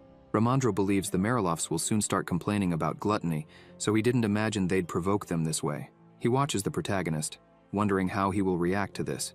With a serious face, Ian stands up and asks the messenger to wait, as he will send a response to the Countess. Ian stands up and starts leaving the room.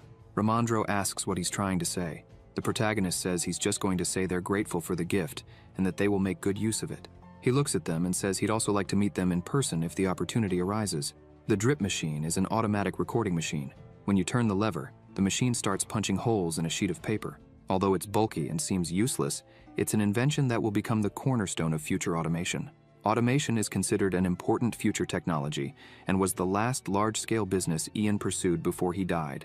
In his thoughts, he says he doesn't know if the Countess was trying to provoke him or if she's truly aware of the drip machine's value. He thinks he needs to confirm that for himself. After all this, Ian meets with Kakantir and asks if he's ready to return to the desert. Kakantir says yes and mentions that Nursarin is finishing up a few things. He asks the protagonist if he has anything urgent to say before they leave. The protagonist says he'd like to ask for their help in a secret operation in Mariloff. Ian explains that Mariloff relies on the trading companies that come from Hawan in the winter for food supplies, so if they handle things through them, It will be much easier. Cockatier says it's possible, but the winter mountain range is geographically disadvantageous for them. The protagonist says there won't be any combat if they discover that Tianli is involved. Mariloff will find a way to fight with them. Cockatier asks if Ian had another idea. The protagonist just smiles and says yes. Outside, everyone was saying their goodbyes and asking when they would see each other again. Some mentioned that they had packed dried meat and asked them to be careful on their way back. The warriors were saying goodbye to their girlfriends, promising to return. With a sad look, one of them asks her partner to be careful on the way. Seeing all this, the protagonist comments that it seems he made more connections than he had imagined. Ramondro says it's natural to form bonds, even in fleeting moments. He asks if the people of Tianli didn't follow only the seasons. Ian thinks that it's not a bad idea, as to strengthen an alliance or participate in cultural exchange, there's nothing better than marriage. He smiles. Remembering his past life, someone was shouting his name, saying his choices would change someone's life. The person asked him to listen to the voice behind the words, as it wasn't enough to just check the problems that were arising. The person emphasized that he needed to feel the lives and the people within them with his heart. Ian becomes thoughtful and starts walking, thinking that this was a very political judgment, as marriage isn't a political tool but a personal choice. The redhead arrives, saying everything is ready. The protagonist says they can leave then. Before departing, Cockatier looks at Nursarin and says he trusts him to handle all the problems there. Nursarin says everything is fine and asks his leader to be careful on the way back. They shout for the gates to be opened as they were heading back to the Great Desert. Everyone starts smiling and saying goodbye, promising to return soon. The local villagers say they don't know what they would have done without the help of the celestial warriors. While Cockatier was on his horse, someone calls him. As he looks down, he sees a father holding his son, carrying some beautiful flowers. The little boy thanks him for everything he did.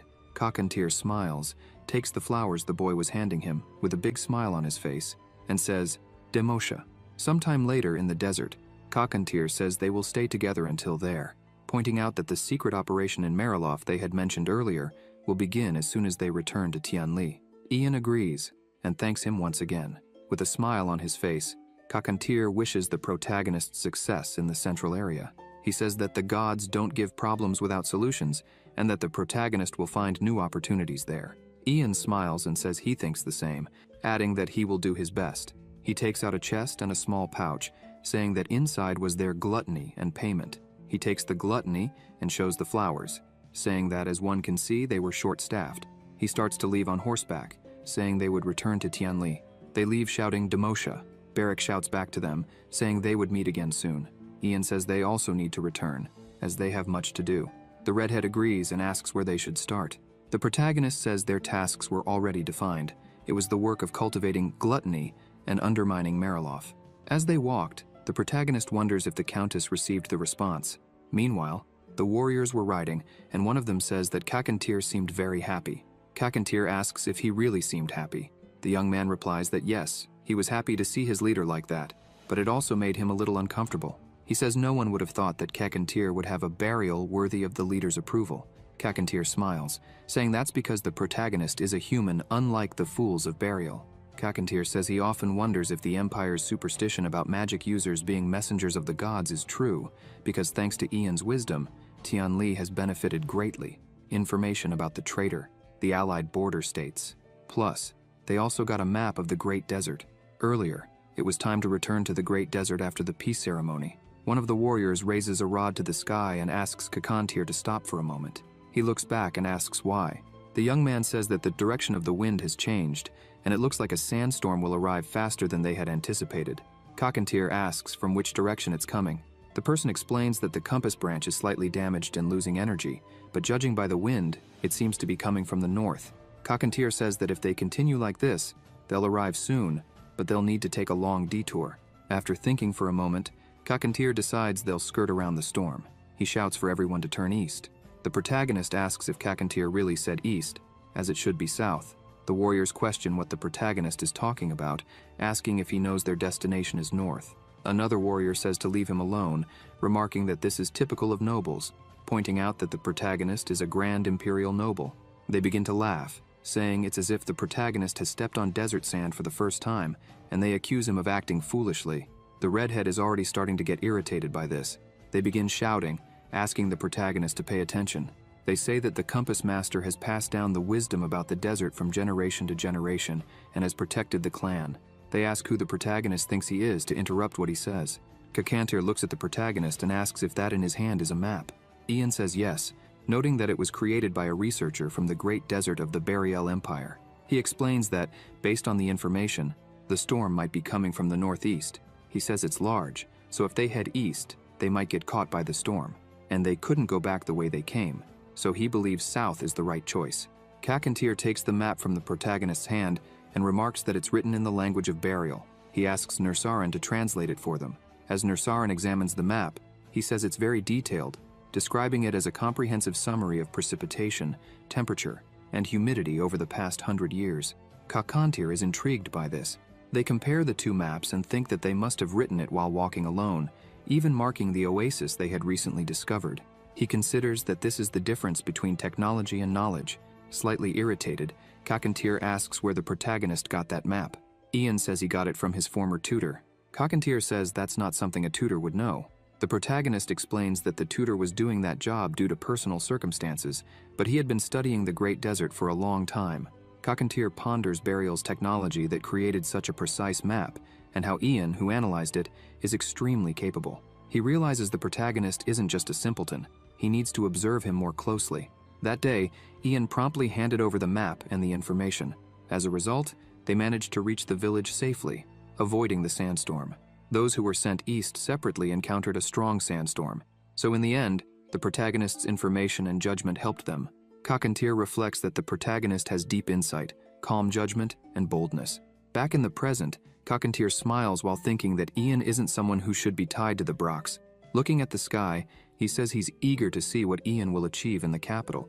In a room, Gale asks Chelonia if she decided to leave Molin and the others in the underground dungeon. She says yes, emphasizing that she didn't touch them in any way, just left them there without taking any action, for now. Gale looks at her and asks if the protagonist was really well versed in Imperial Palace etiquette. Chelonia replies yes, saying that Ian's expression changed as soon as she said everything the second prince had asked her to. She adds that even Ramondro, who is a counselor, had no idea what she was talking about. Wesley interrupts and says she is sure that Ian has a clear connection with the first prince. Gale asks her not to jump to conclusions. Wesley is indignant about it and says it doesn't make sense unless it's true, because if Ian is really of low status, he should have only learned the basics, yet he was aware of royal palace etiquette. She emphasizes that this became very clear after the first prince appointed the protagonist as lord. She says Gale already knows the large number of people who tried to gain favor with Margrave, and yet he dismissed everyone because of Ian. She points out that even though the protagonist is a magic user, he is still suspicious. Gale ponders this and says he'll think a bit more about it, asking to be left alone. Chelonia thanks him and says she will leave. As soon as she leaves, Gale and Wesley are left alone in the room. She begins to walk over to the prince and sits on his lap, asking why they can't just kill Ian. He asks how she would want to do that. Wesley says that at the New Year Lordship appointment ceremony, the protagonist will join the Ministry of Magic. With that, she would have many chances to do it. He looks at her and pushes her off, getting up. Wesley asks him where he's going. Gale says he's going to see his brother. He stops and looks back, asking Wesley if she knows why he's letting Molin live. She says that Molin is the Imperial Palace consultant, and if he returned to the investigation team, things would get complicated, as it hasn't been long since he met Captain Erica. Gale says he understands and kisses her. Wesley asks what's wrong. The prince says nothing. He just asked because he was curious. Looking into her eyes, he says that she really isn't fit to be the Minister of Magic. She's surprised, looking at him, wondering if he's saying that she's not fit to be the Minister of Magic, but rather to stay by his side. He leaves the room and she stays there alone, wondering if that's really what he meant. Gale opens his office door and starts to leave. While traveling on a train, he thinks that Wesley is perfect as a lover, but she's too hasty and aggressive for national matters. In his thoughts, he imagines that, although the investigation team is partially responsible for Ian letting Molin live, the real reason is Margrave. Because if Molin were killed with the Celestial Warrior tribe involved, things would get more serious. Not only would the investigation team get involved, but also the army. And that's why the protagonist left the decision to the first Prince Margrave. Gale thinks that Ian perfectly understands the power relationship between him and his brother, which is why the protagonist left that decision to Margrave. Gale realizes that no one else has control over Molin's life except Margrave. Gale imagines that Molin is one of the few people with whom he has connections in the executive branch. Moreover, experienced people like Molin are rare, so it would be a strategic loss if he ended up losing Molin. He starts rubbing his fingers on his arm, feeling a bit uneasy about all this. Suddenly, he asks the carriage driver to change the destination. The driver is a bit confused by this.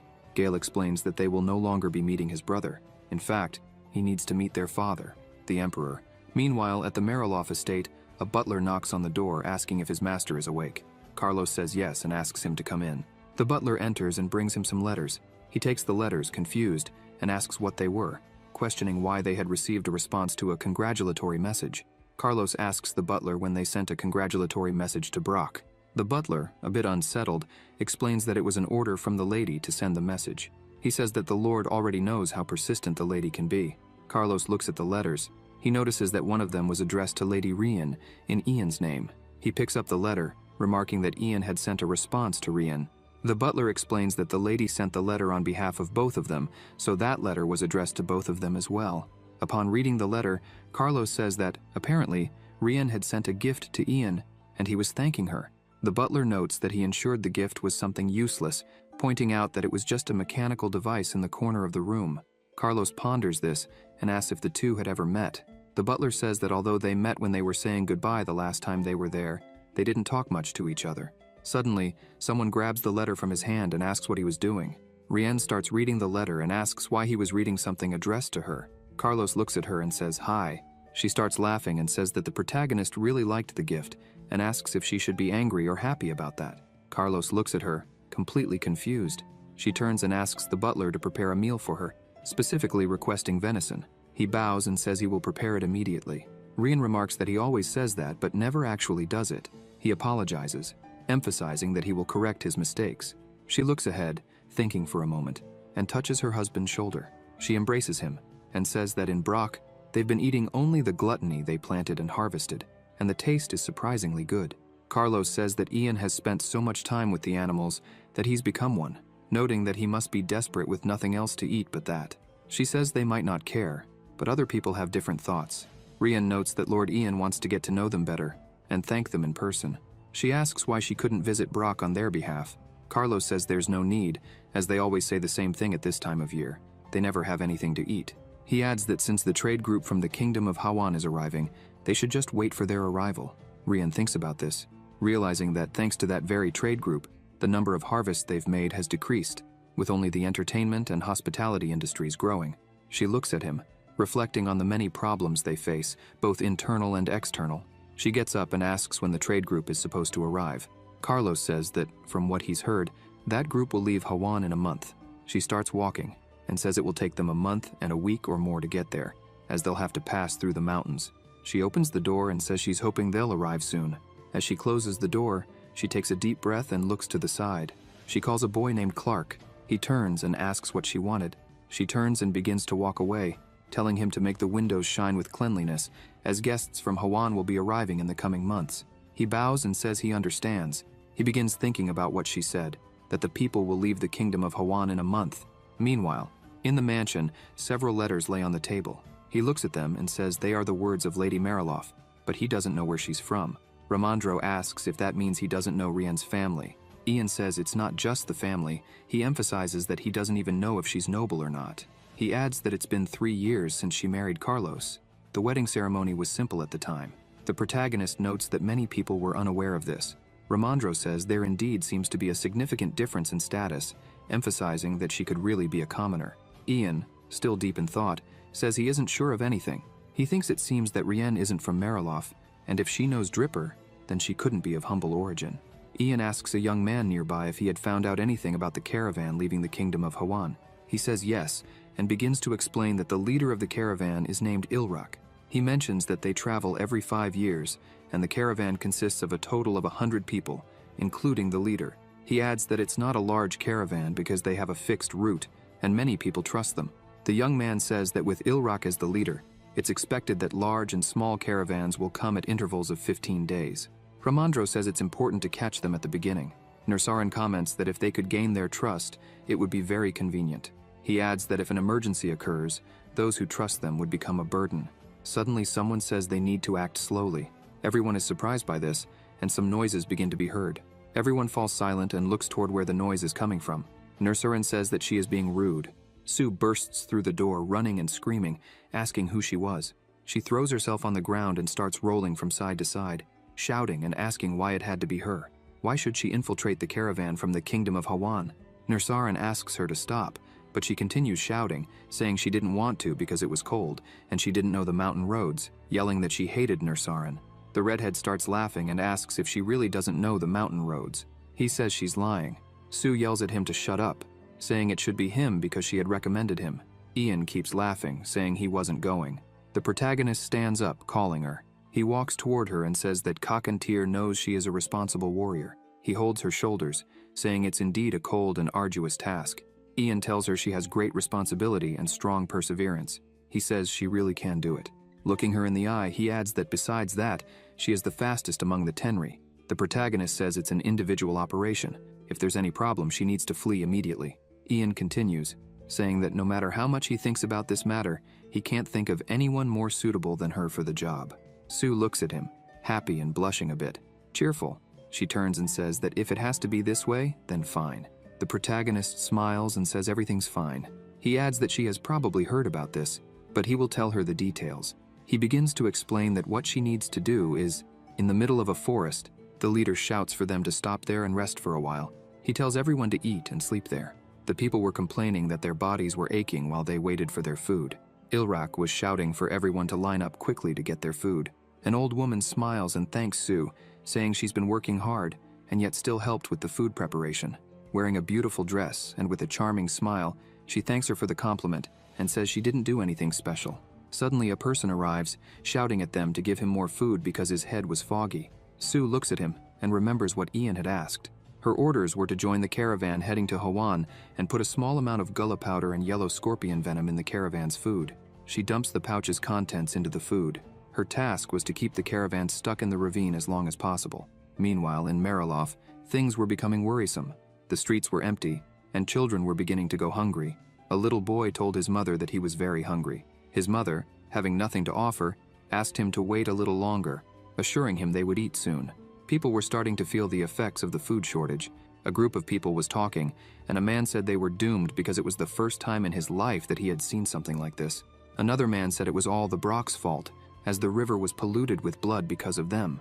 They suggested that maybe they should demand compensation from Brock. Another man asked if they hadn't heard the news, that someone from Marilof had tried to kill the Lord of Brock, and that's why things had become tense between the two territories. They kept discussing the situation and emphasized that it was the first time they had seen such a bad harvest. What they had managed to save from the last harvest was already all gone. They mentioned that maybe they could ask the Count for help, but another man interrupted them, saying it was better not to do that, because if they bothered the Count, taxes could go up. The bearded man said that people from Brock had said Gullah was really good. The other two began laughing, telling the bearded man to stop talking nonsense. The bearded man insisted, saying he was serious. He mentioned that even an imperial palace advisor eats Gullah frequently. The bearded man said they live on the border, so information arrives more slowly. But in the center of the kingdom, it's said that even the royal family and nobles eat Gullah. The two kept laughing, and the fat one asked if he really believed that. The mustached man told them to leave him alone, saying he was already delirious from hunger. He asked when the caravan would arrive. The fat one said he didn't know, but they should have been here by now. Meanwhile, in the forest, people were still at the camp. They were lying on the ground, saying their stomachs hurt a lot. The people in the caravan were sick and bedridden. They were wondering how that could be, as food poisoning was normal, and one or two people falling ill during the caravan's march wasn't uncommon. But this was the first time so many people had been affected. Some were talking, asking when the doctors would arrive. Another man said that Marilof had already sent them, so they should be arriving as soon as possible, and they had to hold on a little longer. Sue was watching them and asked the old woman if Marilof was closer, or the kingdom of Hawan. The old woman was surprised by the question and explained that it hadn't been long since they departed, so Hawan was closer, and the road to Marilof was always difficult, while most of the road to Hawan was flat, so the doctors from Hawan would arrive first. A young man who was sick began asking for water, wanting warm water. Sue smiled and said she would boil some and bring it to him shortly. The old woman looked at Sue as she left, saying that she was so beautiful and helpful, and she didn't even know how to properly thank her. Sue left, smiling, thinking that she just wanted everyone out of her way, because if she ever returned, she would never leave the desert again. While fetching water, she thought that, in any case, when the doctors arrived, She would stir things up and make them return from where they came. She sprinkled some powder into the water, but then she heard someone speaking to her, asking her to wait a moment. The man grabbed her hand and said he wanted to take a good look at her hand. Sue screams, asking what that pervert was doing. The man says her hands looked odd. He notes that her hand bones and the lower parts have calluses, typical of people who use wrist-breaking techniques. He looks at her and asks what kind of person she is, demanding she remove what she put in her pocket while he was still being nice. Sue smiles and asks if he didn't have anything better to do than watch her. The guy is confused. Sue notices his guard is down and lands a quick punch on his chest. The man falls to the ground, groaning in pain. Suddenly, other men hear the noise and rush over, asking what all the commotion was about as there were screaming sounds. Sue is shocked to see everyone there. She gets nervous, thinking she couldn't handle all those people alone. Suddenly, noises are heard in the bushes, and Erica appears, annoyed, asking where she was now. She is shocked to see those people there, asking what was going on again. Sue immediately screams in fear, pointing at them, saying there were thieves. The two men there get scared and yell for everyone to grab their weapons, as there were thieves. Erica is confused and yells at them to wait, trying to explain that she is an Imperial investigator. However, the caravan folk had already grabbed their torches and weapons. The fight between them begins, and Sue climbs a tree, watching the screams and the battle between the two groups. She thinks everything is too dark, which makes everyone fight indiscriminately. They can't distinguish friends from foes. Half are dead, and the other half are trying to escape. She thinks that before a doctor from Hawan or Morelloff arrives, everything will be clarified. Sue is very happy about this, thinking she can finally go back. After that, a small group was approaching. Carlos gets angry and says that all that arrived was an empty cart with just 3 people. The butler says that it seems thieves have appeared. Carlos slams the table, yelling and asking what kind of nonsense this is. The butler explains that according to the guide, most of them were injured or fainted. During the commotion, the guild leader was also seriously injured, so they returned to the kingdom of Hawan. Only those who sought refuge returned. Carlos is completely infuriated by this. He starts to scream and throw everything to the ground. He curses a lot and continues yelling while throwing papers away. A while later, he calms down a bit and asks the butler how much the price was on the Cheyron side. The butler says that from what he heard, just a sack of flour cost 6 silver coins. The count says there was no choice. He would send someone. He tells the butler to take registrations from those who need supplies. Then, he should select a group to form a trade caravan. The butler is a bit apprehensive about this and asks the count to wait a bit and asks why they don't ask Brock for help. The count looks at him angrily and asks why. The butler says that the Cheyron mountain range is colder than here, and so the snow arrives there earlier. For that reason, he says it would be difficult to transport supplies. Stewart points out that on the other hand, Brock was eating gullah for now. They could get some for a temporary solution. Carlos slams the table angrily, saying that this is absurd. He asks why they would buy weeds, if even pigs and dogs don't eat them. How could they eat those things? The butler bends down and says he apologizes for what was said. Carlos tells him to go out and find out the price on the Cheyron side right now. Stewart bows and says he would do that immediately. However, he still feels uncomfortable with this idea. He starts writing a letter, thinking he had no choice. Meanwhile, at Ian's mansion, he had received a letter. The redhead asks if it was from the Count. However, the protagonist says there was no seal. The letter read, "Greetings, Count Ian. The reason I am writing this letter is to ask if you would be willing to open up the trade of gula. This is a personal suggestion, not related to the Count. But if you allow it, I will strive to lead us to a mutually satisfying transaction." Ian says that the fact that the regent and not the Count sent this meant that the Count seems to be looking to secure food supplies elsewhere. Ramondro says it's probably Cheyron. He says snow arrives early there. Besides, it takes 10 days just to get there. The protagonist starts to think a little about this and gets up saying they would go to the dungeon. Ian looks at the redhead and asks for one of his snacks. However, Barrack is not very happy about it. With that, they go to the dungeon. The two arrive at the cell and call for Colin, who was scared in the corner of the cell. Ian starts to enter the cell and says he has been through a lot being locked in a place like that. He offers a biscuit to Colin and says that after he finished everything there, he could leave. Colin's mouth hangs open seeing that, as he was starving. Without hesitation, he begins to eat everything as fast as he can. The protagonist approaches him and says it's okay. He tells Colin that from now on, he should pay attention to the words being spoken, but he can't reveal them to anyone. Ian says he will send him back to Mariloff, and when he returns, he must join the Cheyron trade caravan. Colin is a bit confused by this. In a serious tone, the protagonist tells him that no matter what happens, he must interrupt the trade, emphasizing that it doesn't matter how he does it. It could be by breaking the cart, tying everyone up, or stealing all the money. The method doesn't matter. Ian says the important thing is that they stop for half a month. Colin starts to get scared, asking how he could do such a thing. The protagonist looks at him and says that if he dares to disobey, he will die. Ian begins to release his aura, and with his gaze, he tells Colin that if the plan goes wrong, he will unleash that energy without hesitation, and the poison from the candy Colin just ate will react immediately. Colin becomes desperate and collapses on the floor, feeling sick. The protagonist continues, saying that his blood would turn into poison, and his whole body would melt and seep into the ground. Colin is in despair, crying uncontrollably. Ian touches his shoulder and says that if things go well, he will lift the magic and grant him freedom. The protagonist looks at him, and a colder aura starts to fill the air. In a chilling tone, Ian asks if Colin will be able to do it. At the Mariloff mansion, several people are gathering, as this was the trade group being sent to buy food. The steward asks everyone to sign their names on the list. If they can't write, they just need to leave a fingerprint. They begin signing the list. When it's Colin's turn, the butler says he isn't qualified for such a task because of his past. The steward says that even so, he decided to give Colin a chance to redeem himself.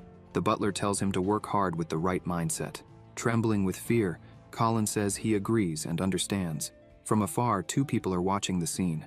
They comment that it seems Colin blended in well. They say he extended his lifeline, as if he hadn't done so, today would have been his last day. They continue talking, noting that the atmosphere is a bit different from the last time they were there, and it's because there's a rumor that the higher-ups wouldn't show up. Someone is watching them from a distance.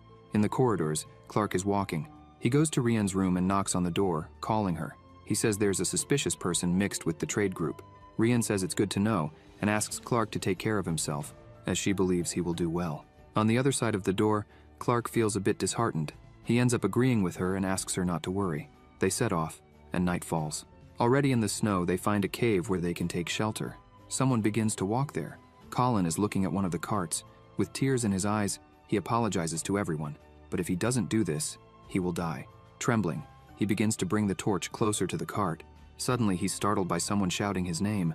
A person approaches him, yelling and asking what he's doing there. Scared, he yells back, saying he didn't do anything. The person takes the torch from Colin's hand, shouting that this is unacceptable. Clark looks at him and asks if he started a fire and took all the gold. Colin is terrified and confused by this. Clark begins to set fire to the carriages, and everything starts to burn before them. Seeing this, Colin wonders what is happening. This person, whose name we may know, suddenly attacks Colin. He looks back and sees several people running. The people start shouting, asking what's going on. Clark says Colin set fire to the gold, so he had no choice but to deal with him immediately because he was resisting. They start yelling that Colin is crazy and they need to put out the fire quickly. Colin, lying on the ground nearly dying, listens to all of this. From a distance, a few people were watching the scene. They wondered who that person was, speaking as if following a script. He turns and thinks that he needed to report this to Lord Ian and Ramondro. Running through the mansion, Steward bursts through the door calling his lord, saying they had a big problem. Carlos asks what he is talking about. Frightened, he says that the trade group sent a message. He says that all the carts were burned.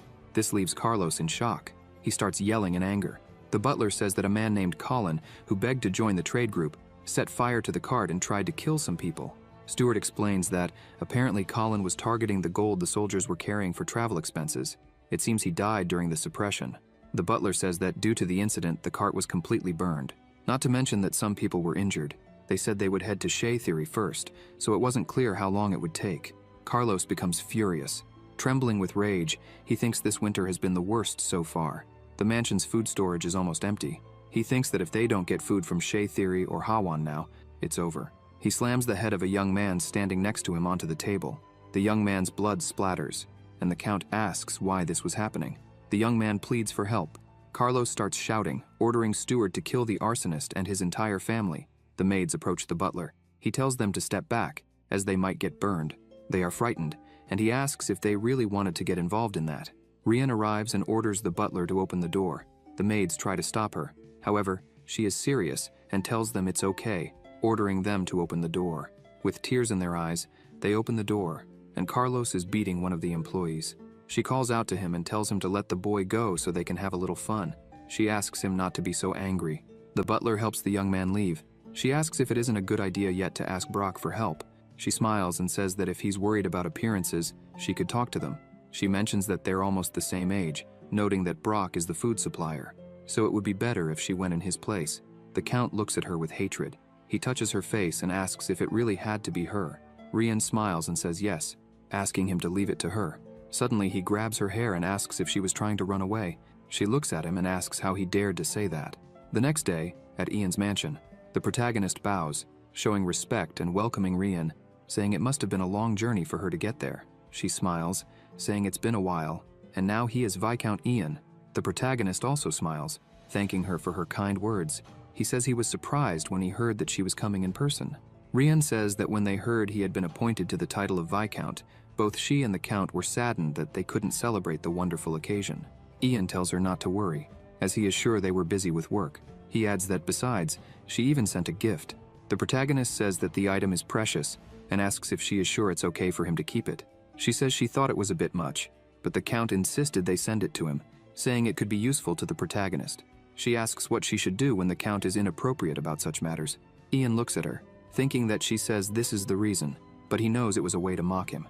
In his thoughts, he says he doesn't know where she is from, but he knows she is from a noble family by the way she speaks. They begin to enter the mansion. She says that the reason she is there is because she wanted to see the Countess's room. This surprises the protagonist, making him question why she wasn't there to buy gula. She smiles, saying that she had mentioned before that she lent some clothes to the Countess, which she still hadn't gotten back. The protagonist tells her she can do as she pleases since he hasn't touched anything there, and if she took good care of the clothes, they should still be there. Ian asks her to follow him so he can show her where the room is. Rian replies that she could search on her own if he just told her where the room was. He says it wouldn't be polite of him to leave her alone. She looks at him without saying anything. As soon as they enter the room, he asks what she's looking for. The protagonist suggests she tell him, and he'll have the servant search for it. She starts walking into the room and says it's fine, as this is something she needs to find on her own. Rian asks if Ian could give her some privacy since it's a ladies' room. She says she'll let him know as soon as she finds what she's looking for. He turns and says he understands. As he leaves, he asks one of the servants to keep an eye on her. Rian begins pulling sheets off things. The young servant asks if there's anything he can help with. She asks if he didn't hear what she asked Ian. She orders him to open all the drawers, and then he could leave. Looking angrily into the mirror, she says she will search by herself.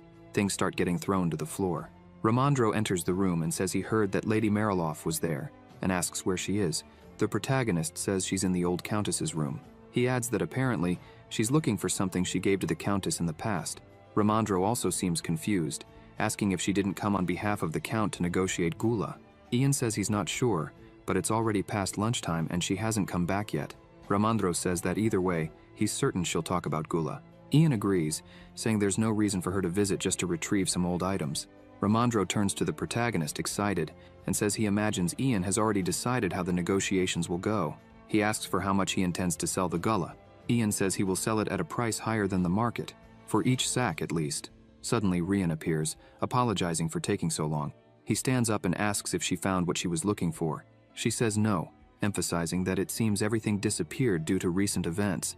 The protagonist says that's unfortunate, but they've prepared some tea and asks her to sit down. She thanks him for that.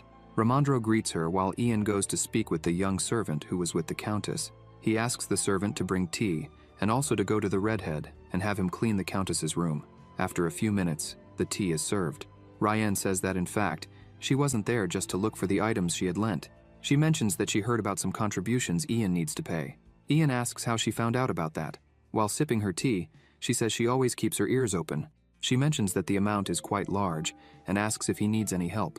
The protagonist is surprised and asks if the help is really from Mariloff. She smiles and says yes, emphasizing that their offer is to lend him 5,000 gold coins without interest, and in return she wants some gullah seeds. She asks what he thinks. Ian smiles and says he will decline. This almost gives Ramandro a heart attack. The protagonist says he is extremely grateful for their generosity, but he plans to raise the funds on his own. He emphasizes that he has enough resources to do so, and also thinks it makes more sense. She is surprised by this, and asks if he really has enough resources, and if he's being serious. Ian responds that he is, and adds that the price of gullah is much higher than the interest he would owe on the 5,000 gold coins. Ian says that the gullah seeds are perfect for solving hunger problems during the winter. Rian remarks that gullah is still worthless. The protagonist says that was in the past. He looks at her and says that while she could make more gold in the future, she could never bring the dead back. She stares at him for a moment. Ian says he's willing to sell gullah to her if she wants. She asks how much he plans to sell them for. The protagonist smiles and says he wants 50 gold coins per sack of gullah.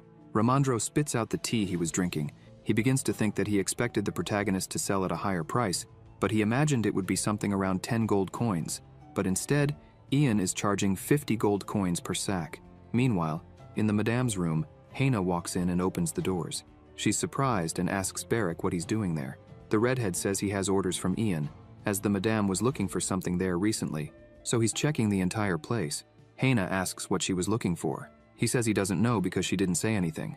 He mentions that Ian is sure there's something in that room, but he hasn't been able to find it. Hana stands there thinking for a bit. She points upward, asking if he's tried looking at the ceiling. He picks her up and climbs onto a stool.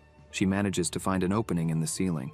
Barrick is surprised, as she's able to pick locks, is good with her hands, and is skilled at finding things. Hana says that people from her area can do this. He starts to say something, but suddenly, Hana shouts, interrupting him. She says she found something, mentioning that there's something there. The redhead is surprised and asks if she's serious. She says it's a makeup case. Barrick asks why it was up there. She says she doesn't know, but it seems normal. The redhead opens it and takes a look. Suddenly, he starts to feel sick and dizzy, saying that the smell is strange. He begins to collapse, and Hana is startled. The case falls to the floor, and something begins to leak out. Hana starts shouting for him to wake up. Meanwhile, in the welcome room, Rian is impressed by the 50 gold coins. She says she knows the amount is not low, but considers the fertility of the gluttony to be very good, and therefore worth even more. Ian informs her that a 2-month supply will be more than enough to feed everyone in Miraloff. He says she is probably aware of the importance of preserving the population of her territory, which she confirms. As the conversation unfolds, the protagonist realizes that all her attention is focused on that borrowed item, and that she doesn't care at all about purchasing the gluttony. The young lord explains that he set the price of the gluttony based on how he was treated during the last transaction and asks Ramandro to inform the price of the grains they were going to buy in Miraloff. He explains that not only were there no flour or corn on the list, but the other grains also cost twice the market price. Furthermore, a single box of potatoes cost half a gold coin. Milade thinks for a moment and says that since the final decision is in her husband's hands, she believes her opinion is irrelevant to the conversation. However, she believes that 50 gold coins is a small price to pay to feed her people. Then, suddenly, Hana arrives screaming, saying it's an emergency. Ian asks what the problem is, and she starts yelling that Barrick found the item in the room, and it was a mirror with white powder. She says the redhead inhaled the powder and passed out. Rian and the protagonist are shocked upon hearing this. Quickly, the woman starts running, and Ian runs after her, asking her to wait. He grabs her arm, asking her to calm down, but she ends up falling to the ground. He is shocked to see some things, as her leg has several bruises. In the room where Barrick was, he was still asleep. As for Rian, she was tied up, and the protagonist says they have a lot to talk about and asks her to explain everything from the beginning. She says those are just drugs, and there's no need for all of this to be happening. Hana asserts that the drug is not an ordinary one, as most of them are yellowish or much thicker. Also, she has never heard of something that could make someone pass out with a single breath. Mileda asks who the girl is, and the protagonist says she is a sage, a member of the family. The woman looks at the protagonist with cold eyes, and the boy does the same, saying nothing. Then he asks Hana to bring a damp cloth. She begins to leave and calls Ramandro to go with her. Now, with only the two of them in the room, the protagonist grabs a chair and tells Rian to start talking, as many suspicious things have happened recently. He says, first of all, she seemed to know about the dripper and probably also knew its value. Then he asks if she is from the Raza Mountains. Rian is surprised but doesn't say anything. The protagonist gets closer and says that more precisely, he is asking if she is a Dara. Rian relaxes, thinking it's ridiculous, and asks if she looks like a Dara, as she doesn't resemble those mole people at all. But, noticing that she knows what the Daras look like, he assumes she is from that region. Realizing the question was strategic, she is speechless and decides to explain. She was born and raised near the Raza Mountains and is familiar with the Dara tribe. Her mother was a dryad. Ian asks if she is from the dryad lineage. Dryads are fairies that share their life with trees. They also have a violent and malicious temperament. As proof of this, they devour the humans they love while alive to keep them forever. Rian says she couldn't understand her mother and, therefore, detached herself from the tree. She tells that she didn't have time to take care of her father's body and ran away.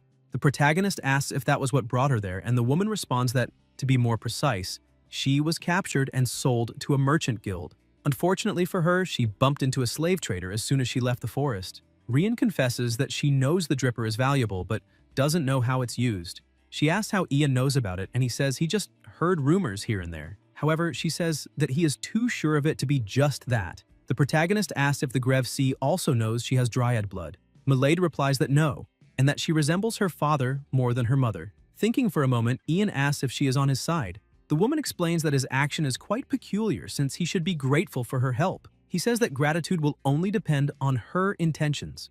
At that moment, she lifts her dress and shows the bruises on her leg. She explains that her husband is very aggressive with her. She says she can't divorce him because of their inferior descendants. But that doesn't mean she wants to live decades like that. Rian thinks it's unfair to live that way after everything she's been through, so that's why she needs that powder. The protagonist becomes desperate and quickly asks if it's poison, but the woman says no, and that it's just a sleep-inducing hallucinogen that recently came from the Hawan kingdom. She says that, although it causes apnea with continuous use, she's never heard of anyone passing out just from inhaling the powder. Not even she nor Mary's law had that problem. Upon hearing this, Ian wonders if Mary also used it. The protagonist deduces that probably she wanted to use it on Durga first, but apparently decided it would be better to use it on herself. Rian says that's not true, and that it was all Ian's fault because of her husband's illegitimate child that was brought from outside. Knowing all this, the protagonist remembers that the way Mary acted in the basement should have been a symptom of withdrawal. Melaide reveals that she hates the name Mariloff and that she is no different from her mother now, as she is stuck in one place. The only thing she wants is the freedom to choose her destiny, and that's why she has a suggestion. She says the enemy of her enemy is the friend of her friend, and there's no reason not to cooperate. She then asks the protagonist to just pretend not to have seen anything, and in return, she will do her best to provide the compensation she needs to pay to the imperial court. The protagonist finds this strange, as the Count of Mariloff has a brother, and even if the Count dies, the brother would be the future lord of the territory instead of Melaide. However, that is not her plan. As long as she can choose her own destiny, she doesn't care which territory she belongs to. Ian asks how much support she can provide him, but at the moment, she can't provide accurate information. The protagonist thinks for a moment and reflects that it's already past the time she should have returned, so he wonders whether he should accept her offer. Suddenly, they begin to hear some screams. The protagonist goes out to see what's happening, and it turns out Clark was there. The boy was asking to see Melaide. The protagonist calls out and he looks back. While Ian says that Rian is a little busy, she starts to leave through the door behind him. Then, Clark notices that she's tied up, which makes him completely furious. He quickly charges at the protagonist, asking what he's doing. Even Melaide tells him to wait, but the boy moves forward and tries to attack the young master. But Ian just dodges and uses his magic on the boy's chest. He's pushed back, and upon seeing this, Melaide gets scared. Meanwhile, Barrack is still sleeping. The woman goes over to him, asking if he's okay, and at that moment, the servant arrives and informs the protagonist and Ramondro that this is the guy who snuck into the merchant group heading to Cheiron, killed Colin, and caused a fire.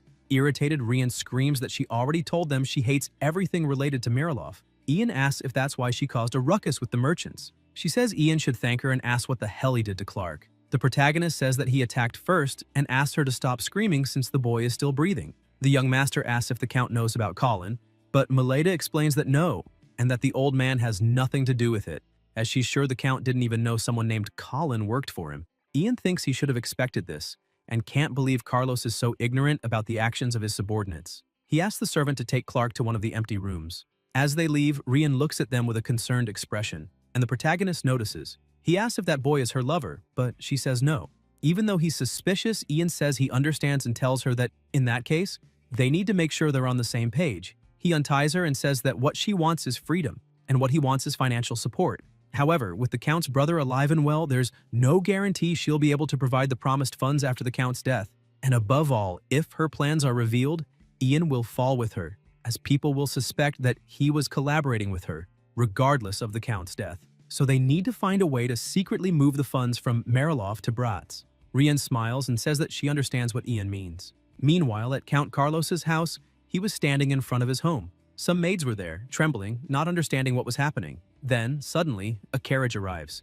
It was Rian. She gets out of the carriage and apologizes for being late. Carlos says he has no idea what's going on right now and starts yelling, asking Rian to tell him what's happening. She shows a small sack of gluttony and says she exchanged Clark for a bit of that seed. She smiles and explains that Lord Ian didn't want to lower the prices, so she had to haggle and that's why she was late. Then she becomes serious and suggests they go inside to try a little. Shortly after everything was ready, Carlos takes a seed of gluttony in his hand and asks why she exchanged Clark for that and if it's really worth 15 gold coins. She explains that originally, Ian asked for 50 coins for a sack, but she refused the purchase. However, they decided to be more humane and gave her that sack to resolve the urgent situation first. He says he can't believe it and notes that the gluttony doesn't look bad on the outside, so he decides to try it. However, when he tastes it, he is surprised and says it's really good. Carlos admits that it is better than he thought. Melita comments that what they say in the capital wasn't just rumors, and that each seed will bloom by next month, expressing excitement to see it.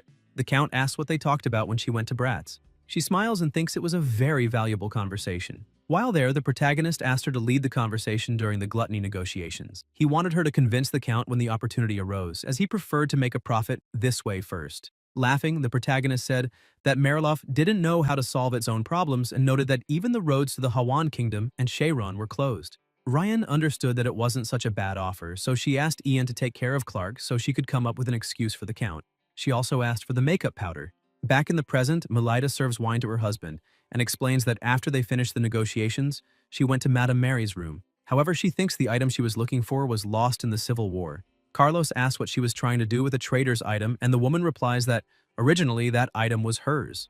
Suddenly, the butler arrives asking for permission, which irritates Carlos's dog. While he pays attention to the butler, Rian puts the powder in his drink. Carlos calls her and warns that this is her last chance, and that if she comes back after sunset again, he will break her ankles. However, she thinks there won't be a next time, as by then, he won't be alive. They argue, and she responds not to worry. Back at the protagonist's mansion, Clark was shouting, asking for the door to be opened and asking what they were going to do with Melita. The protagonist asks if his name is Clark, and noticing the voice, the boy asks if it's Lord Ian. He was already trembling and begged the protagonist to save them and not do anything against Madame Rien. Clark explains that she's been struggling to cover for their mistakes, and thanks to her, many were able to survive the Count's wrath.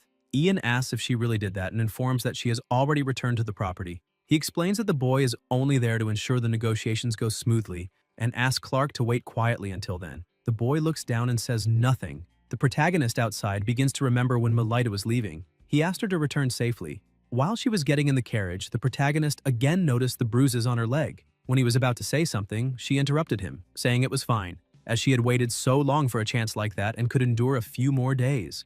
With that, the carriage left. The protagonist was thoughtful but soon began walking through the corridors. Shortly after, a doctor was analyzing Barrick's condition. He explained that the redhead seemed to be just sleeping and that it was likely he hadn't woken up yet because of exhaustion. He said there was nothing dangerous and asked them not to worry, but pointed out that Barrick might still have some hallucinations, so they should keep an eye on him. The doctor explained that talking in sleep, inconsistencies in sleep habits, and even sleepwalking could occur due to this type of drug. After hearing this, Ramondro quickly hid behind the door and asked if they shouldn't tie Barrick up. Suddenly, the redhead woke up and asked why he was lying there. The protagonist explained that after he inhaled Madame Rien's makeup, he passed out and asked if he was injured anywhere. Barrick replied that he wasn't, but that he was seeing some strange things.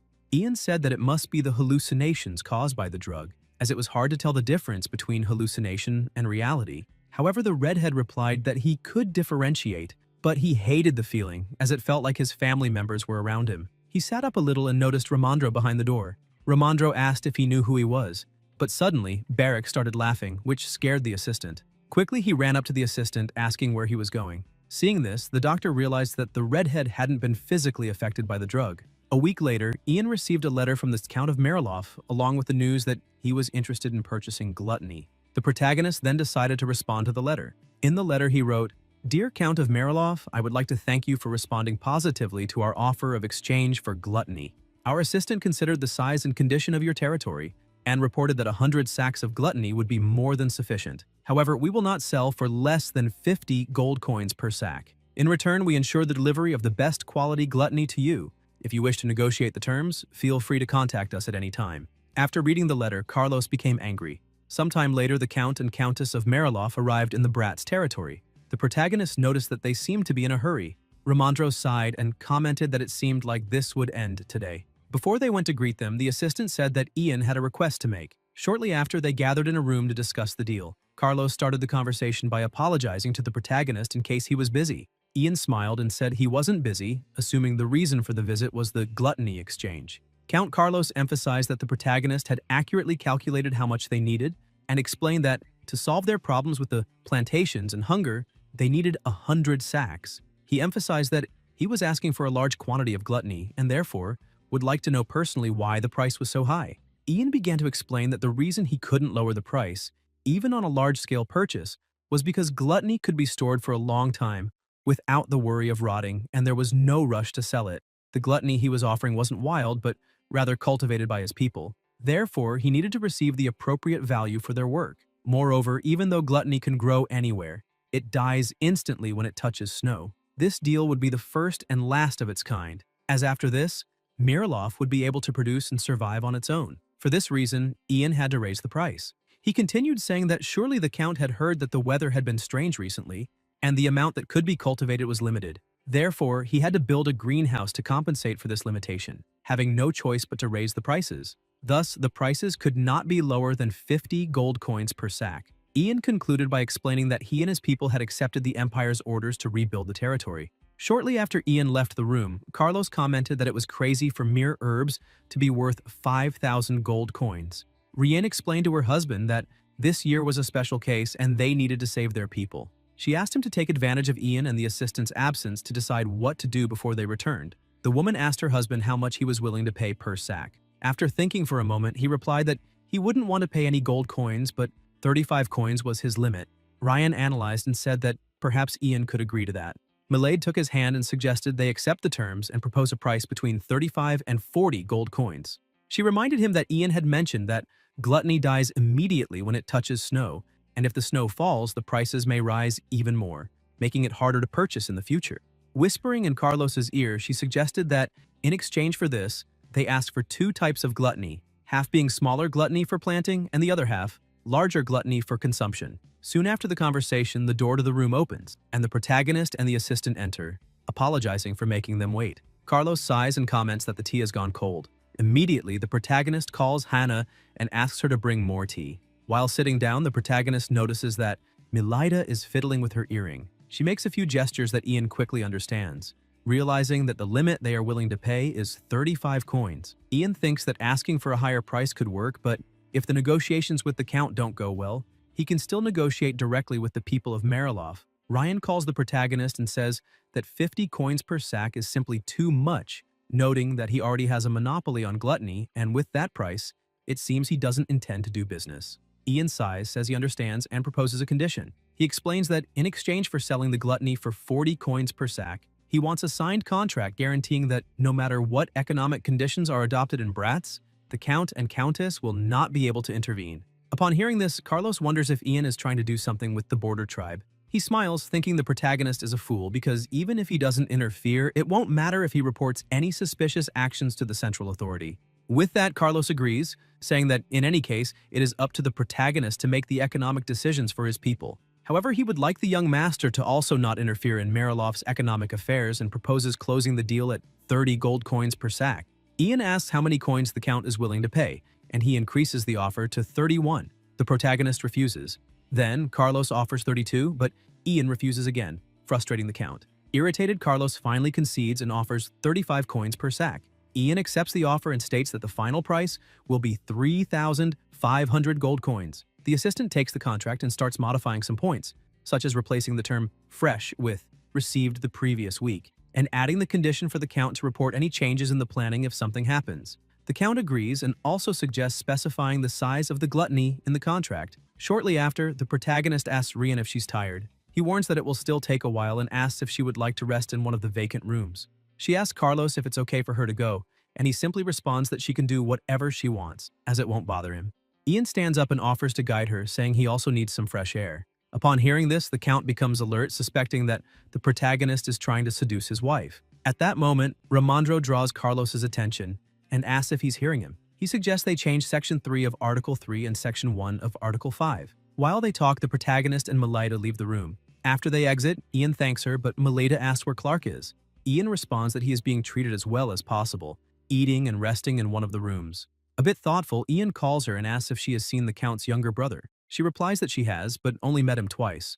It seems he is living in an old mansion on the eastern side of Mariloff's territory and, like Carlos, has a disgusting attitude. The young master comments that if the Count dies, the only person who would raise suspicion is the brother, as without heirs there would be nothing for Milade to worry about. He continues, saying that if the Count died, probably no one would suspect her. However, she interrupts and says she is cursed. Rian remembers that her mother always said that dryads and other nature spirits exist between a promise and its fulfillment, and that if they make a promise, they must keep it.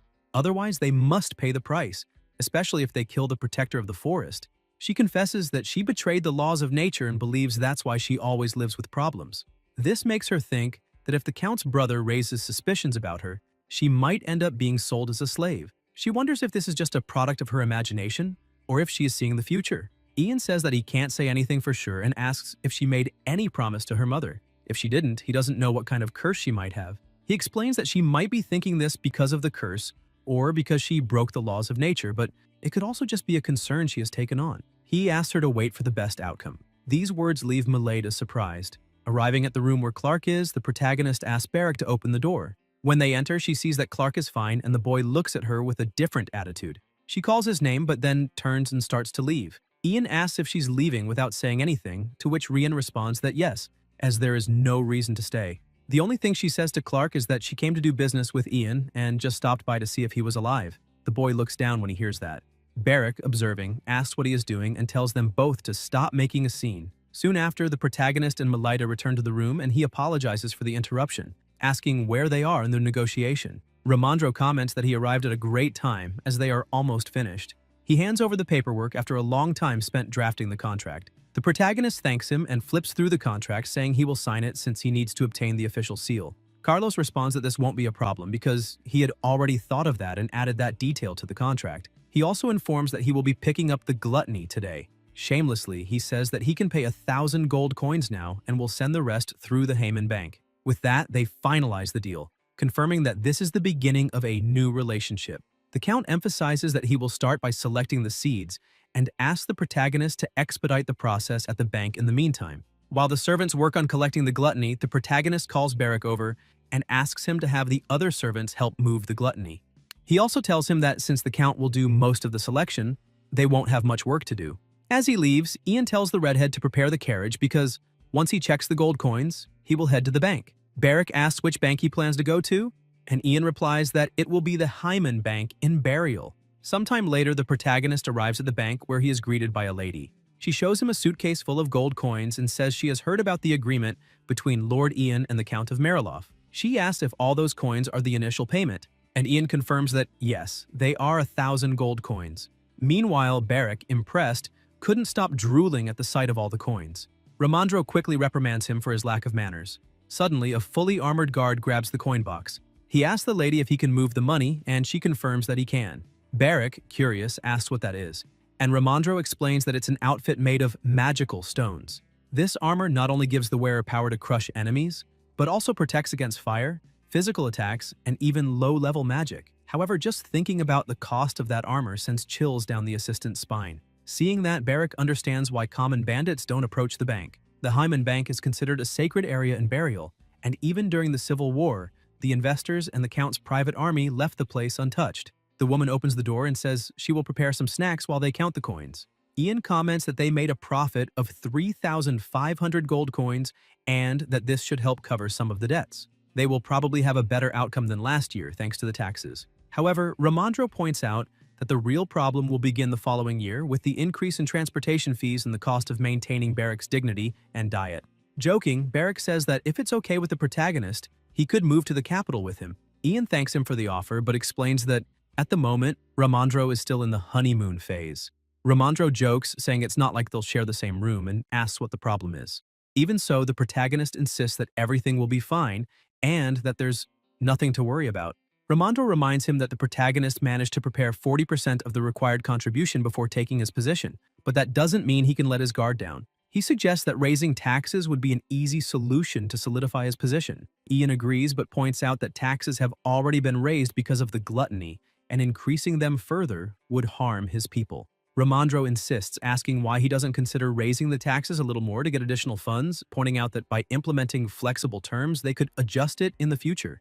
Then he asks if Ian really has no interest in raising taxes. Ian takes Ramondro's hand and explains that he will be away from the territory for a long time. The only reason the people accepted the changes was out of necessity for survival during the winter. When spring arrives, negative opinions will begin to emerge. He comments that he can already imagine what the people will think if the taxes are raised just to generate more profit. Ian says he understands that Ramondro is suggesting this out of concern, but he emphasizes that when he makes a decision, he is stubborn. He states that he already has a better plan to raise funds without needing to increase the taxes. Ramondro, curious, asks what he has in mind. Ian explains that he received advice from Hannah, who suggested exploiting the foreigner's interest in the gluttony trade.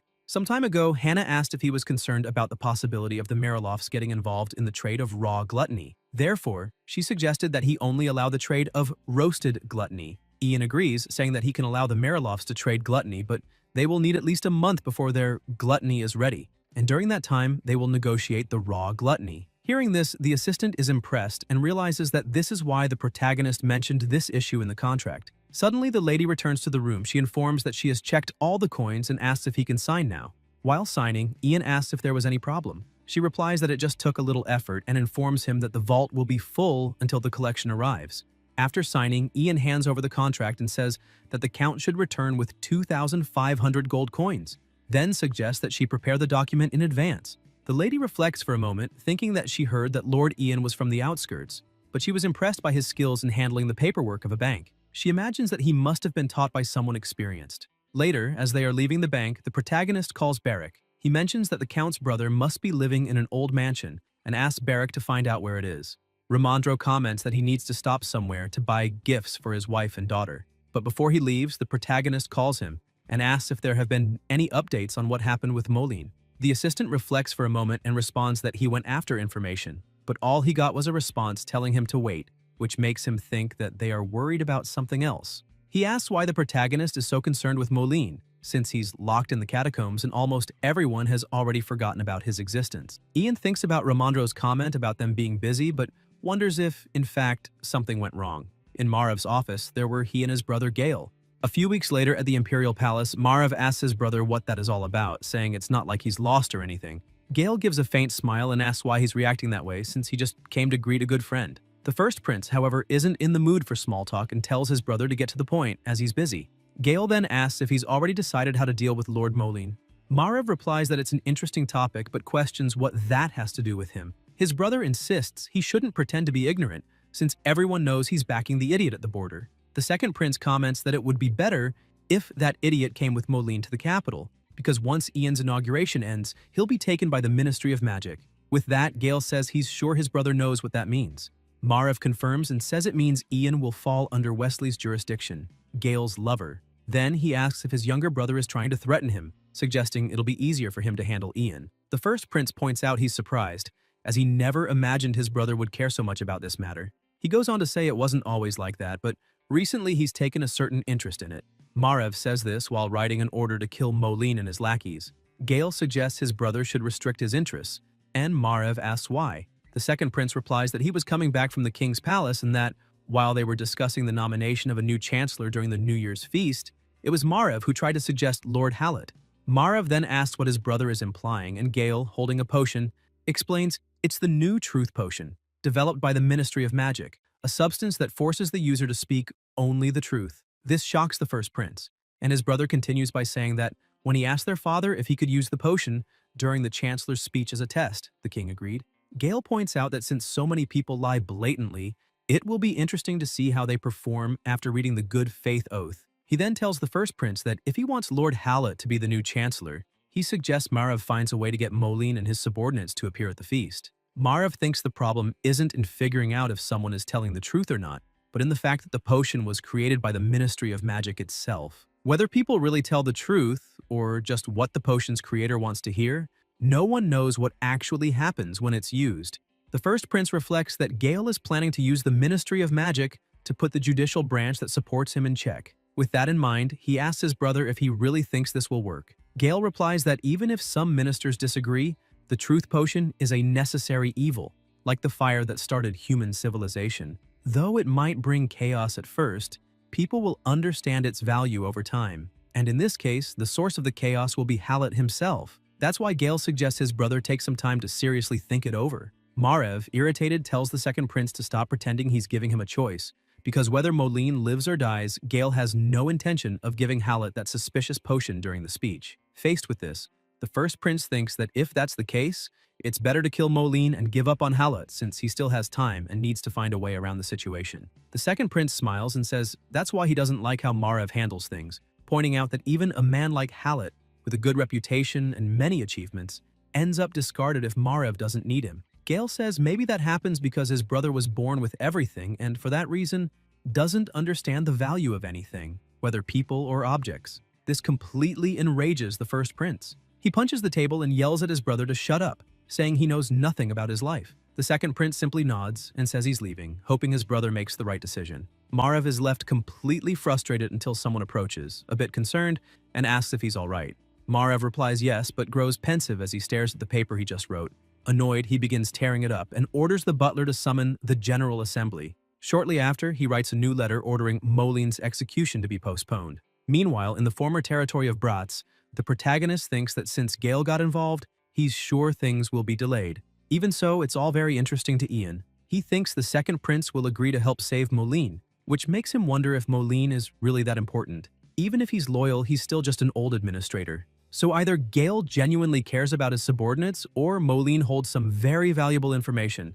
That makes the protagonist question if there's something in Bratz and why, out of all territories, it had to be Bratz. After finishing his thoughts, the protagonist steps out and asks the Count if he's done with everything he needed. Carlos replies that not yet, since he's still in the process of moving things. While the Count is talking, the protagonist notices that Rienne's face is bruised and thinks the Count probably hit her again.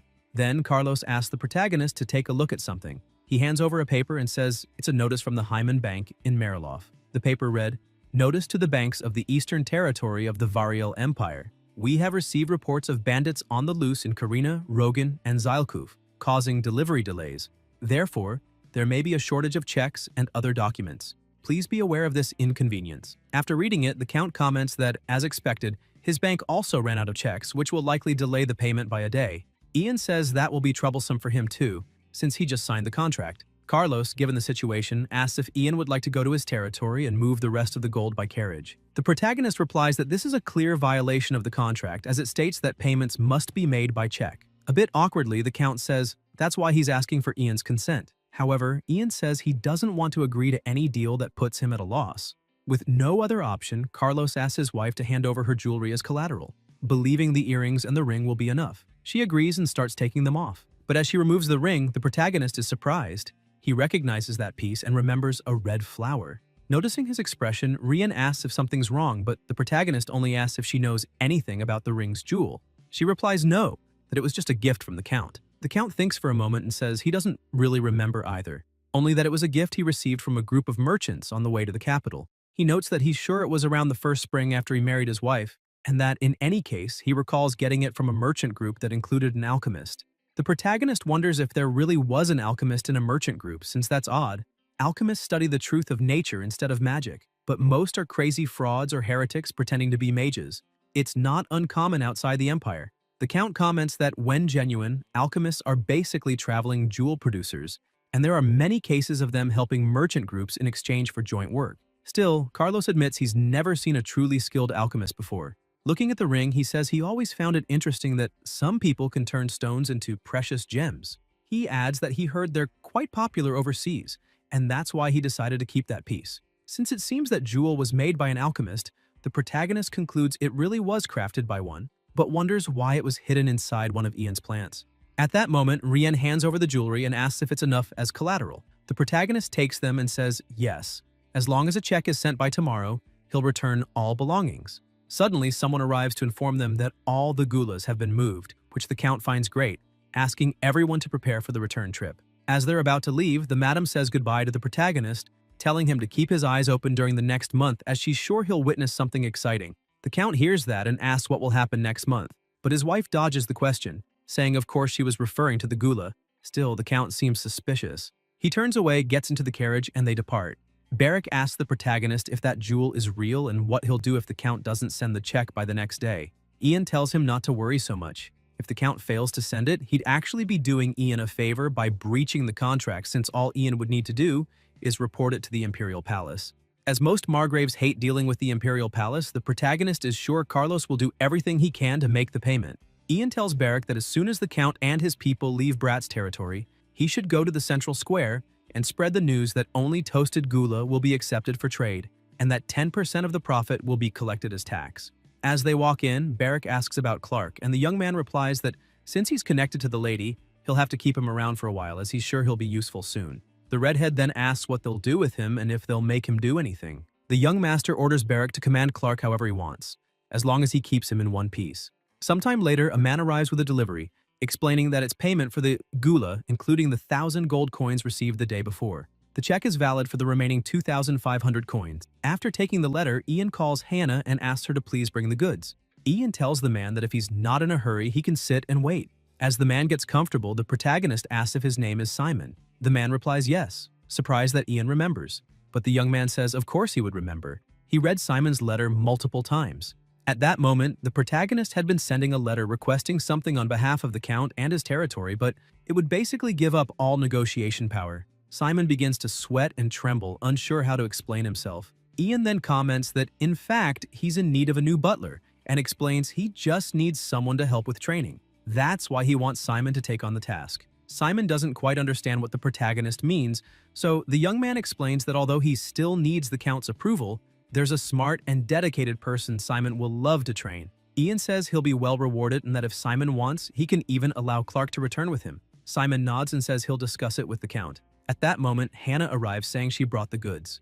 The protagonist asks her to come closer and informs Simon that she is Hannah. Upon seeing the girl, Simon says he understands now and will report the details to the Count. The girl, however, has no idea what's going on. Sometime later in the middle of the city, Simon is in his carriage and asks the coachman why it's so noisy outside. Then he notices something and wonders what's going on. Upon arriving at the Count's estate, Simon hands over a sack of jewels. Carlos asks Ryan to check if Ian stole anything, but she tells him to stop with the jokes. The Count becomes thoughtful and wonders if something is going on between his wife and Ian. At that moment, Simon reports that the people of Bratz are selling gula to them. He says he confirmed that Lord Ian allowed gula trading among his people, and the Count understands that means the young man is restricting exchange within his own territory. That's when he realizes something. The people of Bratz are selling gula to the people of Mariloff. Carlos becomes furious, and his wife tries to calm him down, saying the people were only trading toasted gula, which is only good for consumption and can't be planted, so it shouldn't affect the Count's trades. Simon continues saying that even if it's unfortunate, it's happening without the Count's consent. He begins to say he doesn't believe this is, but the Count interrupts him, asking if he's joking. He questions Simon on what he thinks would happen if Bratz started selling their gula at a lower price after putting in so much effort to grow their own. Simon, voice trembling, admits he should have researched Bratz's economic activities better. Rian approaches the Count and asks him to take a break, saying they still have room to maneuver and that they don't know Lord Ian's true intentions. At that moment, Simon reports that he received a proposal to train one of the protagonist's maids. He says he'll be rewarded for it and notes that Ian didn't agree to send Clark back to Mariloff, so he'd like to discuss it with the Count before deciding. The madam grows thoughtful, suspecting this might be an indirect message to her. She wonders if Ian is saying that if she wants Clark back, she needs to send the butler. However, she doesn't fully understand. Carlos then orders the butler to send a message to the protagonist. He wants to invite him to a banquet and say it's to thank him for the gula negotiations. Irritated, he says it's annoying that Ian is using the central hub as a tool, and for that reason, he plans to teach the boy a lesson. Back at the protagonist's mansion, Barrick is impressed, as there's a suitcase full of gold in front of him. Ian tells him that everyone's harvest was better than expected, and is also surprised that they managed to get all that just from the residents of a commercial village like Mariloff. The redhead realizes that's why people say it's good to live off passive income, and asks how much money is in there. Ian says he wants to know too and tells the redhead to count it.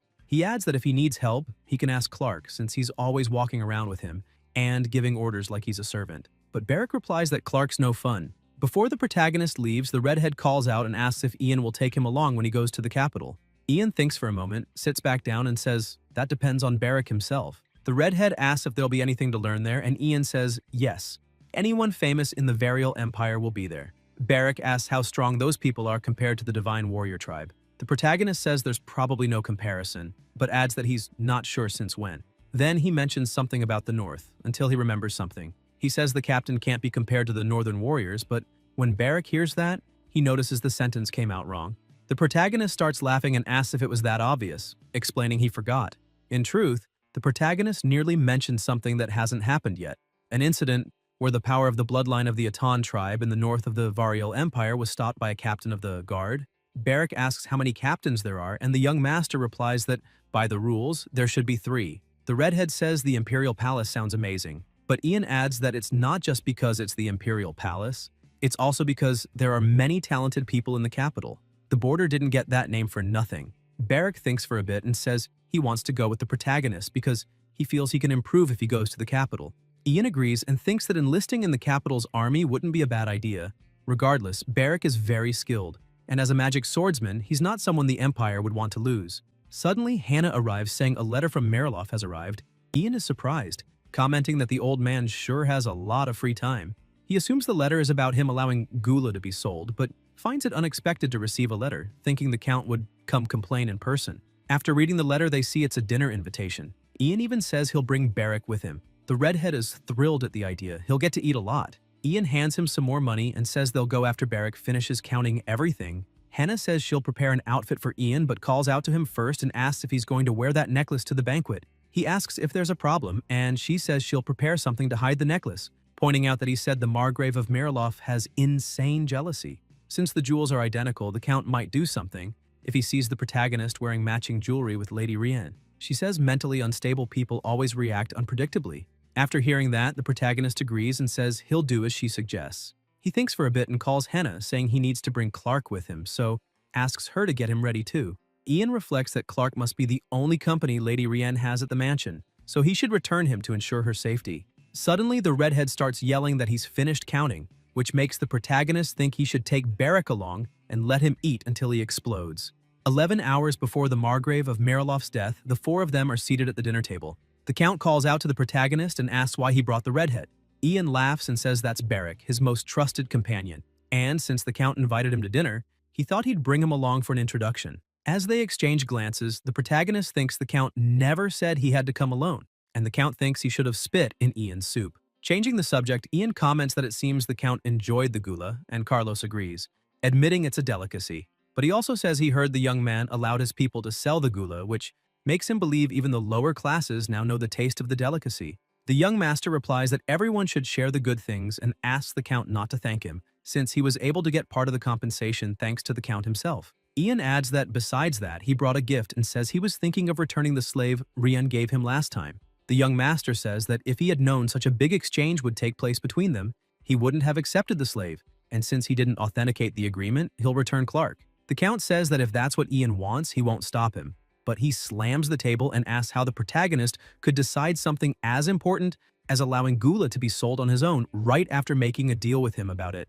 He states that whether they like each other or not, they're still neighbors, and if the young man acts that way, things will be difficult for both of them. Ian says he doesn't understand, since he wasn't the one who asked for business in Miraloff, and asks how he could stop them if they bought it on their own. He thought the agreement had finally put them on good terms again. That starts to frustrate the Count, but he says he agrees, though he points out that Ian allowing it right after the deal leaves room for misunderstanding. Ian replies that that's also why he accepted tonight's invitation, because even if the Count encourages his people to consume gula, Carlos should restrict the trade of raw gula. The young master says he'll do the same. However, since he doesn't have many people, he explains that supply and demand are closely linked, so both sides need to be careful. Carlos grabs another glass of wine and starts drinking, and his wife comments that he's drinking too much. He slams the glass on the table and says he'll make it clear. Gula is forbidden from being traded in his territory, and he expects Ian to manage his own properly. With that, the Count gets up, ending the dinner, and asks his wife to entertain Lord Ian since he's now busy. After he leaves, only the three remain at the table. The protagonist asks if the lady is alright, and she says yes. So Ian takes the chance to ask if she's been making good use of the makeup she took last time. She says yes, that she even wore it that day. Rienne returns to the topic and says she remembers him mentioning that he brought Clark back. The young master confirms, saying he's outside and that he's more valuable than gold. She thanks him, but says that even so, getting Clark back for free feels inappropriate. Rienne remembers that Ian was interested in her ring, and if it's okay, she'd like to give it to him. She asks why he's so interested in a jewel that's a byproduct of an alchemist's failure, until he shows his necklace, saying he has something similar. The lady asks if she can take a closer look, and the protagonist allows it. She comes closer, and he continues saying he's had it since he was young, so there are many things about the necklace that make him curious. She comments that it really does seem like it was made by the same alchemist. Meanwhile, someone was behind the door spying. 4 hours before the Margrave of Miraloff's death, after dinner ends, the butlers begin clearing the table. The same young man who was eavesdropping looks distracted. Simon walks over and asks why he's acting that way. The boy says the madam and Lord Ian seemed very close. Simon asks if something happened, and the boy says that actually a while ago he saw the madam touch Lord Ian's neck. This surprises the butler so much that he drops a plate. The others there tell the boy to shut up and ask if he's crazy, reminding him of the last time the madam saved him. If it weren't for her, he probably would have lost an arm or a leg and been kicked out of the mansion. One of the maids says the only reason he's still working there is because of her, and asks how he could say something like that. Simon, however, doesn't tell them to stop. He thinks for a moment and asks everyone to stay quiet for now, because if they're careless, everyone, including the madam, could be in danger. That's why no one should let this reach the Count's ears. However, the Count was behind them and asks what it is that he can't hear. Everyone is terrified. Carlos steps forward, demanding Simon tell him what they're trying to hide. Now, only 2 hours remain before the Margrave of Marilov's death. It's already night, and the madam is walking through the mansion's hallway when Simon appears with a bruised face, saying the master asked for her upstairs. Ryan asks what for, and the butler, a bit downcast, replies that the master is suspicious about her relationship with Ian. This surprises her, and she starts to show fear. Seeing her expression, the butler becomes confused and asks if it's true, pointing out that she knows the Lord's personality and questions how she could have made such a mistake. She starts screaming, saying that's not it, and wonders what she should do, asking herself if she'll be tied to that cursed mansion forever. That's why she starts running. She finds another butler and asks for a carriage until Simon catches up, saying she can't do this. But she begs him to let go of her. If she stays, she'll die. Suddenly, someone appears in front of her. It's Paolo, the Knight of Marilov. He tells her to stop making a scene. The madam begins to tremble, begging him to let her go. As he approaches, Paolo yells that everyone is dismissed and orders that no one is to leave until given permission. The madam is completely terrified, and her screams can be heard from outside the mansion. Clark, who is outside, realizes it's the madam who's screaming. Inside the room, everything is shattered. Meanwhile, Clark heads toward the room. When he arrives, he sees Simon and Paolo standing guard at the door. Simon tells Clark to go to the servants' quarters, but at that moment they hear a scream. Clark tries to enter the room until the Count opens the door and he sees the madam all bruised. When she sees him, the madam calls out his name. The Count, holding Orion by the hair, asks how many men she's already been with, saying it's already Ian and now Clark. She responds that she's already told him many times she hasn't been with anyone, but the Count yanks her and asks why, then she's calling Clark by name. With that, the Count calls Clark into the room, saying he's going to put an end to all of this. Ryan screams for him to run. Clark doesn't know what to do, but takes a deep breath and decides to go in. The next day at the protagonist's house, Hannah arrives saying a letter from Mirlov has come shortchai, and now it's an obituary. This surprises the protagonist. Back at the Count's mansion, Clark is injured. However, the one lying lifeless on the floor is Carlos. It was all just an act, part of a plan. Clark had a tweezer stabbed into his neck, and with that, the Margrave of Marilov died. Soon, the protagonist and Barrick were shocked by what they saw.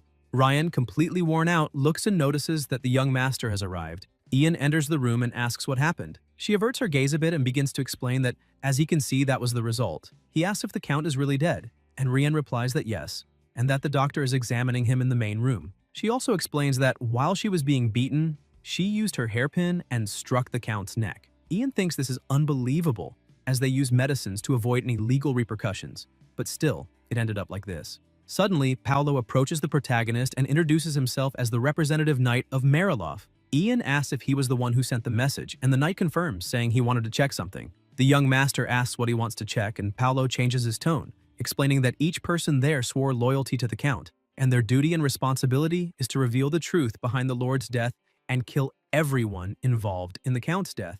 This is the final mission in his name. Ian asks what this has to do with him, and then Paolo asks what kind of relationship the young master has with Madame Rien. The protagonist doesn't quite understand that question. At that moment, the Madame explains to the young man that they suspect she was committing adultery with him. Barrick starts laughing in the back. Ian doesn't like this topic much and asks where Clark is, requesting him to be brought there. Paolo replies that he can't, as he's locked up in the underground prison. This irritates the Madame, who demands he bring Clark now. Paolo answers that, until they know the truth behind all the events leading to the Lord's death, he can't follow her orders either. The young master stands there, observing the situation, and asks what else they need to know, explaining that his master only died because he was hot-headed.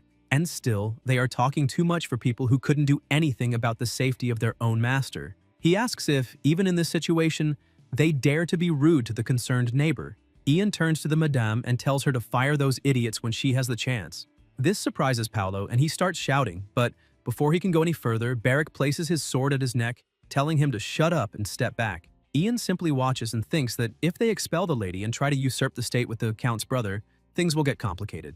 Ian calls Barrick over and tells him they'll have to take care of things there. Barrick asks if he wants him to take care of all of them, but the young master tells him not to be stupid and orders him to bring Romandro. Rian asks everyone to leave and clear the suffocating place. She calls the butler and asks him to bring some tea, as they should show their manners to the guests. With that, everyone leaves the room, leaving only the Madame, the protagonist, and the redhead. Rian says she can't believe any of this. Ian advises her to believe and asks if those knights have control over Marilov's army, emphasizing that she must protect her rights to the territory before they try anything. The protagonist asks if she has sent news about the Count's death to his brother. She replies that she hasn't. Understanding the situation, the young master asks her to get the family seal from the office before Romandro arrives, as the seal bearer represents the state owner. With that, they will handle things one step at a time, and he warns her that if the knights betray her, he will send his troops. Rien becomes a bit curious and asks what he wants. The young master thinks for a moment and says that right now he doesn't want anything too much, but maybe money will help. Rien stands up and says she can help with that. As she passes him, she jumps and prefers that he take something more than just money. She opens a drawer, saying she doesn't have much to offer now, but takes a ring and says there's something only she can give. Showing the ring, she asks if he's curious, because her ring and his necklace may have been made on the same day and hour. At this moment, Barrack asks the protagonist if he's not going to accept, and Ian is surprised he's still there. The redhead goes to Rien, takes the ring, and says it will be in good hands with him, but then he puts the ring on his finger, and the ring gets stuck. The protagonist is outraged and asks the madame if she has any knife to lend him, as he thinks he will have to cut the redhead's finger off to take the ring. Barrack, in shock, says he's going ahead to get Romandro. The protagonist says that anyway, they need to hurry, and the most important thing now is to move before the knights. Rien becomes a little uncomfortable and wonders what will happen to Clark. Ian replies that he is sure Clark will be executed, as he killed a nobleman and, moreover, it was his own master. It's certain that they won't even give Clark a chance to explain himself. Amanda asks if there are any exceptions, and the young man responds that at least he's never heard of one. But in his thoughts, the protagonist remembers that during this time there was a king born among slaves, and he also said that the first person he killed was his former master. At that moment, Rien asks the young man if he can help her, but he responds that he will have to go to the capital soon and can no longer get involved in this. She's a bit frustrated as she thought he might help. Ian asks how he could help a slave who killed his own master, who was a noble. The madame points out that he already did, as he started as an ordinary man and, even so, managed to survive and become the head of the family. But at that moment, she has an idea and decides to become the Lord of Mariloff. The protagonist looks at her but says nothing, making her question whether she can do this. He explains that she is not from Mariloff's bloodline and that if she had a child, perhaps she could be. But now that the Margrave is dead, she is just an outsider, and the Count's brother is the only one with decision-making power. Ian says that if she wants to become the lord of that territory, she will have to change Mariloff's family laws. She thinks for a moment and says she should become the logic of the territory since she probably won't be able to leave that place. The protagonist, seeing this situation,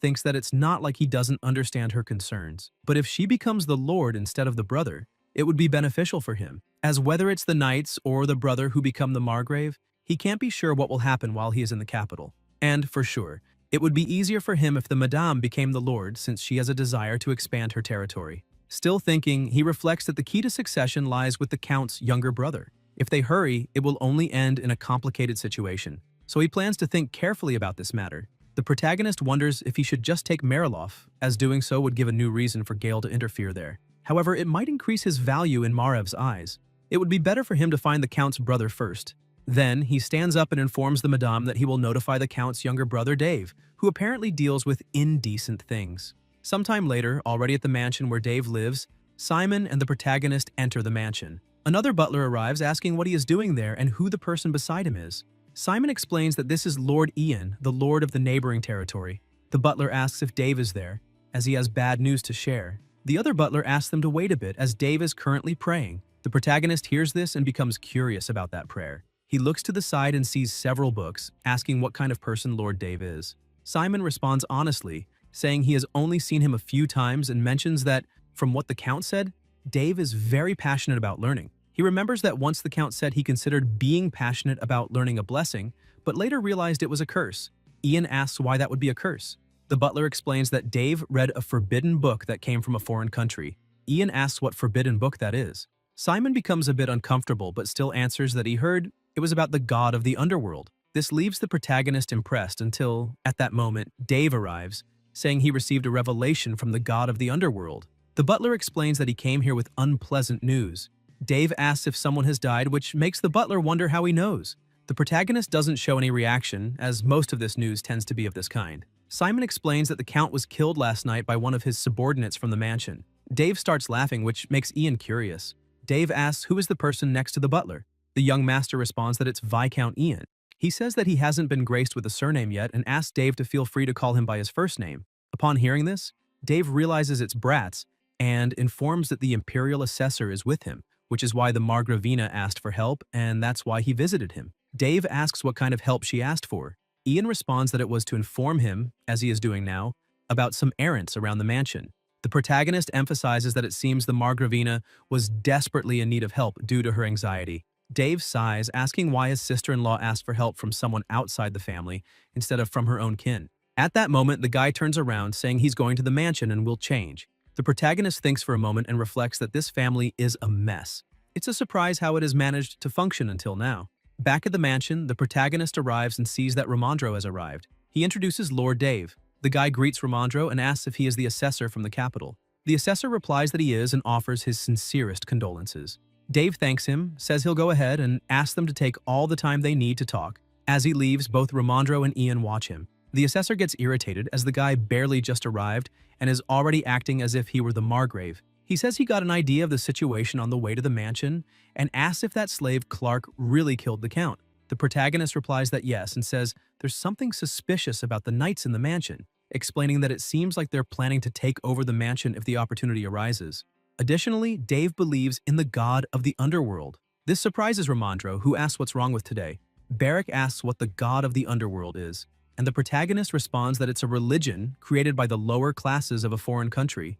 Until this period, it was considered just one of many heretical religions. But over time, its followers and influence grew, to the point where there was a religious war outside of burial. The assessor says they are still the most problematic and disgusting among the heretics. The protagonist says he believes it's better for Lady Rienne to become the new lord of the territory, as they can't be sure what will happen if a heretic gains the authority of a lord. It would be better if someone open to cooperating with him took charge. Ramondro agrees, as the knights are very aggressive, and the god of the underworld is not a good idea. With that, the protagonist says they will interfere. The assessor asks if he has a plan, and he responds that he has several ways, but since he has to go to the capital soon, he doesn't want it to take too long. While they are talking, a redhead starts thinking about something, until he has an idea and decides to present it. He says they should just kill everyone, and the protagonist agrees with the idea but asks not to make it obvious that it was them who killed them. He explains that they have no justification and that the main culprit has to be Lady Rienne. Ian tells the redhead to be as quick as possible, but asks him to be cautious. Meanwhile, in the madam's room, Ramondro goes in. She notices that he arrived and asks where Lord Ian is. The assessor responds that something came up on the way and that he'll be there soon. He goes close to her and asks if Dave is inside, to which she confirms. Ramondro leans in close to her ear and says that Lord Ian asked him to deliver a message. Then, he informs her that the protagonist told her to hold on a bit longer, and that if she can do that, Mariloff will soon be hers. He explains to her that he will now submit a report on the appointment of a lord, but depending on higher decisions, the investigator may come there. At that point, Lord Ian and he will have already left for the capital, and therefore, they won't be able to help. Then, he asks if she will stand firm in this decision. She picks something up in her hand and responds that yes, after all, she has no other choice. With everything in agreement, Ramondro tells her that she should dismiss those guards and that the process is very important because if they die as knights of the Mariloff family, he will have to report their names to the imperial palace. However, if not, there will be no need to do so. He assumes she understands what he's saying, which the madam confirms, saying she will handle things in a way that causes no inconvenience to anyone. But at that moment, she asks what they will do with Dave, and Ramondro explains that Lord Ian said he would handle Dave himself, so he will leave that to him. The assessor explains to her that she only needs to promise a provision of 5,000 gold coins and reduce the number of soldiers to half of the current number. He emphasizes that she has the right to refuse, but warns that Lord Ian authorized a preferential property in this deal, and that if she agrees, once everything is done, they will draft a formal contract. Rienne says she has no other way out, so anything is fine with her. At this point, Ramondro starts talking about Clark. The madame clenches her fists and asks if there's no way to resolve this. Ramondro begins to say that there is, but someone arrives behind him. Dave enters, apologizing for the current state of affairs. Ryan looks at him, irritated, saying that he had been ignoring her before, but now it seems he can see her. She asks if he's only acting this way because the imperial family's assessor is here. The guy responds that not entirely, as his brother's death was very traumatic, and that's why he ran to his room. Ramondro tells him to calm down, as there is a lot to be done. Dave nods and says he's a little saddened, but there's still work to be done. He emphasizes that the slave who killed his brother is still breathing in the underground prison. He asks the assessor to prepare a report to send to the imperial palace containing a summary of the details of the case, as well as the decision of the Pariato. Ramondro begins by saying that he heard Dave believes in the god of the underworld. Dave quickly denies it, saying that's ridiculous. His hands begin to shake, and he looks down, saying he would never do such a thing, as they are heretics in the Holy Empire of Burial. He says that with such a tragic event, he would only want a simple title succession ceremony and a funeral for his brother. Ramandro replies that no, the funeral comes first, and that's the proper etiquette. The assessor asks if he can ask some questions about the contents of the report, then questions what his position in the succession will be. He answers that his brother's position was 8th, so his will be 9th. Meanwhile, the Madame remains lost in thought. She thinks that her survival comes first, and that she will set everything aside and start over. She remembers Clark and thinks that even if she has to do it again someday, her survival comes first right now. She was so deep in thought that she didn't hear the assessor calling her. She looks startled, asking what he was saying. Ramandro tells her that this matter will be announced to the people of the territory today, and so he will leave the rest of the household organization to her. Dave interrupts, saying that this is unnecessary and asks what's the point of asking someone who will be leaving this house soon to organize it. Therefore, he declares that he will be in charge of the house from now on. Rian says it's been quite a while since he was removed from the house and points out that if he started managing it now, he wouldn't have the slightest idea where to begin.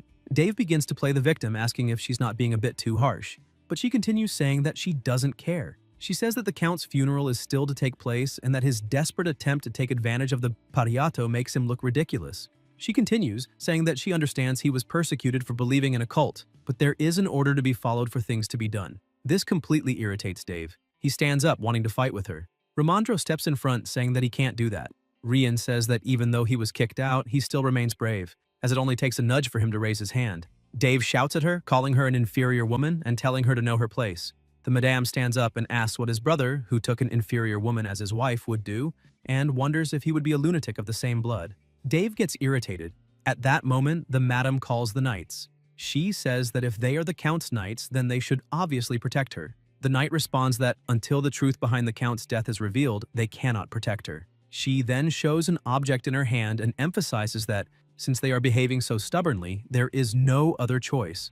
Rian adds that Sir Ramandro has already approved this until the day of the funeral and that she will be responsible for the house. She then declares that the 3 knights of the Mariloff family are dismissed. One of the knights asks what this means, until suddenly, an explosion happens. On alert, he opens the door, asking what's going on. He then sees Barrack and a cabinet carrying another knight. Dave asks Ramandro why the Heavenly Warriors are there. He responds that it's nothing serious, just a little help to ensure the safety of Madame Rian, since things are a bit chaotic around here. The knight notices his friend Kel all beaten up. Barrack explains that it was Kel's fault since he said he would only pass over his dead body. He adds that he also heard things ended there. Suddenly, the protagonist arrives, saying that now she's safe. The knight gets irritated, remembering that Ian had said he wouldn't get directly involved. Suddenly, Dave arrives, shouting and asking what this means. The protagonist responds that he was affronted by those 3 knights. Ian had received the Count's report and came running, but even then, they kept questioning whether he had an improper relationship with the Madam. The protagonist claims that he has never been so insulted in his life, and because of that, he plans to prove his innocence with their deaths. Dave explains that in fact, people usually prove their innocence with their own death, but Ian says that doesn't suit him. After all, a person needs to be alive to prove their innocence, and insults only disappear when their source dies. Hearing this, both the knight and Dave are shocked. Ian calls Barrack and tells him to leave them with him. Then, he starts advancing and passes by the knight, who is trembling and sweating with fear. Meanwhile, only the knight and Barrack remain. Inside the room, the Madame nearly gets hit by a plate. Dave is furious, shouting that she is the reason that tribe of savages entered his mansion. He adds that she teamed up with that bastard and ruined the house. The protagonist asks Dave to calm down, but the man tells him to shut up. Ian then offers him some advice. If he insults the lady, he will definitely not be able to handle what will happen when that door opens. Looking at the door, he begins to hear noises and someone saying to play more. This scares Dave terribly. He then calms down and starts murmuring. Ramandro asks if this means that Barrack has already dealt with the knights. Ian replies that almost all of them have been dealt with, but one of the knights has disappeared. Therefore, he plans to send a redhead and the other warriors to pursue him. The protagonist calls Lord Dave, saying he has a suggestion and invites him to talk. First, he begins by apologizing for the commotion, but he emphasizes that, as he said before, those people no longer have any connection with Mariloff. Dave asks if Ian thinks this is really the right thing to do. The young man sighs and asks the Lord to listen carefully to his advice, hoping that he will make a wise decision. He emphasizes that the same goes for Rian. He notices that neither of them intends to live with the other, which they both confirm. With that, the protagonist says that due to their interests, one of them should leave Mariloff, and to be more precise, someone should leave Burial. He turns to the Lord, explaining that the best choice would be for him to leave. Quickly, Dave stands up, shouting and asking what the protagonist is plotting. He even asks if there is no one outside. Then the protagonist whistles, and the door, which had been closed and silent, opens. That human wardrobe pokes its head in, asking if Lord Ian called him. The protagonist replies that no, and that he can continue waiting at the door. Seeing that brute, the Lord sits down, as even the pressure has subsided. Ian calls Rian and says it would be better if everyone with the name Mariloff disappeared. However, if that happens, it would be difficult for the madam to handle. He says that the Imperial investigation team will arrive and review the whole situation. Therefore, they need the Emperor to grant a new title, just like he did for Ian himself. However, this takes time, and the process is quite complicated. He adds that it would be good if the Lord left the territory for a while. Ian asks Dave if the kingdom of Tulun is the place of origin of the god of the underworld. Then he questions what he thinks about going on a pilgrimage there. He warns that if he leaves in a carriage, he should arrive there in about 3 months. Ryan asks if Dave will return after the protagonist goes to the capital, or if he will spill the beans to the imperial court. The protagonist says there's nothing to worry about, as the Lord will be under the heavy supervision of elite mercenaries from the Rowan kingdom. It will cost a bit, but it will be safer this way. Smiling, he says that the most important thing now is Lord Dave's decision. Worried and indecisive, Dave starts praying to the god of the underworld. Sometime later at the protagonist's mansion, it's already nighttime. Hannah, with a large pile of papers, asks Ramondro if she should leave them there. He replies yes and thanks her. After checking some papers, the assessor says it looks like the capital will have a surprise. The protagonist agrees, noting that in a single day, Count Carlos was assassinated by a slave, and his younger brother, who is the heir, is a heretic. Ramondro agrees with him, but points out that what will really surprise everyone is the swap of Gula with Mariloff. As looking at the report, it seems they are still suspicious about Gula. The protagonist asks if the capital's response has arrived, which the assessor confirms, informing that it says to send Moline to the capital first. Hearing that, Ian realizes that Marev lost to Gale in this fight. He says it's sad, but not something difficult, so he will already ask the staff to prepare a carriage immediately. Ramondro questions if everything will be alright, as the protagonist might meet him again in the capital. Ian replies that there's nothing to be done and it doesn't matter to him either way. The assessor says that Rian mentioned wanting to share the Gula harvest in Mariloff with the people of the territory.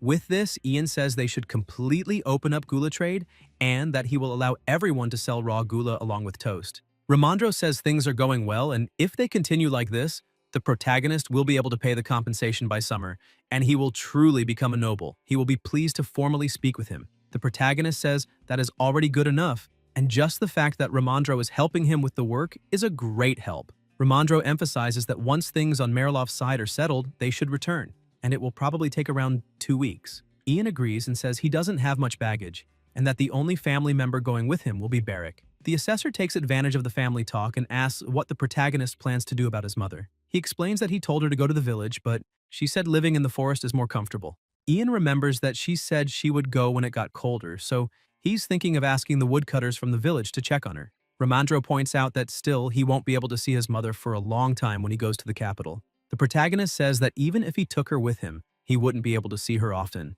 The assessor sighs, agreeing with him, as there's a saying that wizards leave before dawn and return after dusk, and that, for sure, he wouldn't be able to see her. And Wesley would be so angry that she wouldn't leave him alone. So the current situation is the best.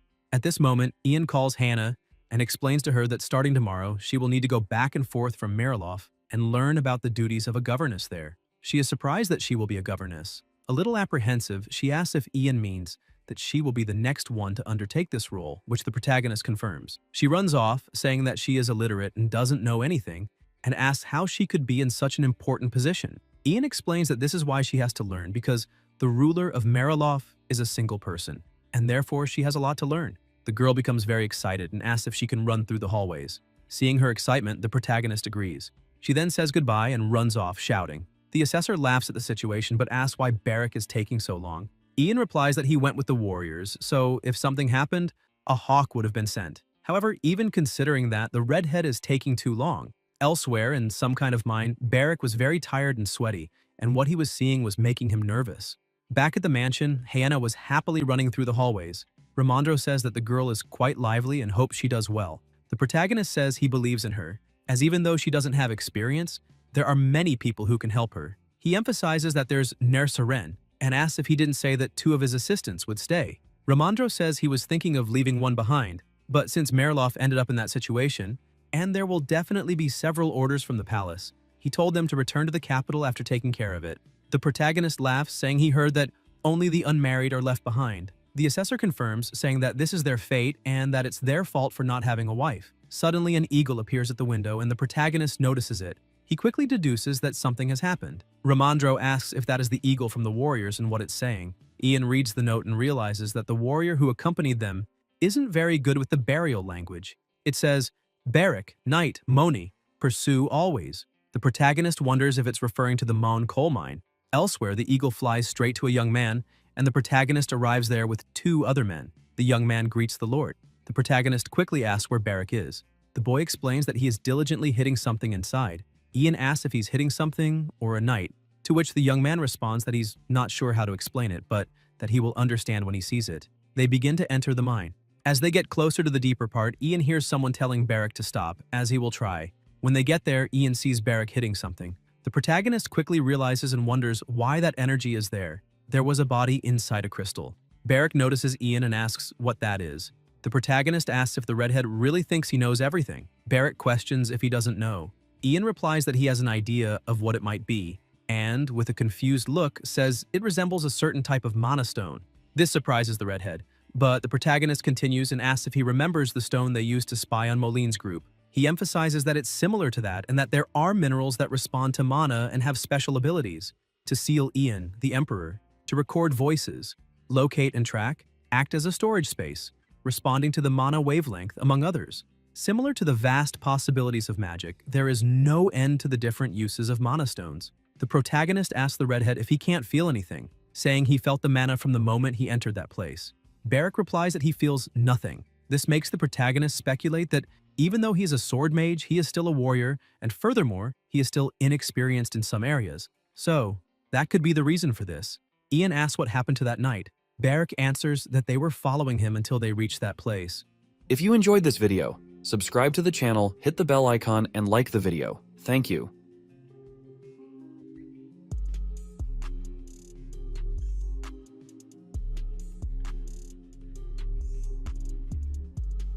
A little earlier where they were, there was a purple liquid, and the knight they were following accidentally fell into it.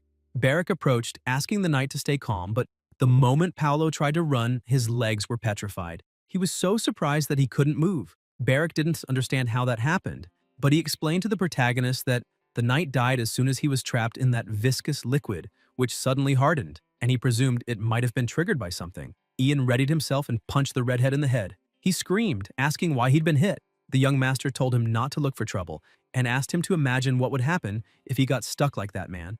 Ian asked if the liquid would simply melt and cover Barrack. He turned to the other 2 and called them idiots, saying they weren't afraid of anything, and warned that he would report this to Nurseren. The 2 explained that they had tried to return, but Barrack had become fixed in place and refused to move. The redhead, knowing that this was a mana stone, wondered if it wasn't valuable and pointed out that if there were more, this place was a gold mine. The protagonist agreed that it was priceless, but still intended to investigate more thoroughly. He thought for a moment until he remembered something and said he understood everything. Then he turned, saying they would return to the mansion now, and ordered the mine closed and no one allowed in until further notice. Barrack asked what they would do with the body. Ian answered that there was nothing they could do, and so they would return to the mansion first. The 3 were left puzzled by the young master's attitude. To gather information such as where mana stones are located, help from the Ministry of Magic is essential. Only the Ministry of Magic can determine where mana stones can be found and to what extent. Furthermore, one of the key individuals is on Gale's side, namely Wesley, the Minister of Magic. On the way back, he thought he already knew the reason and had even wondered why they were so fixated on that place among so many border territories. And with that, he was certain that Gale knew, and that even if he hadn't been sure, they were so fixated on Bratz because they believed there was a high chance of finding mana stones there. Troops trained to confront the barbarians on the frontier required intervention from the Imperial Palace due to threats to peace, the Lord's tax evasion scandal, and the mana stones buried nearby. Things could not have been more perfect for them. At the entrance, the protagonist ordered the site closed immediately and commanded some to stay behind to inform the nearby miners. Now Ian had to confirm this quickly after returning to the mansion, and he wondered if all this was just coincidence, or if they were targeting Bratz for a reason. In the prison, the protagonist went there to see Moline. Upon seeing the young man, Mac asked what was happening. Ian explained that he had received a message from the Imperial Palace and that it contained instructions on how to deal with them. Moline asked what it said. The young master said he would soon go to the capital and had been told to tie up loose ends. This left Moline intrigued, thinking that it wasn't possible. He reflected on the rare magical stones buried there, the location, and the number of troops. It was practically perfect, and that was why he had put so much effort into that place. But he wondered why they were giving up so easily. He looked at the protagonist but could not say anything based on Ian's expression. The protagonist knew that both Moline and Gale were aware of everything. Elsewhere, Margrave was reflecting as he watched the snowfall. He remembered when he was a child and someone told him to listen to the sound of snow falling. It left him thoughtful, but suddenly someone arrived asking if this was the first snowfall of the year. Margrave said a banquet should be held soon. The man agreed and said that the main hall of the imperial palace would be occupied because it seemed the designated official was still arguing with Madame Delena since she had been ordered to organize this year's banquet. Margrave said he couldn't understand that and asked why they were so obsessed with that damned banquet. Then the man explained that it was because the banquet is originally under the emperor's jurisdiction, and he emphasized that the fact that Madame Delena was responsible for it instead of the ailing emperor must be a great honor for her. The prince smiled, asking if it was all just because of a few words from his father. He thought he shouldn't be happy about Madame being there because if it weren't for her, he would be in charge of the banquet. The butler agreed since he already had a lot of work. The prince says this makes no sense because if he and Gale are there, that woman could never become empress. There have been countless rumors saying that she, or someone else, should be appointed as the new empress. However, this is never discussed due to the prince's stance on the idea. Until one of their mothers returns, no one will be able to take the position of empress. Unless it's one of the mothers, no one will be allowed to call them children. Both Margrave and Gale agreed with this idea. Margrave asks if Ramandro and Ian have arrived yet. The butler replies that he hasn't heard anything about them yet, but they will probably arrive just in time for the banquet. The prince asks about Moline, and the man says he will arrive before Sir Ian. He said that although it's uncertain, it's more likely the administrator will force him to leave, so they must make sure someone keeps an eye on him. Margrave imagines luck is on his side, then thinks for a moment and calls the butler FAL, asking if there's anything they can do. This makes FAL break out in a cold sweat. Margrave, looking at the papers, says that if it weren't for that truth potion from Sildam, things wouldn't have gotten so complicated. FAL says it's become critical not to have a reason to get involved with other departments, and that development progress, efficacy, side effects, and other information are all only in the reports, so the butler doesn't know if he can trust them. Furthermore, all those reports are full of terms only mages know, and given the gravity of this, several departments are against development. Margrave says that still, the administrative department isn't saying anything. He adds that since they have Sir Moline's new recruits, they'll see what happens after the banquet. The prince points out that if Ian were assigned to the magic department, it would be easier to get information about them. It wasn't like that in the past. Only a few years ago, the magic department was considered the successor to the sacred powers while remaining the strongest core of the imperial palace. However, after Wesley became minister of the magic department, that balance was broken. The prince asks where the reports comparing the perfect homogeneous potions are, and FAL hands them over. There, he sees something interesting, a stone called Lulan. The Lulan stone is a rare, high-level mana stone, and research is difficult due to its rarity. Margrave asks if they managed to do experiments on humans and inquires about efficiency. FAL replies that they had no supply problems since only a small amount was needed, and with that, the Ministry of Magic has gathered 15 kilograms to date. The prince says that's not enough since he has hundreds of kilograms of other mana stones in his stock. The butler says that's why it's considered rare, and the Lulan stone was announced to the public only a few years ago. So the prince understands they must be very hard to find. He says he's not sure where they naturally form, even though most of their supply was found near mines. It's still not certain they should start searching all mines. But one thing he knows, even though it normally exists in liquid form, it begins to solidify when exposed to an external mana source. Therefore, he said it's dangerous for someone to come into contact with it. FAL says that large enough sources still need to be found to endanger people, but he emphasizes he will inform those seeking the stone. It was discovered that the more air pockets the stones have when they solidify, the more reactive to mana they are. However, it's still unclear what that means for mages. Besides being hard to find, they're also hard to extract by conventional methods. Margrave asks if it's possible to manufacture anything with them. FAL replies that they seem very fragile in contact with mages' mana, so more concentrated mana should make them easier to handle. Understanding how it works, the prince realizes they can serve as a means to determine how strong a mage is. Returning to the protagonist, he shows the stone to Ramandro, who is impressed by that mana stone. The aide even said the protagonist must have been an influential emperor in his past life. The redhead, seeing that, asks him to hang in there. A bearded man who was with the protagonist said he had no idea a stone like that would be there. He knows miners pass through there 5 times a day but said nothing, assuming no one must have noticed it. Ian says it hasn't been there long and insists he's not blaming the bearded man for not noticing it. The guy asks if the protagonist knows what that is, and the young master replies that he knows more or less. He knows it's something incredible. Ramondro asks if Ian knows what kind of mana stone that is. The protagonist explains that he can't say exactly what it is, but it's very strange, because he's only seen it in its refined form and has never seen it raw before, so he can't be sure.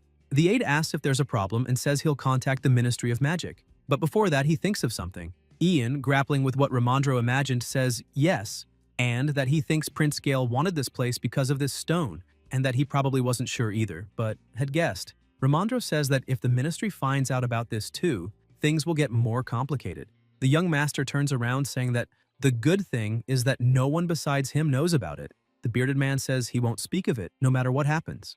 The protagonist and the aide stare at the stone, thinking. Then the bearded man asks if he can look. He grabs a hammer and begins to strike the stone. Barrack approaches, saying that won't do anything to the stone, since he struck it with his sword and didn't even scratch it. The bearded man explains that he's trying to wear away the rock to which the mana stone is attached. After breaking away the trapped rock, a liquid starts to drip. Barrack quickly comes forward, saying that this was the same liquid as before, but when he got close, the liquid solidified again. The protagonist asks what happened, and the bearded man replies that beneath there was a liquid the same color as the stone, but when the redhead approached, it hardened. Ramondro and Ian stare at Barrack, who begins to explain that he didn't do anything out of the ordinary. The protagonist calls him over, but he swears on all the snacks he's ever stolen that he did nothing. Ian is surprised that he's stealing snacks, but in any case tells him to stay close.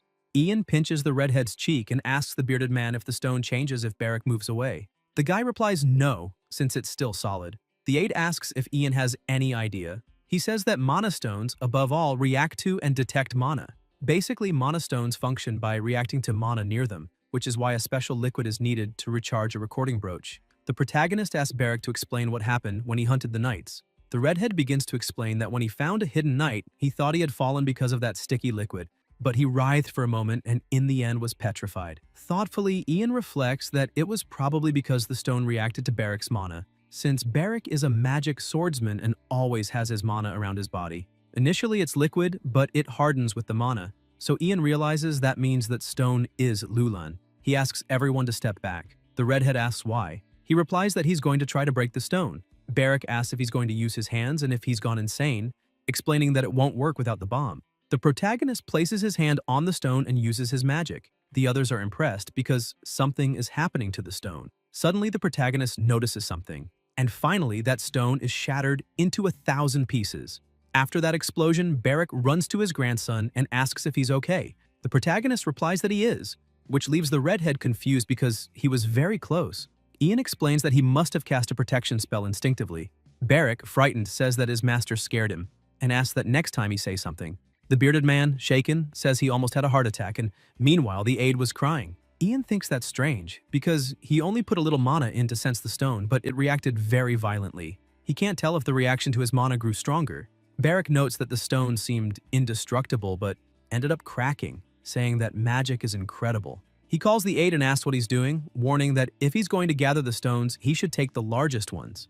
Ramondro asks what he's talking about and orders him to start collecting the pieces as well, because each pea-sized fragment is worth a gold coin. Hearing that, the redhead is in shock and starts screaming, asking if anyone has a broom. The protagonist calls the bearded man and says he'll be leaving the mansion soon, and the guy replies yes and that he'll receive another title and has good news. He adds that he'll keep the mine well managed in his absence. Ian says that's great and orders the mine closed for now, which surprises the man. However, the young master explains that he will continue to pay as before and then asks to pay the miners half a year's wages and send them home.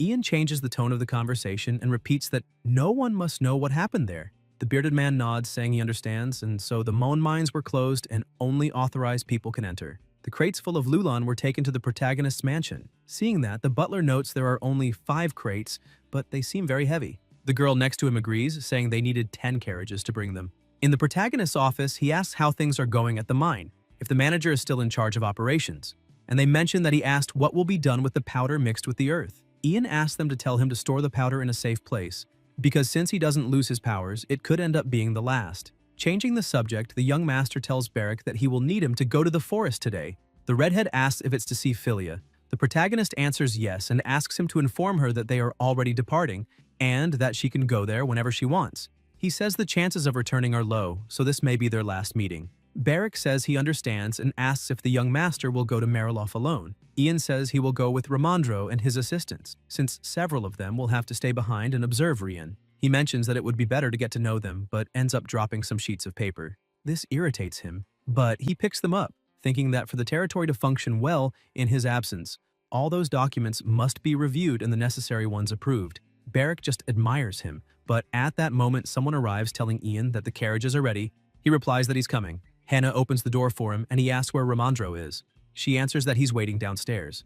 At that moment, the redhead touches Hannah and asks if she's also going to Mariloff. She responds that yes, she'll go tonight when her training ends and asks if there's a problem. Barrick replies that there isn't. He asks her if she doesn't think Ian seems tired. Analyzing for a moment, Hannah answers yes and says he hasn't been eating well lately either. She begins to reflect and becomes frightened when she remembers that ensuring her master's safety and health is a butler's basic duty. However, she had completely forgotten this. Hannah runs off saying she needs to prepare an amazing meal for tonight's dinner, and that she will do her best to be the best butler she can be. The redhead stands there confused, saying that everyone is going crazy. Meanwhile, the girl ran until she reached the kitchen, calling Mender. The cook is startled but asks if she wasn't going to Mariloff. She answers that she will soon and asks that by tomorrow, before the young master goes to the capital, he prepare several dishes rich in nutrients. He asks if something happened, but she leaves saying that the young master is a bit tired and probably lacks energy, and therefore asks Mender to make things good for his health. Another girl arrives asking what Hannah said. Mender replies that he'll have to go into town to buy meat, explaining that apparently it's for Lord Ian's health. The girl is surprised and asks if the young master is ill, and a man who is standing behind hears this. Sometime later, he tells another person that the young master is exhausted, and that person tells someone else that Lord Ian is in critical condition. The rumors continued to distort until they said the illegitimate son, terminally ill, had become the Lord.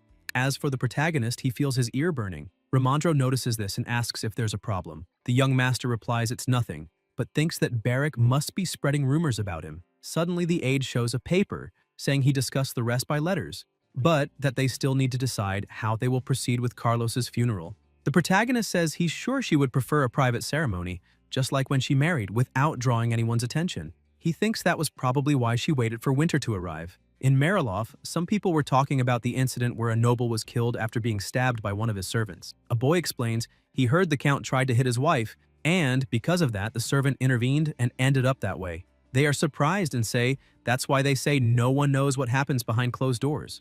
Another person asks if the slave was killed, and they reply he was probably executed, since the person he killed was not only a noble but his master. And a boy continues explaining that from what he heard, the lady and the servant had a secret relationship. The other two start laughing at him, saying that's impossible. The boy insists he's serious, because a friend of a friend worked at the mansion, but they still don't believe him.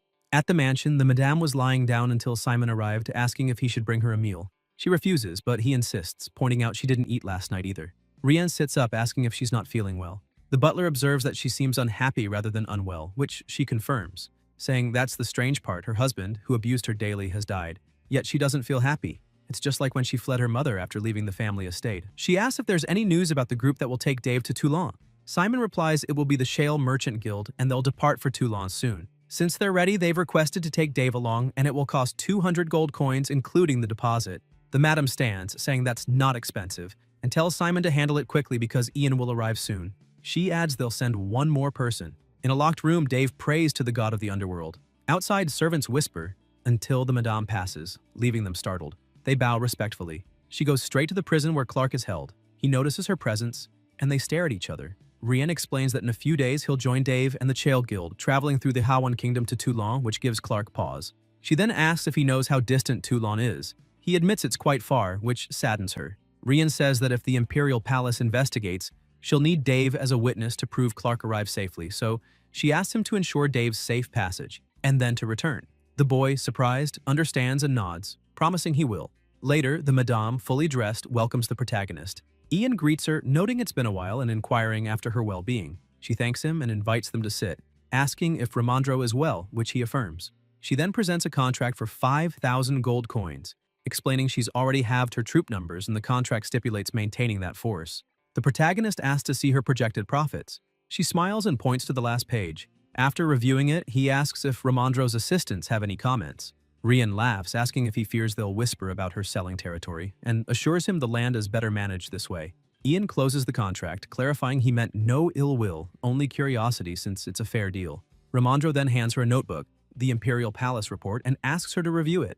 Rian laughs over its accuracy and brevity, then permits them to send it and asks if a palace investigator might visit. The protagonist assures her no visits will occur if all goes smoothly. She stamps the report, remarking how easy it was, and jests that her late husband was inefficient and stubborn for handling those internal reports. She shifts to the next topic, expressing happiness at gaining a neighboring ally and noting Marilov's people are grateful to Ian thanks to the salt and other supplies he sent. The protagonist sighs in relief, hoping for cooperation through the harsh winter. Ian stands and asks where Dave is.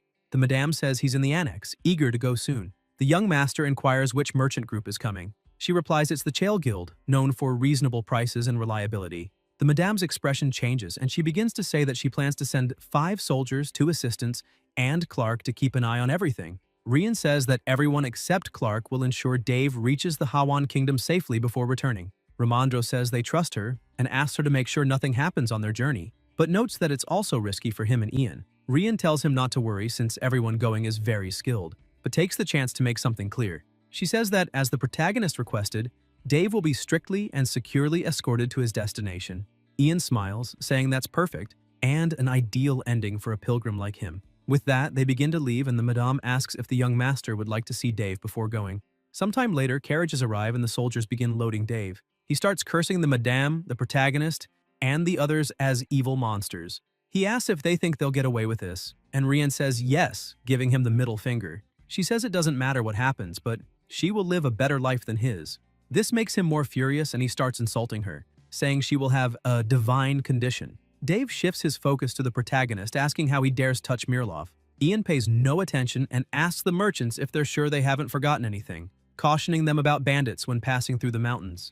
At that moment, someone else arrives. It's Clark, who immediately notices the madam. She asks if he's ready, and the servant says yes. She turns a little sad and tells him to prepare to leave. With that, they are placed in the carriage and depart. Rian watches them go farther and farther, but understands their situation. Then, she turns and calls the 2 of them to have a meal. She says she'll ask the staff to prepare a fine wine since today is a good day. Rian asks the 2 assistants if they'll come to Marilov often in the future. The one with black hair replies yes and says he'll be under her care. Meanwhile, the protagonist is a bit thoughtful. He wonders if, had his old body died, all of Burial would be like that. He thinks probably not, since he is an emperor who disappeared on the frontiers. By then, everyone had gone inside, so the madam calls him, saying it's cold. Ian says he's coming and takes the chance to ask what happened with the count's funeral. She shows no reaction to the question but narrows her eyes, asking why he asks that if he already knows. Sometime later elsewhere inside the carriage, Ramondro asks the young master if he's all right, but Ian says his face is redder than Ramondro's. The aide laughs and agrees,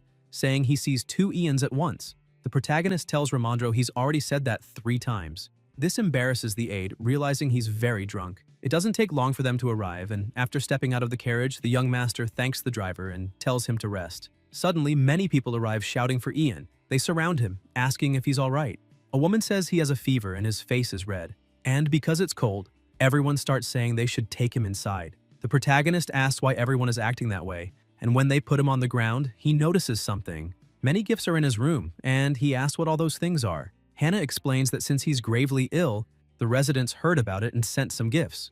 Ian is confused since he's not sick, but he's still pleased since he thought he wouldn't receive anything because it's winter. He realizes everyone managed to gather a little, so he asks for all that to be organized properly and taken to his room. He also asks her to tell everyone that he's very healthy and well. Hannah takes the chance to tell him he has a visitor. Suddenly, from the second floor, the redhead calls for his master. Philia is there, and upon seeing her son, she is overjoyed and begins to cry. Quickly, she runs down the stairs and hugs him. Philia says she missed him a lot. Ian asks her if she's been well since it must have been difficult to travel in that cold climate. She replies that she's fine and that actually it's her who should be praising him. The young master points out he didn't do much, but Philia continues and explains that Barrack told her everything about how he helped the people with the salt, not only those of Bratz but also of Marilov. She said she also heard he became a great lord and that he receives the trust and love of his people, the residents of the fief, the imperial palace, and even the border guards. Crying, she says she's very proud and happy. Ramondro, not understanding anything, asks who that young woman is. So the protagonist introduces her, saying she's his mother. He explains she's been living in the mountains until now, harvesting and preparing the salt, and came down now that winter has arrived. Hearing this, the aide is surprised, realizing it was she who prepared the salt. He calls her Milaida and says she worked hard. Philia blushes and says he doesn't need to be so polite. Ramandro smiles, asking how he couldn't be, since even if he can speak casually with Ian, there's no way he could do the same with her. Then he introduces himself, saying he's the imperial aide, Ramandro. The mother is moved again and in her mind says that even if she can't do anything for the young master, he always conveys confidence and dignity to her, and so she's very proud of him. Suddenly, someone else arrives. It's Nursarin, who asks if Ian has returned. The protagonist replies yes and asks if Nursarin just came back from the observation platform again. Another knight arrives and notices that young woman, then asks the protagonist if she's his sister. Ian replies that she isn't his sister, but his mother. The young master knows the tribe thought his mother was dead, so he wonders how they'll react now that they've discovered his mother, who comes from the alleys, is alive. Nursarin looks at them with a different expression. The protagonist stares back and Philia is a bit apprehensive. The young master explains he had his reasons for hiding the truth about his mother and says he'd love to explain everything, if it's all right. Philia steps in front of her son, saying she was the one who told him to hide his identity, and pleads, please don't blame Ian for that. The protagonist notices his mother's hands trembling and feels uneasy about that. However, Nursarin remains silent, then replies he already knew. Ian asks how he knew, and the warrior explains it's because he practically lives there and speaks with everyone and the servants. And there were rumors about the illegitimate son who returned from the Great Desert with the Chunryeo tribe, and even about the fact his mother disappeared after his adoption. Nursarin says that since Ian had everything planned before going to the Great Desert, he realized that was part of his plan too. The young master asks if Kakantir also knows. The warrior replies yes, since there was no way he wouldn't know. He says he expected they'd meet at least once, since the protagonist will soon go to the capital, but notes he simply didn't expect to meet her like this. Philia approaches and thanks the warrior for helping her son. She apologizes and asks him to continue helping her son, and because she said that so sweetly and cutely, Nursarin blushes when he sees it, then turns his face away embarrassed, saying there's no reason for her to speak so politely to him. The protagonist then invites them to come in and rest a bit, noting he'd planned to bring his mother up to speed on things there. Nursarin asks him to wait a moment and asks if he could offer a small warning. He warns that the movement of the stars has been strange lately, especially today. 2 bands of stars fell one after the other. Unlike comets that pass in an instant, these moved slowly as if following a path. So he asks the protagonist, once he reaches the capital, to be very careful, noting that traditionally stars refer to those who bring light to the world, just like Ian.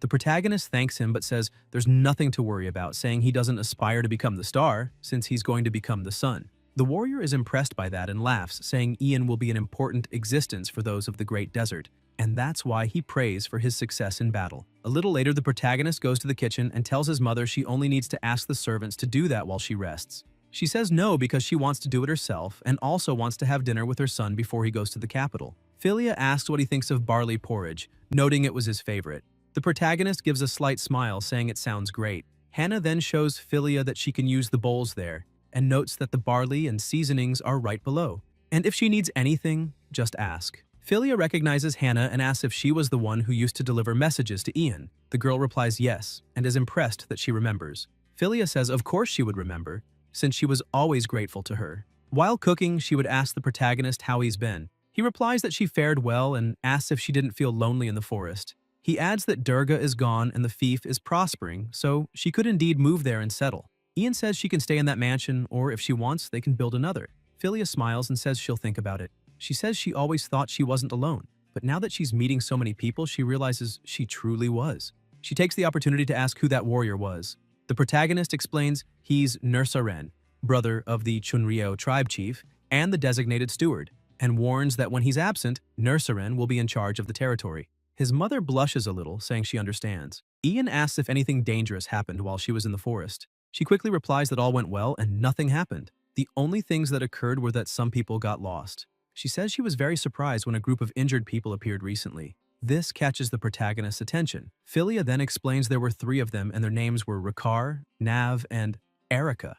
With that, the protagonist's curiosity ebbs. He asks how injured they were. Philia answers not too badly, but they seem to have lost many allies and were complaining about how hard it was to make their way home. The protagonist asks if they said where they were headed next.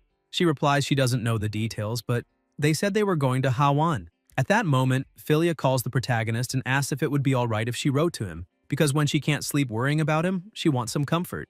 Ian replies, of course, and warns she may not get a response if he's busy and asks her to understand. Philia hugs him, saying it's fine and that she'll always be waiting for him. Thus, she wishes him a good journey. The next day, people complained about the cold, while others reported it would get warmer as they neared the capital. Henna calls Lord Ian and delivers a mana stone he asked to be made into a brooch. The young master thanks her and tells everyone to take care of his territory, saying that with housekeeper Hannah in charge, they'll get through the winter comfortably. Crying, Hannah begs her master not to worry, promising to care for the mansion very well and to burn her body and soul as fuel to fulfill the mission she's been given. The protagonist laughs and thanks her, but asks her not to overexert herself. Ramandro asks the young master to take one last look to ensure nothing's left behind and warns they'll depart after the final inspection. Ian says all's well on his end and asks Beric how he's doing. The redhead replies he's fine too. The protagonist informs Nurserin that they're about to leave. They clasp hands and say, Demosha. Inside the carriage, he looks out and, in his mind, asks his mother to live freely, wherever that place may be and however she wishes. Thus they depart, and as they pass through the town, everyone salutes the young master and asks him to bring a new name to these lands. His family also watches happily as he leaves. Beric sticks his head out the window and asks everyone to stay well, but he grows irritated because no one's shouting his name. As they were departing, Beric commented that he was bored and was going to lose his mind. Ramandro said that if he was bored, he should switch places with the coachman. That way he wouldn't be bored. Annoyed, he asked how far they still had to go since they'd been traveling for a while and could only see trees. The aide explained that as they were now on the 4th day, it should still take about 10 more days.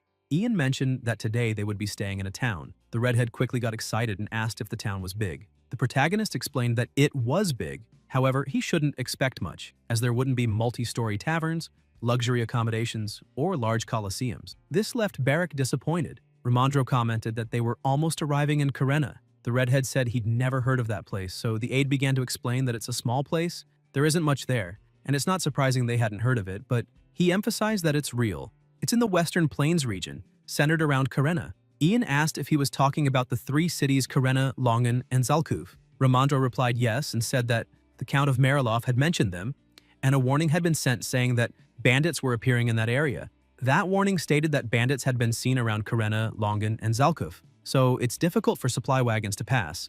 It's important to be aware that because of that, there's limited paper for checks and inconveniences may occur. Beric said he thought the Count was bluffing. Ian pointed out that it's not easy to forge official documents. At that moment, the redhead realized what it meant. He got excited because if there really were bandits there, it would be the first time he'd see one. Beric asked if those regions were close, because if they were, they'd run into them on the way to Karena. The protagonist, seeing this, wanted to disagree, but thought that the redhead was probably right.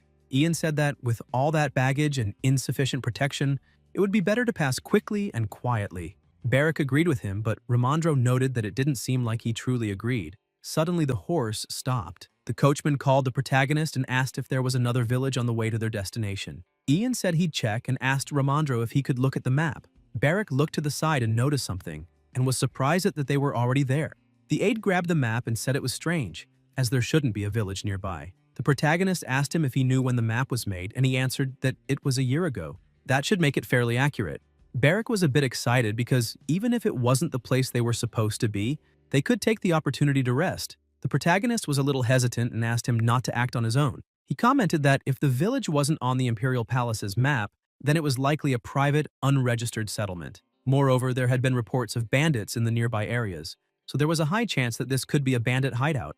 Ian asked the coachman to turn the horses around immediately, and with that, they began to maneuver the carriages to leave. However, the coachman said there wasn't enough space to turn around there, so they'd have to unhook the horses and rotate the cart separately. Even so, the protagonist asked them to do it, since they had no choice. Suddenly, someone started walking, saying that since they stopped there, they could take care of some business. Of course, it was the redhead, who was walking off while the protagonist was talking to the other two. He kept walking farther and farther until at some point, he noticed something and gripped his sword tightly. Then he asked whoever was hiding to show themselves now. However, the person who was hiding, or the creature that was there, didn't show up. But soon, something came out of the bush, and quickly Beric prepared for battle. However, what came out of the bush was a small puppy. The redhead was surprised that a dog came out, a fluffy and tiny dog. Beric approached and began petting the dog, asking if it was someone's pet from the village. However, the dog said hello to him. That left the redhead very surprised, but he brushed it off. thinking he was hearing things. Suddenly, the dog started saying that it was talking to him, the rude man who petted its head out of nowhere. Again, this left the redhead shocked, completely stunned to see a dog talk. Meanwhile, in the village, the coachman said they were almost ready to leave and commented that the snowy road was slippery, asking if he should inspect the wheels before departing. Ian replied yes and said they wouldn't have to travel much farther anyway. But on second thought, he figures it's better to let the horses and people rest a bit. Then he realizes the redhead isn't there and starts shouting for him, but Barrick shows up, asking the protagonist to look at the dog. He shows the dog, saying it can talk. The protagonist is unsure what to do, and Ramondro asks to let the redhead rest, as he seems tired from the long wagon trip. Ian tells him to stop, but Barrick insists that with magic and everything else existing, a talking dog wouldn't be such a big surprise. The redhead nearly shoves the dog into the protagonist's face, saying he's telling the truth, explaining that the dog called him a rude man for petting its head. Ian stares at the dog and asks it to speak, but nothing happens. The aide behind them starts to hold back laughter, making the protagonist feel embarrassed. Ian tells Barrick to stop wasting energy on nonsense and let the dog go. Frustrated, the redhead says he's telling the truth, and even asks, "Shouldn't you bite the dog to make it speak?" Upon hearing that, the dog bites his hand and runs off. But before leaving, the dog turns back with tears in its eyes, calling them insolent idiots.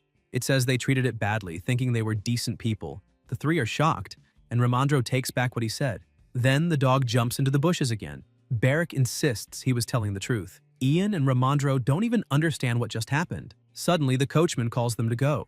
The protagonist asks what just happened. The redhead says he doesn't know either, and the only thing he's sure of is that his hand hurts. Ian starts thinking and wonders if that was a demi-human, a divine beast, or maybe some magical creature, but reflects that it seemed way too insignificant to be any of those. However, he thinks of something. Noticing his master's expression, the redhead asks if something is wrong. Ian asks him if he didn't feel anything, commenting that it seemed like someone else was nearby. Barrick quickly starts searching for that person, but the protagonist tells him to forget it and get into the carriage. Ian reflects that it's strange, that something feels very off there. Sometime later in another town, they arrive and start unloading the luggage. Ramondro goes to Barrick and asks if he's okay. The swordsman says it's nothing serious. Ian says that's why you shouldn't just grab random dogs off the street. Outraged, the redhead asks if that really looked like a random dog. He imagines the dog might have been enchanted or even cursed. The protagonist starts to say the chances of a sorcerer being there are, but the redhead is a spellblade from a remote city, and he himself is a mage from a remote city. Suddenly, a woman arrives, welcoming them. She introduces the pigs inn. Ian asks if she's the owner. He quickly informs her that there are many wagons and lots of luggage and asks if she can accommodate them all at once. The woman replies that fortunately there are no other guests at the moment, so it's not a problem. As they go inside, Barrick notes that there aren't many guests in winter. The woman confirms and adds that even in normal times, business isn't great, since it's a small town and most of her guests are just travelers passing through. However, because of the bandits, even those people stopped coming. She asks if they're staying just one night, and the young master answers yes. She starts calculating, saying that with 20 horses, 10 wagons, over a dozen people, lots of luggage, and including baths and meals, 1 gold coin should cover everything. However, the protagonist gives her 2 gold coins. The owner starts thanking him, saying she'll do her best to serve him well. She asks if she should start warming his bath. The protagonist says yes and thanks her, asking to use plenty of firewood since it's cold. Barrick takes the chance to ask for food. Soon after, they go to the room. The redhead throws himself onto the bed, and the woman explains that this is her best room and tells them to make themselves comfortable. A while later, she arrives with the food, and taking the chance, the protagonist says he has a question. The owner tells him to feel free to ask whatever he wants.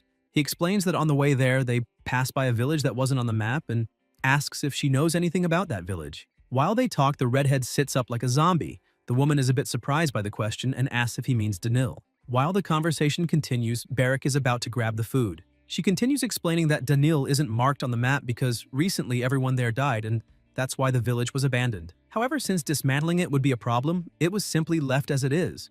Ian asks how the people died, and the woman says that's the strange part because they were found dead side by side, which caused a huge stir at the time. She says investigators from the Imperial Palace arrived and said it was food poisoning. The redhead interrupts, saying that doesn't make sense. But even so, she adds that if that's what the palace said, then it must be believed. The woman also points out that it was the Ministry of Magic that came to investigate. Ian asks if it was really the Ministry of Magic, and she confirms, saying that since everyone in the village died, a mage came to investigate personally. Suddenly, she changes the tone of the conversation, saying that mages are amazing since they can summon thunder and lightning. Barrick starts mocking, saying that mages really are incredible. The woman finishes by saying that the investigation was very thorough, and, since then, she pays extra attention to hygiene. The protagonist reflects and wonders if they really sent a mage from the Ministry of Magic to investigate a remote village. That was strange because mages are supposed to cast spells, not handle clerical investigations. Usually, special investigations are handled by the administrative department. Before leaving, the owner says to let her know if he needs anything and that she'll notify him when his meal is ready. Then, she leaves the room. Barrack asks if that dog lives alone there, and the protagonist replies that if that's the only nearby settlement, probably yes. The redhead remembers that the woman said all the villagers died and asks who's feeding the dog. The protagonist, hearing that, is left speechless. Barrack looks at the bread and asks if it was the protagonist's. Ian says it's fine, he can eat. The young master notices he's surprisingly concerned about the dog. The swordsman says it's not concern, it's just information gathering. Annoyed, he starts saying that damn dog bit his hand and that next time they meet, he'll kill it. Ian, seeing that, wonders when the next time would be. Suddenly, the aide shows up at the door asking if he can come in, and the young master says yes. Ramandro says there's only beer there, so he's going out for a drink, but first asks if they need anything. The protagonist says he doesn't need anything. Ian hands him a pouch with money, asking the aide to tell the others they're free to drink if they want. However, the coachman must not drink too much. Before leaving, the young master also asks Ramandro not to overdo it since they're leaving early tomorrow. After finishing his meal, Barrack throws himself onto the bed, telling the protagonist that this place is great because with a warm bed and a full belly, there's no need to even go to the capital. It doesn't take long for the redhead to fall asleep. Ian gets frustrated because with the swordsman lying like that, there's nowhere for him to lie down. So he lies down beside him. While he's sleeping, several noises start and he wonders why it's so noisy and if the noise is coming from downstairs. Then, suddenly, someone screams. The protagonist quickly opens his eyes and gets up. He tries to wake Barrack, who also hears the noise, gets up and grabs his sword. Quickly, he gets into position behind the wall next to the door. Both he and the protagonist are focused on what's about to appear. Then, the door opens and someone starts to enter. Barrack immediately begins his attack. That strike went straight for the person and stopped beside their neck. The redhead doesn't understand what it is, but as the protagonist looks, he can't believe it and wonders why there's an undead in that place. The zombie starts making noises, and Ian recognizes that voice, thinking he's heard it somewhere before. Then, the dog appears again, saying he judged him as evil. That surprises the protagonist. Suddenly, another person arrives asking if they're the owners of the horses and carriages downstairs. The man notices they're wearing nice clothes and asks where they came from and where they're headed. The redhead asks what kind of situation this is. The bandit swings his sword and says that, judging by the 10 carriages outside, their coin purse must be quite fat. But when he tries to move forward, the zombie blocks him. The bandit doesn't understand what's happening. He asks what's wrong with this guy and tries to push him aside. Annoyed, he pulls out his knife and starts attacking the zombie. The monster falls and Ian looks at his face, seeing his own reflection in the zombie's eye. The last thing that creature saw was the young master. And, crying, it starts to release a smoke. Right after, the bandit begins preparing again but doesn't even have time to react. The redhead rushes in and attacks, throwing the guy far away. With the bandit on the ground, Barrack thrusts his sword into his shoulder, saying that's how a stab should be. Frustrated, he asks if the bandit is finally going to tell them what's going on. The protagonist takes the chance and turns toward the window. From there, he can see that the bandits are attacking and can even hear people screaming for help. Then he calls the swordsman, explaining there are bandits downstairs. He realizes the presence he sensed earlier today really was from bandits, and that it seems they were led there on purpose. He assumes they must have seen their carriages heading that way and waited for nightfall. Barrack stretches out his hand, noticing the opportunity, and asks if they're going to kill them all. The protagonist looks at him and shakes his hand but asks to leave some alive because he wants to interrogate them. Downstairs, chaos is unfolding as the bandits abuse people begging for their lives, saying they have nothing left. One of the bandits calls out to the guy who went to the second floor, asking why he's taking so long. Suddenly, a sword flies and hits the calling bandit in the leg. He falls to the ground, not knowing what's happening, until suddenly Barrack jumps down, stepping on the bandit's face. That stuns the other bandits, wondering what's going on upstairs. The bandits try to stay calm and act together, but the redhead grabs the sword stuck in the bandit's leg and, with blood in his eyes, orders them all to come at him. Meanwhile, the protagonist examines the zombie's body. This is the second time he's seen an undead in person. Necromancy is mainly practiced in the eastern regions. That's where war is more frequent, so it's rare to see them in burial. Ian is curious how the bandits knew there was an undead among them, which makes him wonder if they never actually knew that guy before. Also, there's the voice the undead used, which was definitely the same voice as the dog earlier. So the young master tries to find some connection between them, but determined to figure it out properly, he starts moving. Then he heads to the second floor where he sees Barrack defeating all the bandits there. He wonders if the redhead forgot he was supposed to leave some alive. Suddenly, another person enters and is shocked by what he sees. The protagonist is relieved the guy is safe, and the man asks what's going on. The man starts shouting, saying, "That's not the real problem now." He says their carriages and supplies are gone. The city was in chaos, even on fire, and the young master quickly runs to where their belongings were. But when he gets there, he's surprised. There's nothing left. Barak is frustrated because everything they had was there. And it wasn't just their belongings. They also had documents, mana stones, and gold coins. There was a lot of important stuff there. Ian tells the guy to go look for Ramandro because they need to gather everyone. The redhead asks what he's going to do. Then the protagonist begins to answer but is interrupted because he hears the bandits shouting that the guards are there and they're retreating. Ian tells Barak to go after everyone who's fleeing. The swordsman asks if he can kill them, and the young master confirms, saying that would be even better. That excites the redhead, and without hesitation he charges forward. A bandit tries to strike him, but Barak easily dodges, grips his sword, and counterattacks, eliminating him with ease. Another bandit arrives cursing, but Barak grabs him by the collar and throws him against the wall. Ian was right there beside him. Suddenly the man shouts, calling the young master and telling him to look. Right ahead of them were more zombies. Seeing that deformed and decayed face, the man becomes frightened. Ian then explains that it's an undead. Suddenly the zombie starts running. The young master prepares and begins to use his ability. Once again, he notices that this zombie is also crying. Ian eliminates the undead without much difficulty. The man asks if his master is okay, and he replies yes, asking again for him to go find Ramandro. As he's leaving, the man says he'll return quickly. Ian realizes no one seemed to know that thing was an undead, but he understands. Since necromancy is rare, even among mages, so it's not surprising. Besides, it's especially hard to notice anything unusual amid that chaos. The young master begins to look for some clue. He notices the man who was thrown and approaches, spotting a pouch with hair sticking out. After opening it, he's surprised by what he sees. The protagonist grabs the hair in his hand and looks at the body of the zombie lying there, thinking that maybe that strand of hair belonged to the undead. Sometime later, after things calmed down, the protagonist and the redhead were preparing some horses. Meanwhile, people tended to the wounded. Barak was irritated about being completely looted, complaining that those bastards had no decency. Ian calls the swordsman to hurry since neither Ramandro nor the subordinate he sent had returned. Barak questions whether the aide might be dead. The protagonist sighs and tells the redhead to say that to his face. Suddenly, someone calls out to them. The man asks if they're outsiders. Ian responds yes, realizing that man must be the captain of the guard. The guard gets irritated, thinking the protagonist is being too casual and disrespectful, and considers that if it weren't for the strong-looking soldier beside him, he would have taught him a lesson. The guard introduces himself as Ulan, captain of the guard of Karena. He thanks them for their help but says he must follow protocol and check their identities. The protagonist promptly introduces himself and Barak, stating they're headed to the capital for the New Year's gathering. He mentions he's looking for Ramandro, counselor of the Imperial Palace. Upon seeing his credentials, the man is stunned. Ulan quickly bows, apologizing for his rudeness. Ian asks why the guards didn't take action during the bandit attack. Once again, the guard apologizes and explains that the three cities had formed an alliance there. However, problems erupted in other areas at the same time. The protagonist pressures the man, stating that the inn's authorization implies a guarantee of safety for travelers. But due to everything that happened, he lost his carriages, which carried goods meant for the palace, making this a serious issue.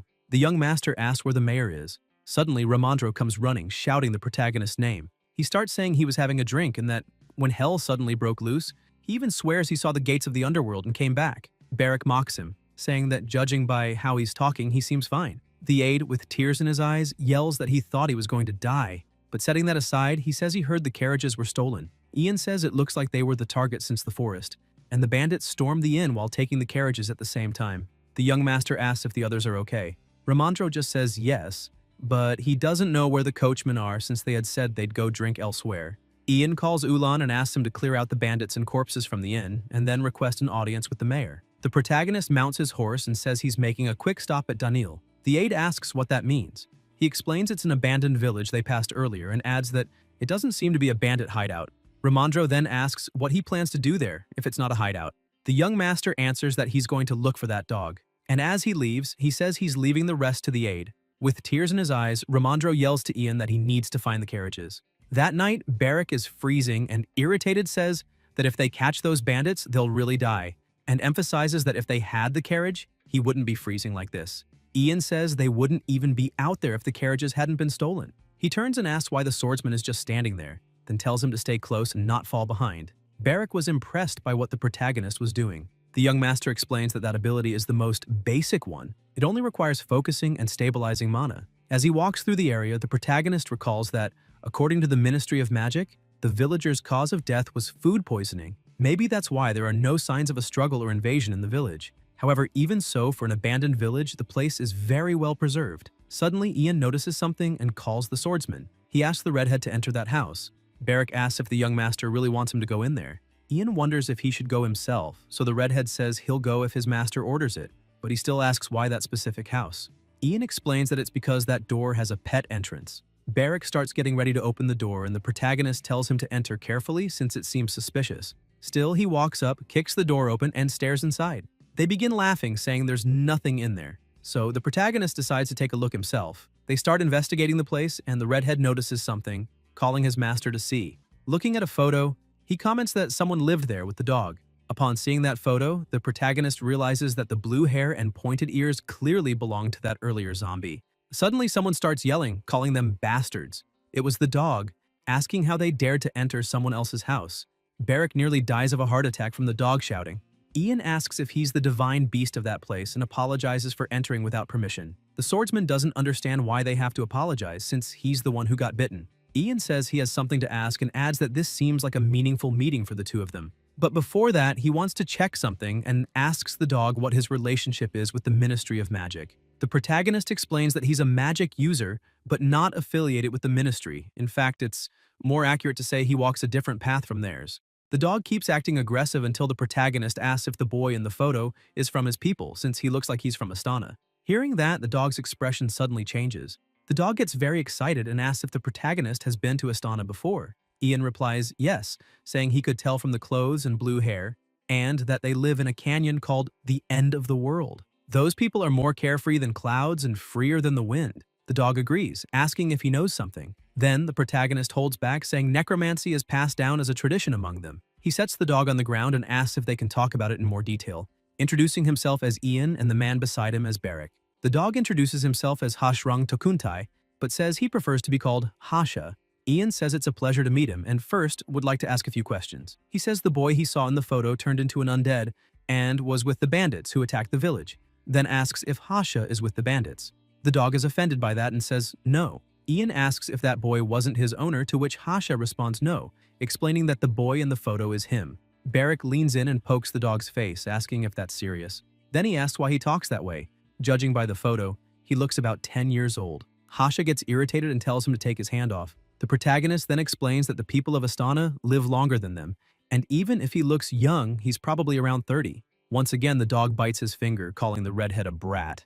Ian asks how he ended up there being from Astana and in that current form. Hasha lowers his head, then begins explaining that the Ministry of Magic sent an invitation to Astana. His grandmother was the leader of Astana's largest clan. She brought him to burial under royal decree. At first, everything was exciting and fun. Burial was different from his homeland, full of new wonders. Plus, with the Ministry of Magic's support, he could study necromancy freely. However, that joy didn't last long. Wesley proposed using necromancy on the living. He says necromancy is meant for corpses, and using it on the living goes against natural order. That leads to unpredictable tragedies and is the root of destruction. As a result, conflict eventually broke out among the necromancers. His grandmother and some others rejected the research and took refuge there. However, the mages came after his people. At that time, the mages were angered by their ungrateful attitude. They said that in the report to the minister, they wrote that they had found everyone and would return after taking care of things there. The mage looked at Hasha and asked if that child wanted to go with them, and with a smile said there were no children in their test periods. While they debated whether to cast necromancy on the boy, the dog was there in the back, trembling with fear. Then he begged for them to call the necromancers who had come there. Hasha says that's how his grandmother paid the price for her betrayal, and how he himself paid the price for the truth. Hasha says that the only living being that night was Rookie, but the necromancy went wrong, and this was the result. He explains that the necromancers had no idea he ended up in Rookie's body and probably assumed he had died. So they placed something unknown inside the body before disappearing. The protagonist thinks that after killing everyone in the village, they must have come under the pretense of investigating to cover up the incident. So he imagines the situation is worse than he thought. Hasha remembers and explains that his body was affected by the necromancy and became undead. He had been taking care of his body ever since he crawled out of the grave to make sure it wouldn't wander off. But one day they ran into some bandits in the forest. After that, he couldn't protect it anymore, and they took his body. Ian asks if they intentionally stole the body. Hasha shakes his head, saying that wasn't the case. He explains that the bandits didn't know what to do at first, because if they caused a commotion, the guards would show up. So they tried killing Rookie twice, and discovered the body wouldn't die. That's when they decided to take it. The dog continues, saying they carried his body around for a while and eventually found a way to practice necromancy. From that moment on, he could see through his body's eyes. Every time they create a new undead, he's able to see his surroundings more clearly, and he suspects it's because he's also a necromancer. As a result, he saw everything that happened at the inn. Hasha lowers his head a bit and asks them for help, saying he needs someone to take care of his body. The protagonist glances off to the side. Then Barrick says it's a shame and starts pulling a piece of bread from his pocket. He shoves it into the dog's mouth and tells him to eat it, saying it'll cheer him up. The dog bites him, asking how he dares to compare him to a dog. Barrick gets furious and asks why he's acting like that and if that's how he shows gratitude. The protagonist gives a slight smile, thinking that either way, things are falling into place. Now Hasha will find his body and they'll find the carriage. Ian asks if Hasha knows where the bandits are now. He replies yes, emphasizing that he has a dog's nose. Right after hearing that, they set off after the bandits. It doesn't take long for the protagonist and the others to find the camp. Barrick comments that they seem to be living a good life. Ian says that since they've already reached the outskirts, he'll head to Karenna to bring people there. Barrick mocks him, asking in what century he thinks he'll manage to bring the people back. The protagonist adds that there's no way to know how large their forces are. However, the redhead says he doesn't need to know since he's going to wipe them all out anyway. He looks a bit more closely, saying the magic stones are right there, and even wonders what they'll do if the bandits burn the documents to get rid of the evidence. Then his expression completely changes, and he asks if Ramondro won't feel sorry for them. Ian tells Barrick to sound more convincing when he speaks. He calls the dog and asks if he can confirm whether the thieves brought his body this time as well. Hasha says yes, as he can feel the body's energy. He quickly informs them that the body is in the middle tent. Barrick points his sword and tells Ian to look over there, shouting that the bandits are taking the carriage. He emphasizes that they're taking the documents, stating that Ramondro just got married and even has a child now, and if that happens, he'll be fired. The protagonist asks him to calm down, but also not to let the bandit leader escape, and to ensure everything is resolved as smoothly as possible. With a smile, Barrick says he'll clear the path ahead and tells him to take his time. Suddenly, the bandits relaxing around the campfire notice something and wonder what that is. When they look up, they see the redhead arriving like Batman. Barrick lands on a table and smashes everything in his path. The bandits start asking what that is and if someone followed them from the village, but they don't even finish their sentences before their vocal cords are cut. The remaining bandits are left in shock at the sight. It doesn't take long for them to draw their weapons and charge at the redhead, calling him an arrogant kid. Their attack heads his way, but at the last moment, he blocks it with his sword and sends the guy flying. The bandit who attacked begins to tremble because the impact was too strong, and he can't believe the strength that kid has. In an instant, the redhead vanishes from where he stood and reappears in front of the bandit, asking if he was in Karenna earlier today. And without mercy, he takes his sword and slices the man in half. After doing that, he calls the others to fight too, warning that he'll make sure everything is taken care of at once. The bandits start shouting as they're being cut down, yelling for everyone to come outside because it's an emergency. The protagonist and the doggo just watch the spectacle. Hasha looks at Ian and asks what's wrong. Ian asks if watching Barrick reminds him of anything. Hasha thinks for a moment and replies that he's someone with a terrible personality and would have a hard time surviving in Astana. The protagonist agrees, saying the same would happen in Burial. Even though he's a sword mage, his violent tendencies are extreme. He's fearless and enjoys the indiscriminate slaughter, and that's obviously a bit strange. Suddenly, someone arrives and the protagonist hides. He tells the dog that he needs to reach the carriage before heading into the tent. With that plan in mind, he rushes to the bandit guarding the carriage and uses his magic to quickly take him down. With that guy out of the way, he gets closer to the carriage and, upon a closer look, notices that nothing has been removed and that the chests and documents are still intact. Hasha starts running until he bumps into someone, a huge bearded man who asks what all the ruckus is. He looks at the dog and asks what that thing is, leaving Hasha completely terrified. The brute grabs the dog and asks where he came from. Then he guesses that the guys were so drunk they didn't notice a puppy wandered in. But at that moment, he realizes something. Ian is standing right in front of him. Suddenly, someone calls out, and when he looks, he sees Barrick, covered in blood, heading his way. The redhead asks if he's the boss. At first, the boss is surprised, but quickly gets angry and asks if they're together and how they dare. Barrick starts advancing toward him, and the brute draws his sword. As their attacks clash, Barrick's sword shatters into pieces. Even so, he isn't fazed. He dodges the boss's next attack, positions himself, and lands a heavy kick to his chin. The force of that kick knocks the sword from the boss's hand. Barrick mocks him, saying it's way more satisfying to beat up someone strong. Despite his strength, the boss felt that hit. Furious, he tells the redhead to stop being so arrogant and punches him in the face. But Barrack seems to enjoy it a little. He then grabs the boss by the collar and even with his broken sword uses the hilt to strike him in the eye. The bandit leader thinks this guy is completely insane. Ian just watches, listening to the horrible sounds. Then he decides to intervene and ask the redhead not to kill him, saying he has too many questions. Suddenly, the young master realizes something. Hasha isn't there. So he heads into the tent and finds the doggo staring at his old body. Hasha, a bit downcast, says this is what death really looks like. He says he has no choice but to let the body return to nature.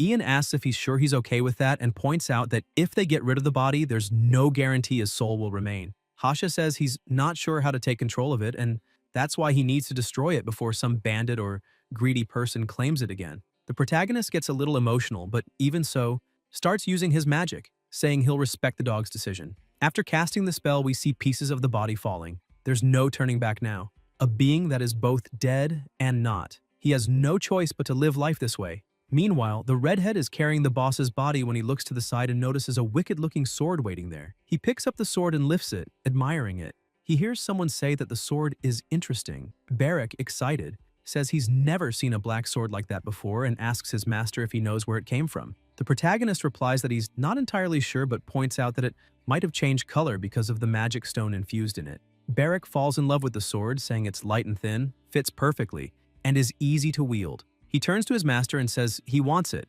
pointing out that his own sword broke during the earlier fight. Ian agrees, saying that officially he is his bodyguard, so he should have a good sword too.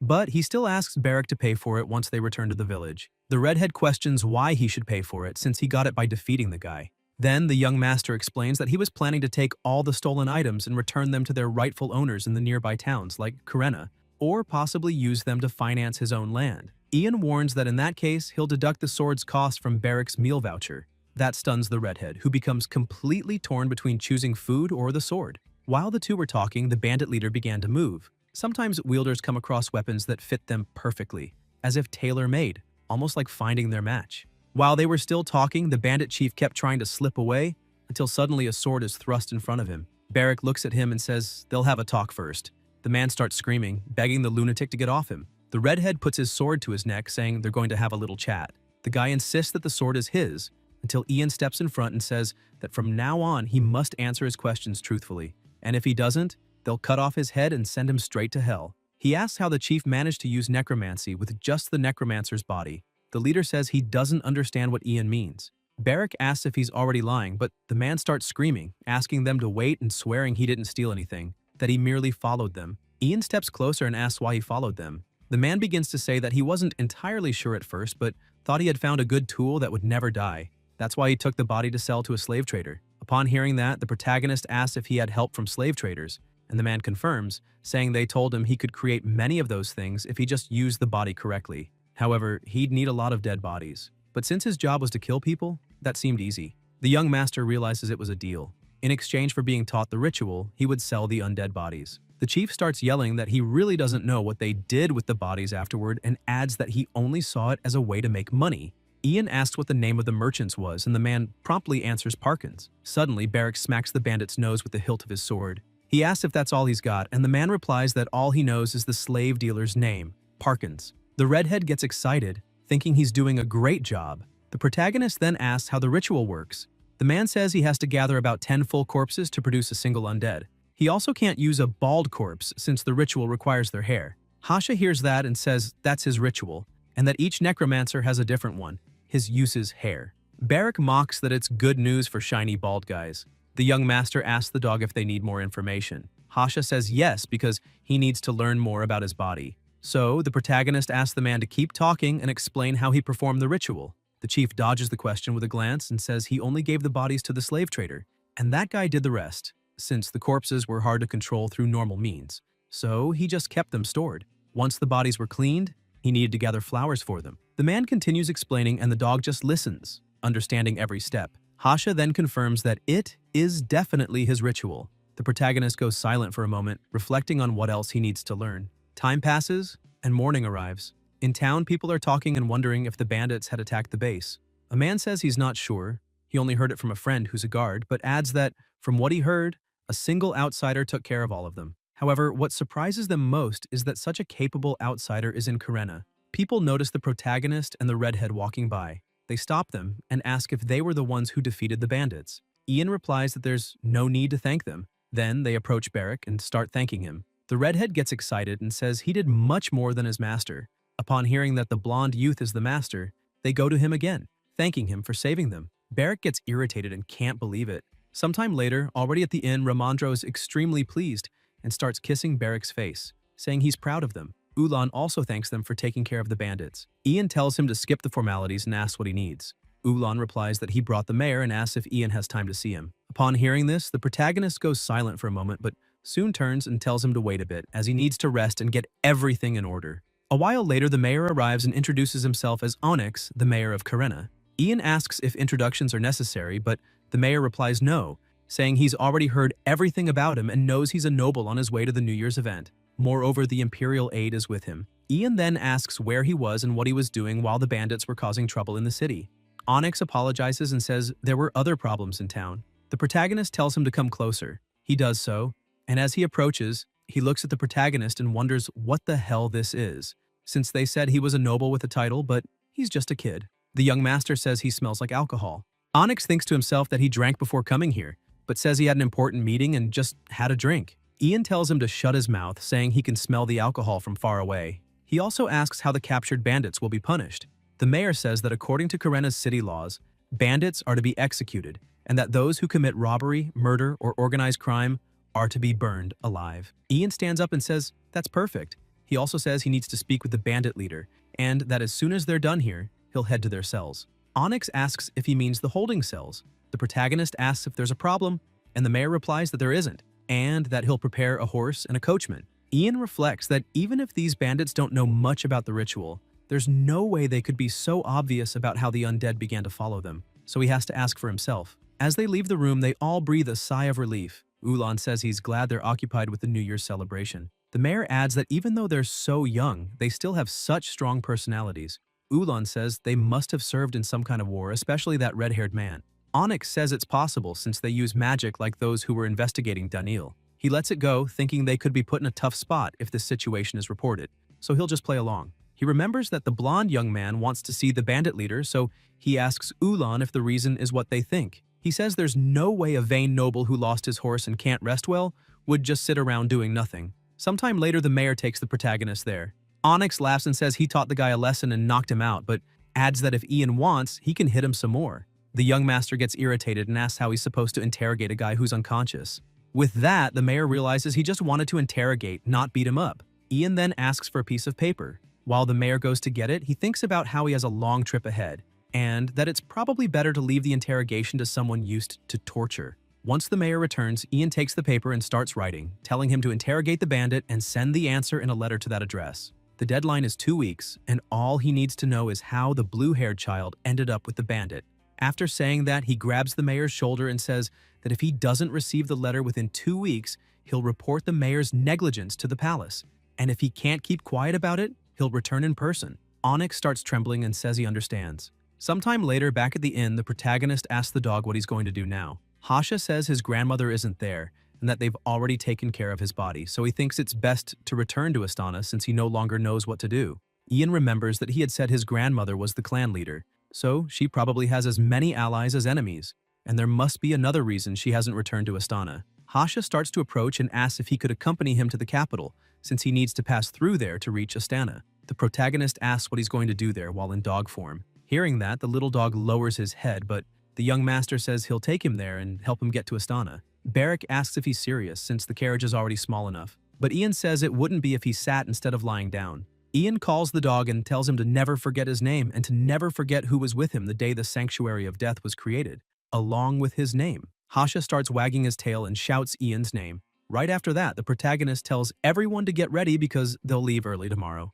The next day, they were already preparing to depart. While packing the carriage, someone asks if they've got everything, food and water, and someone replies that they've got plenty. Another person comments that the farther north they go, the more snow there will be, so they'll need to travel without rest. As they were getting into the carriage, the redhead says Hasha isn't there, but just as the protagonist was about to step out, he sees the little dog running from afar. As they get closer, They see the dog holding his photo in his mouth. Ian tells the coachman that everyone is now present and that they can depart. With that, they set off in the carriages. People also begin waving goodbye to them, telling them to take care. The protagonist, as he passes by the mayor, gives him a sharp look and closes the curtain of the window. He asks Ramandro if, by any chance, he's afraid of animals. He replies no, but it doesn't seem that way. Hasha smiles, says it's a pleasure to meet him, and introduces himself as Hasharang Tokuntai. The aide is impressed. He then apologizes and says he thought he was hearing things because Hasha was using mana. With that, the two greet each other and the aide says it's a pleasure to meet him as well. Ramandro asks what happened. The protagonist explains everything, and the aide is impressed that it involves necromancy. He recalls that the Minister of Magic has been pushing necromancy for a few years now. Ian asks if that was an official decision. He replies that as far as he knows, yes, and that the Assembly approved the decision as there was no strong reason to reject it. He adds that there's a moral conflict involved, but the truth is that an army of undead is very useful in war. And there are also other political reasons. However, Wesley is more of a mage than a politician. She should understand the dangers of using forbidden magic better than anyone. Ian wonders why she's doing this. Meanwhile, Wesley calls her aide Barreto and asks him to get that report away from her. He points out that she waited a long time for this and that those are the results on necromancy. She begins reviewing the documents, and Barreto comments that the sorcerers are quite something, since they couldn't wait to kill each other once on land, yet still found time to continue their research. Wesley explains that it's because of the Great Burial Empire. Everyone knows it would be a problem if they caused a scene there. Also, these people risk their lives for the sake of research, and that's why she's sure they're getting along just fine. Barreto comments that necromancy is still in the heavy experimentation phase, and that as long as they cooperate, they should be able to create an even stronger ritual. He adds that it also seems like it'll take time, so he asks if they should take the lead and send an official report during the general meeting. Wesley signs and says she's sure those old men are starting to get angry. At that moment, the aide mentions that, aside from that, there's also research being done on living people. At first, she's surprised, starts analyzing the report, and is speechless with what she sees. Wesley throws the papers away, furious that there's been no progress in recent years. Barreto explains that since the differences between the living and the dead are so significant, the rituals don't seem to work. But, irritated, she adds that this is exactly why they're spending so much money, so that they'll solve that problem. The aide calls her and asks whether, instead of necromancy, they should be diving deeper into mind control magic. Not even Prince Gale is guaranteed to receive all the blessings of the Imperial Palace, being the son of a concubine rather than an official wife. Wesley becomes furious and slams her fist on the table, asking if he knows what he's saying. He quickly apologizes. This blessing of the Imperial Palace is the mysterious power that was the beginning of the Burial Empire. They're not only recorded in the history of the Empire's founding, the blessings are confirmed phenomena with real witnesses. Those who maintain the bloodline in the name of the Imperial Palace's honor cannot be affected by mind control magic. Wesley says that although it's open to interpretation, in general, people understand it as anyone who is part of the palace. Not just Gale or Margrave, even the old emperor wouldn't be affected by mind control magic. Furthermore, she asks if the aide has any idea how cautious the second prince is. He doesn't remove that mana sealing stone from his body, not even while sleeping. And because of that, she's sure he would find another way to ensure that mind control magic wouldn't work on him. That's why she's looking for other methods and decided to begin researching necromancy. Wesley is aware that her love for Gale is entirely one-sided, since he will never return the affection she has shown him. One question that haunts her is, once he reaches the throne, will she become his wife? Who will become the empress? After saying that, she calms down and asks Barreto to pressure the sorcerers, especially now, since such an important event is approaching. Another thing she asks is about the boy Ian and whether he's arriving. The aide responds that, as announced, he's sure he is. Wesley comments that if he's coming from the branch office, it means he'll pass through the Karena region, the land where Astana's fugitives are hiding. They've always been troublesome to deal with, especially since their proposal to conduct forbidden experiments was rejected. She adds that she's glad it was all resolved without any rumors spreading. Wesley sighs, saying the king of Astana was a fool because he believed everything people told him. Barreto says he's sure the king wasn't in the right state of mind, especially after the great earthquake his people had to endure. She even adds that they should be careful with the second prince because he's smart, and the moment he hears any rumor about human experimentation, he'll start getting suspicious of both of them. Wesley asks if there's any department that wants that child. Barreto thinks for a moment and remembers that everyone has been avoiding him. She says that makes sense since it's obvious Margrave would cut the budget of any department that accepts him.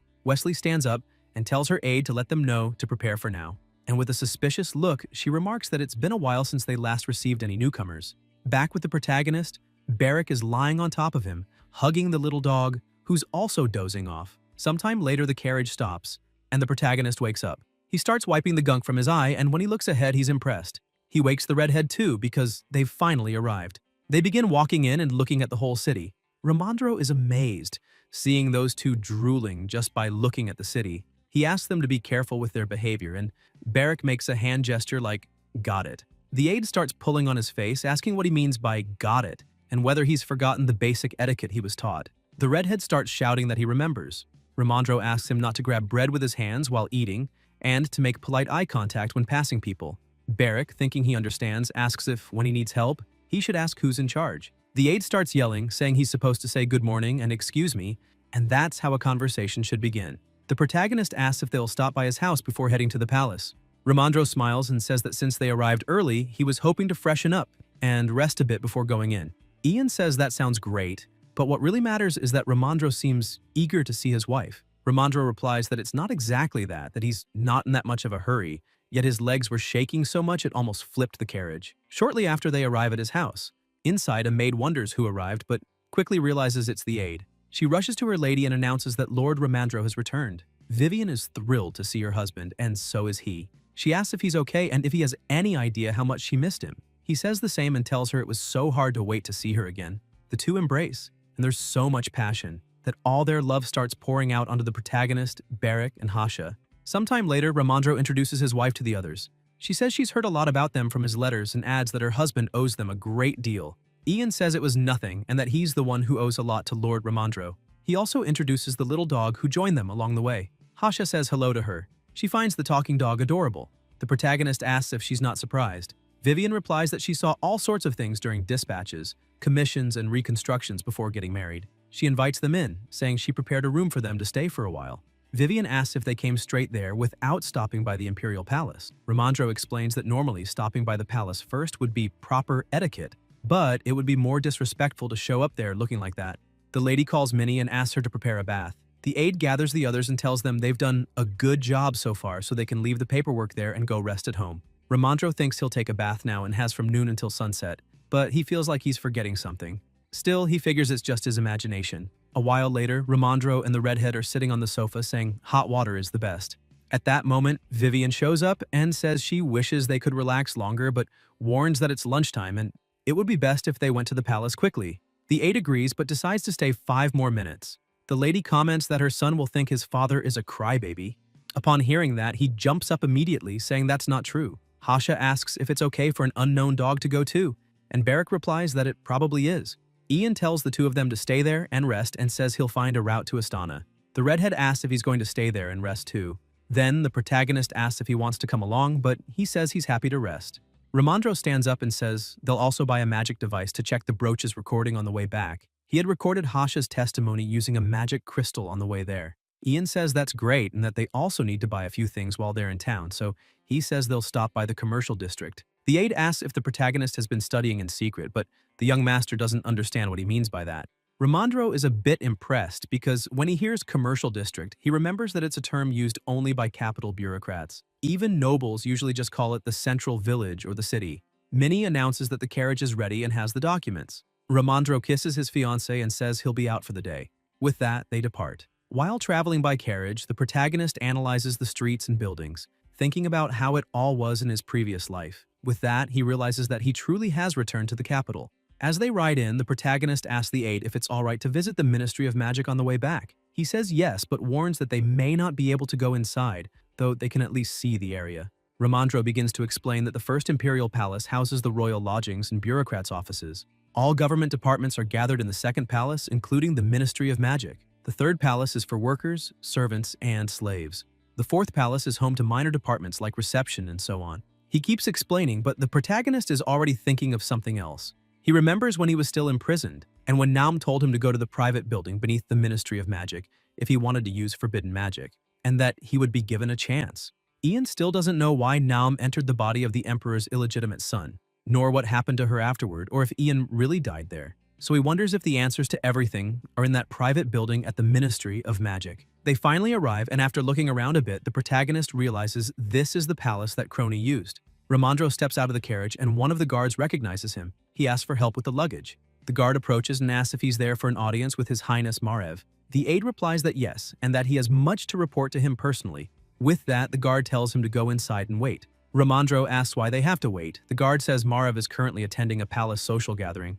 The aide is horrified upon hearing that. He immediately remembers that he had forgotten about it, but there's nothing to be done now and decides to wait. Ian asks the aide if that palace social gathering is a meeting between high-ranking officials. He says yes, and that they normally involve hunting trips, but sometimes they admire works of art, and if a piece is approved by them, its value skyrockets. It's a web of interconnected interests.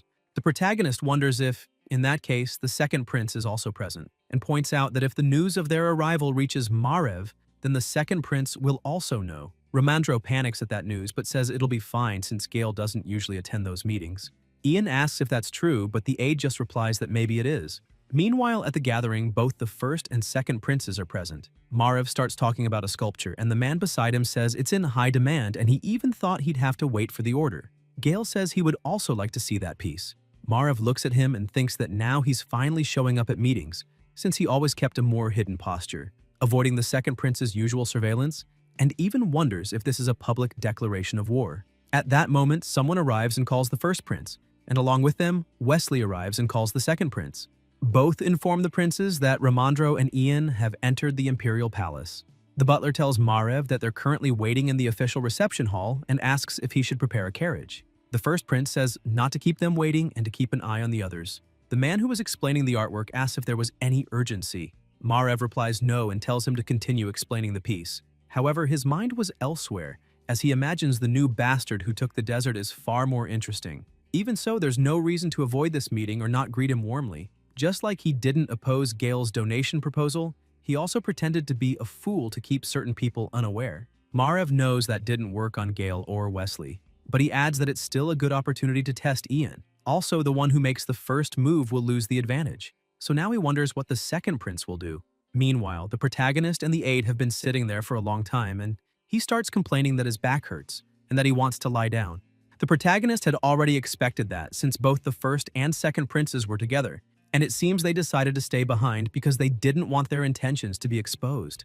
Ian looks around and reflects that the furniture and decorations carry signs of neighboring kingdoms' culture, and it seems the room was designed with the intention of making foreign guests feel welcome. The books on the shelves are indicators of the political image they're trying to maintain, and he can also see evidence of real use in them. There are artificial flowers in a well-lit area. With that, the young master understands that either they have allergies, or it's a much colder and harsher region than most things make it seem. Suddenly, Margrave appears. The butler knocks on the door saying His Highness is entering. Quickly, the two stand up to greet him. Margrave arrives saying it's been a long time since he last saw Ramandro. He adds that it must have been a struggle to come all the way there without seeing his family. The aide says it's all right and that it's an honor to be able to help Burial and His Highness in times of need. Margrave turns and asks if he is Ian.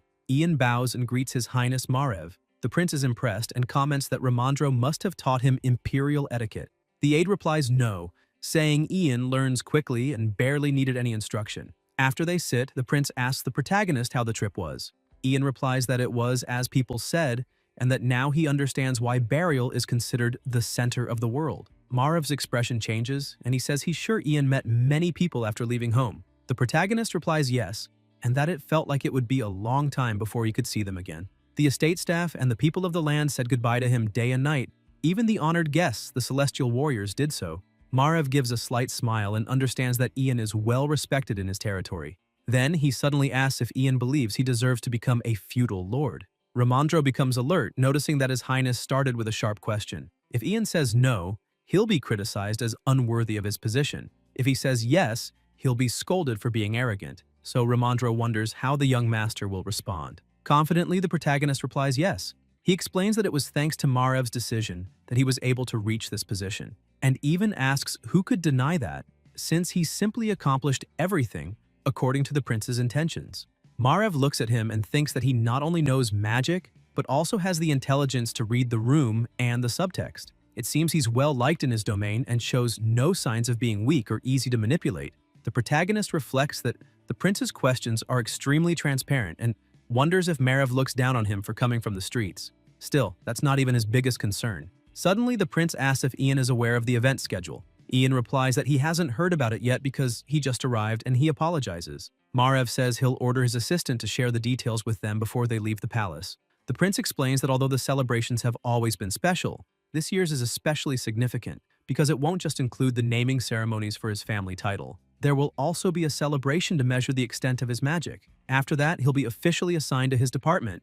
Margrave asks if preparations for the protagonist's contribution to the central chapter are going well.